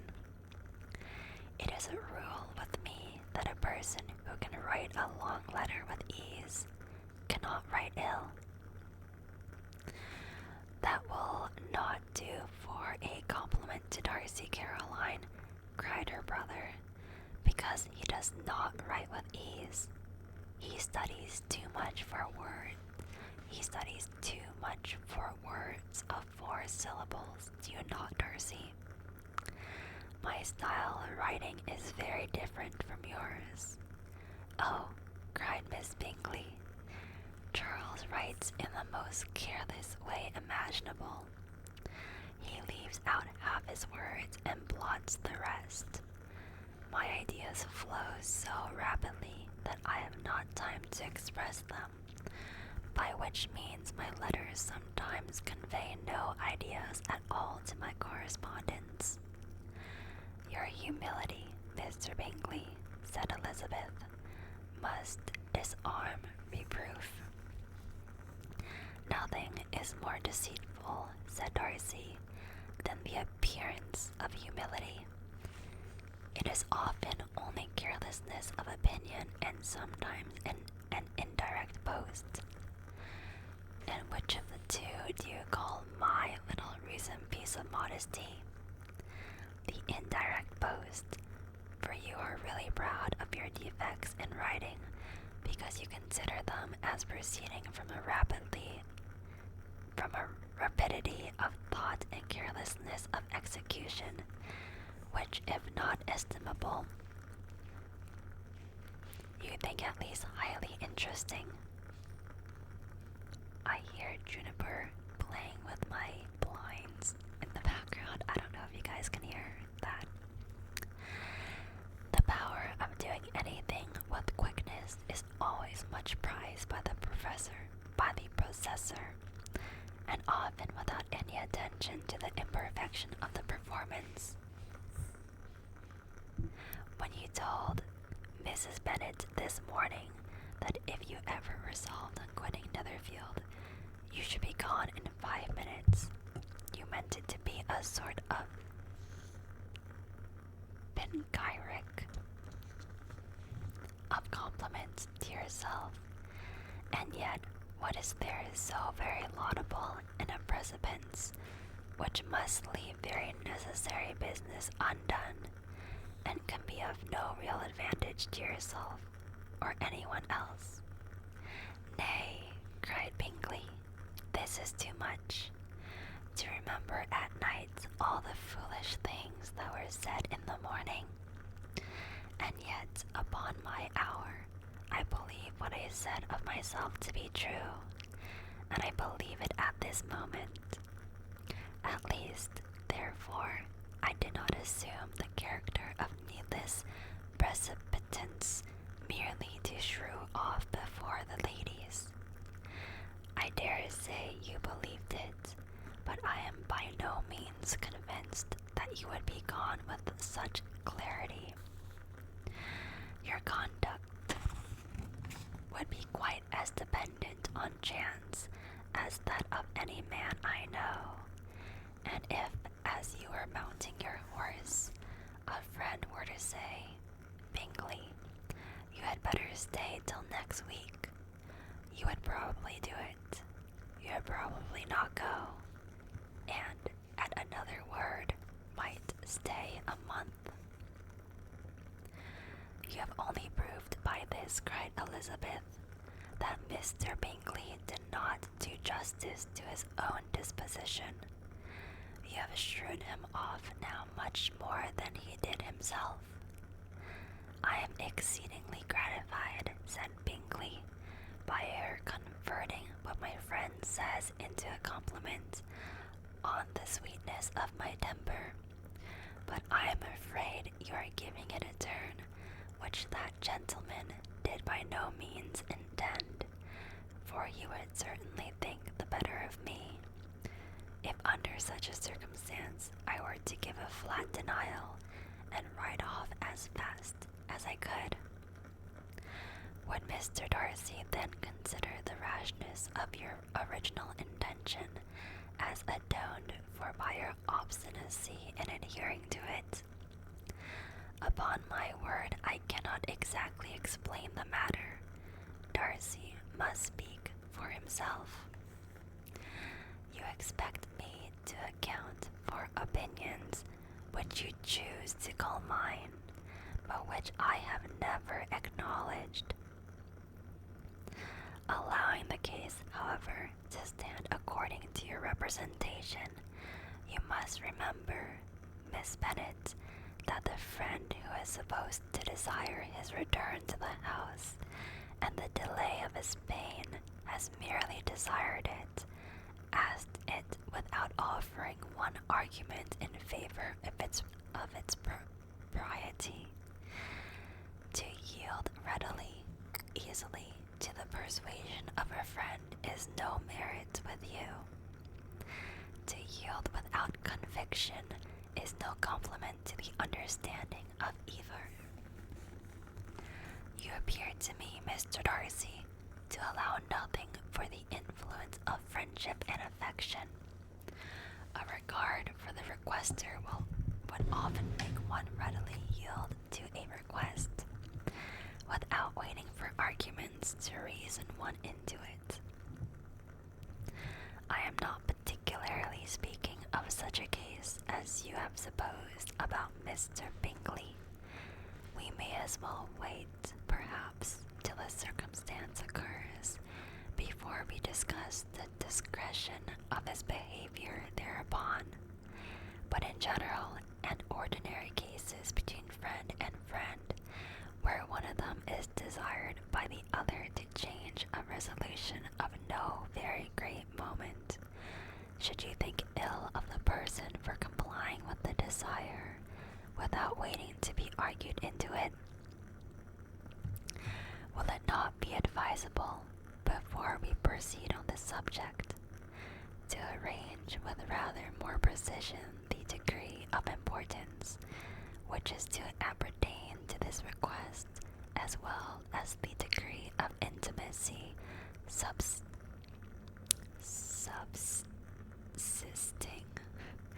subsisting between the parties? By all means, cried Bingley. Let us hear all their particulars, not forgetting their comparative height and size, for that will have more weight in the argument. Miss Bennet, then you may be aware of. I assure you that if Darcy were not such a great, tall fellow in comparison with myself, I should not pay him half so much than Darcy.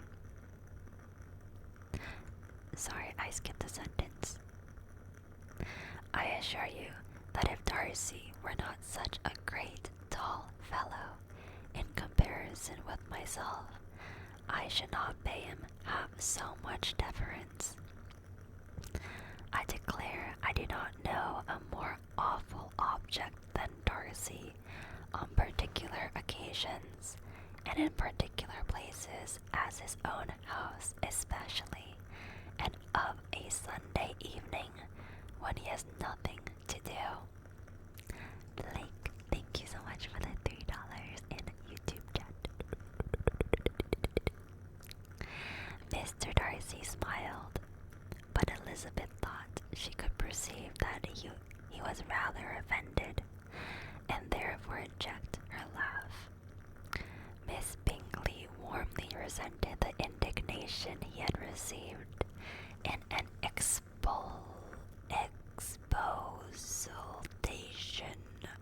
with her brother for talking such nonsense.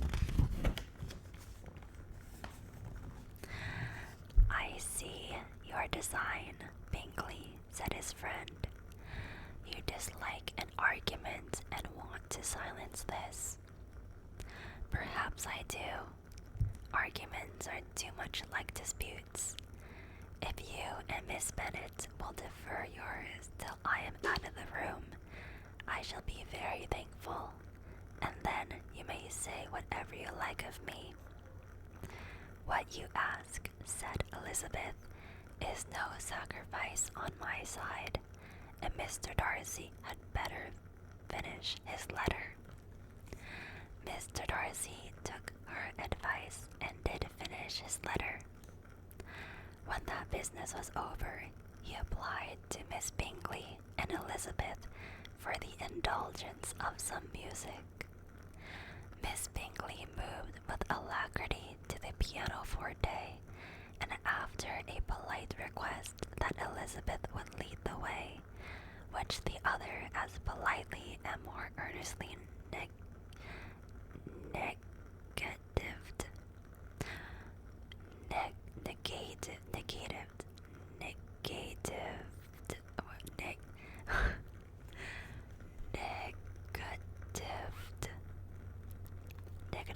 Wait, it's just the word negatived. It's like negative with a D at the end. Negatived. I've never seen that before. She seated herself. Mrs. Hurst sang with her sister, and while they were thus employed, Elizabeth could not help observing, as she turned over some music books, that lay on the instrument, how frequently Mr. Darcy's eyes were fixed on her. She hardly knew how to suppose that she could be an object of admiration to so great a man, and yet that he should look at her because he disliked her was still more strange.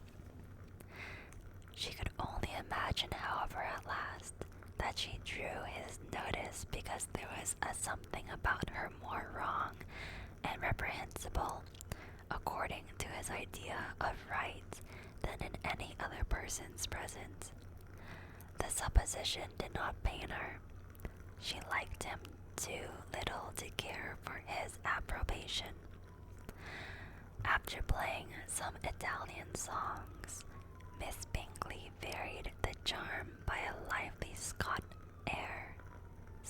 air, and soon afterwards, Mr. Darcy, drawing near Elizabeth, said to her, "Do not you feel a great inclination, Miss Bennet, to seize such an opportunity of dancing a reel?"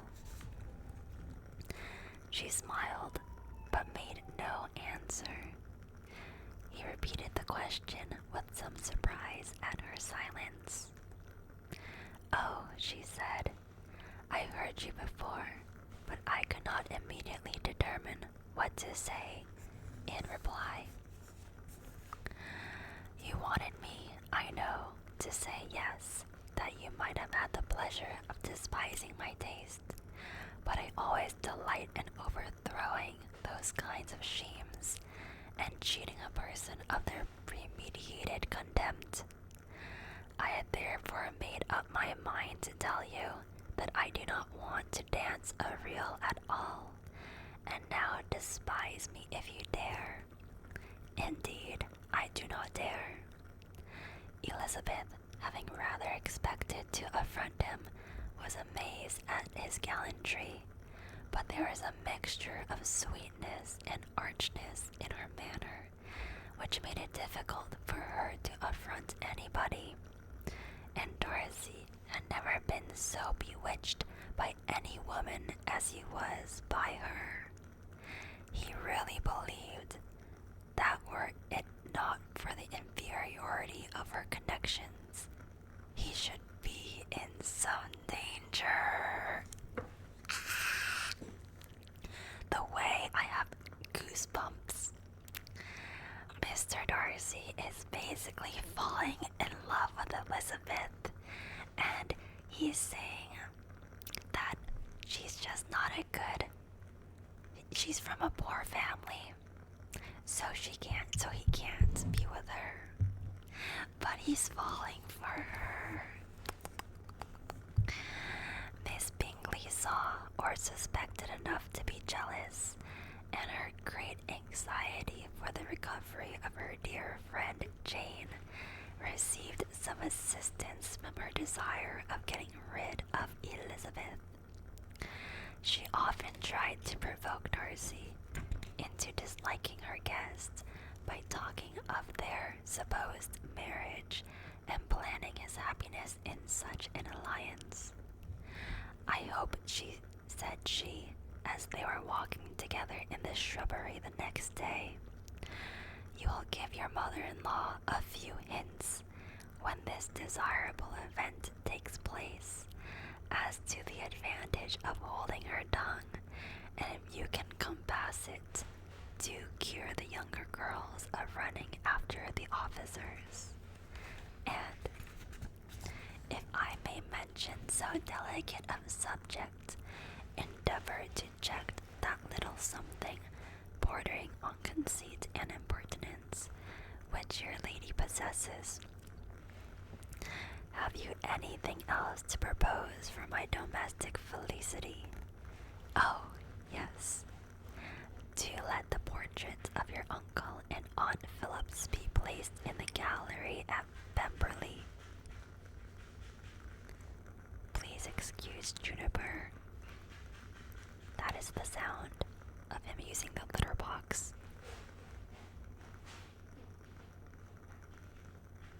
You know, when he was young, he used to have no problem covering his poop with the litter, but Snowball never knew how to do that. So I think Juniper saw Snowball spending hours scratching at like the wall trying to cover her poop, and he's like, oh, maybe that's how you do it. So Juniper like unlearned how to cover his poop with litter because of Snowball. Anyway, where was I?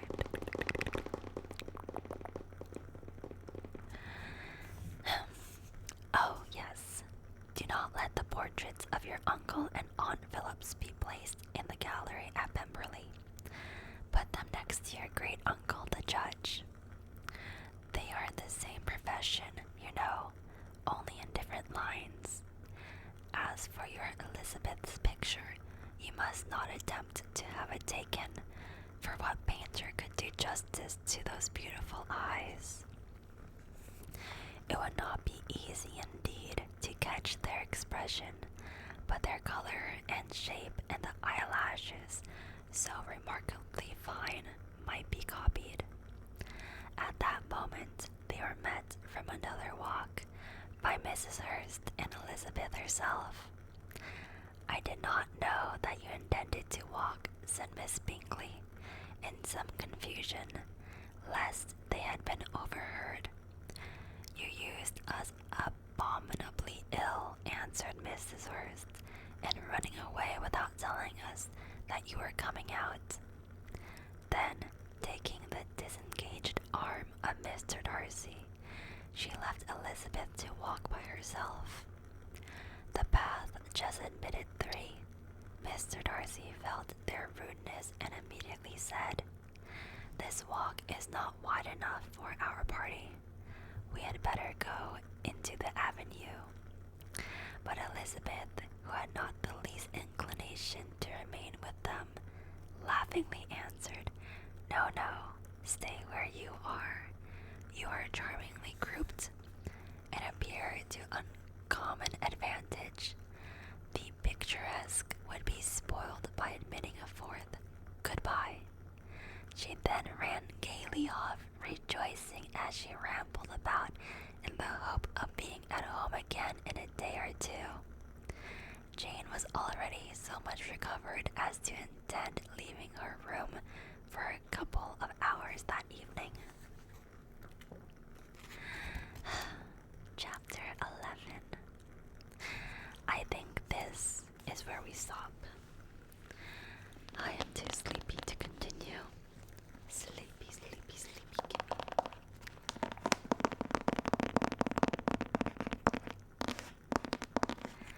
I'm actually getting too good at putting people to sleep, I think.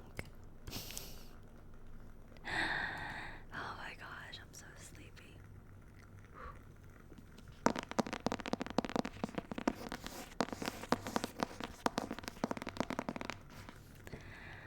Okay.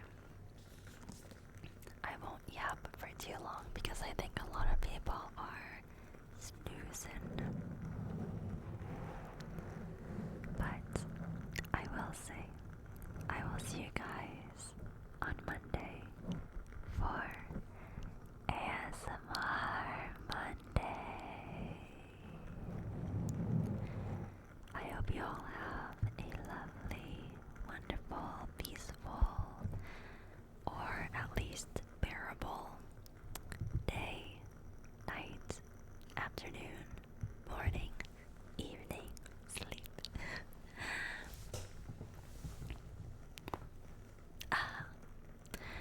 And I will see you guys soon. Yes, your day does not have to be good, but it just has to be bearable. A little bit more bearable. Thank you for enjoying my first story time, bedtime story, book club. Honestly, this can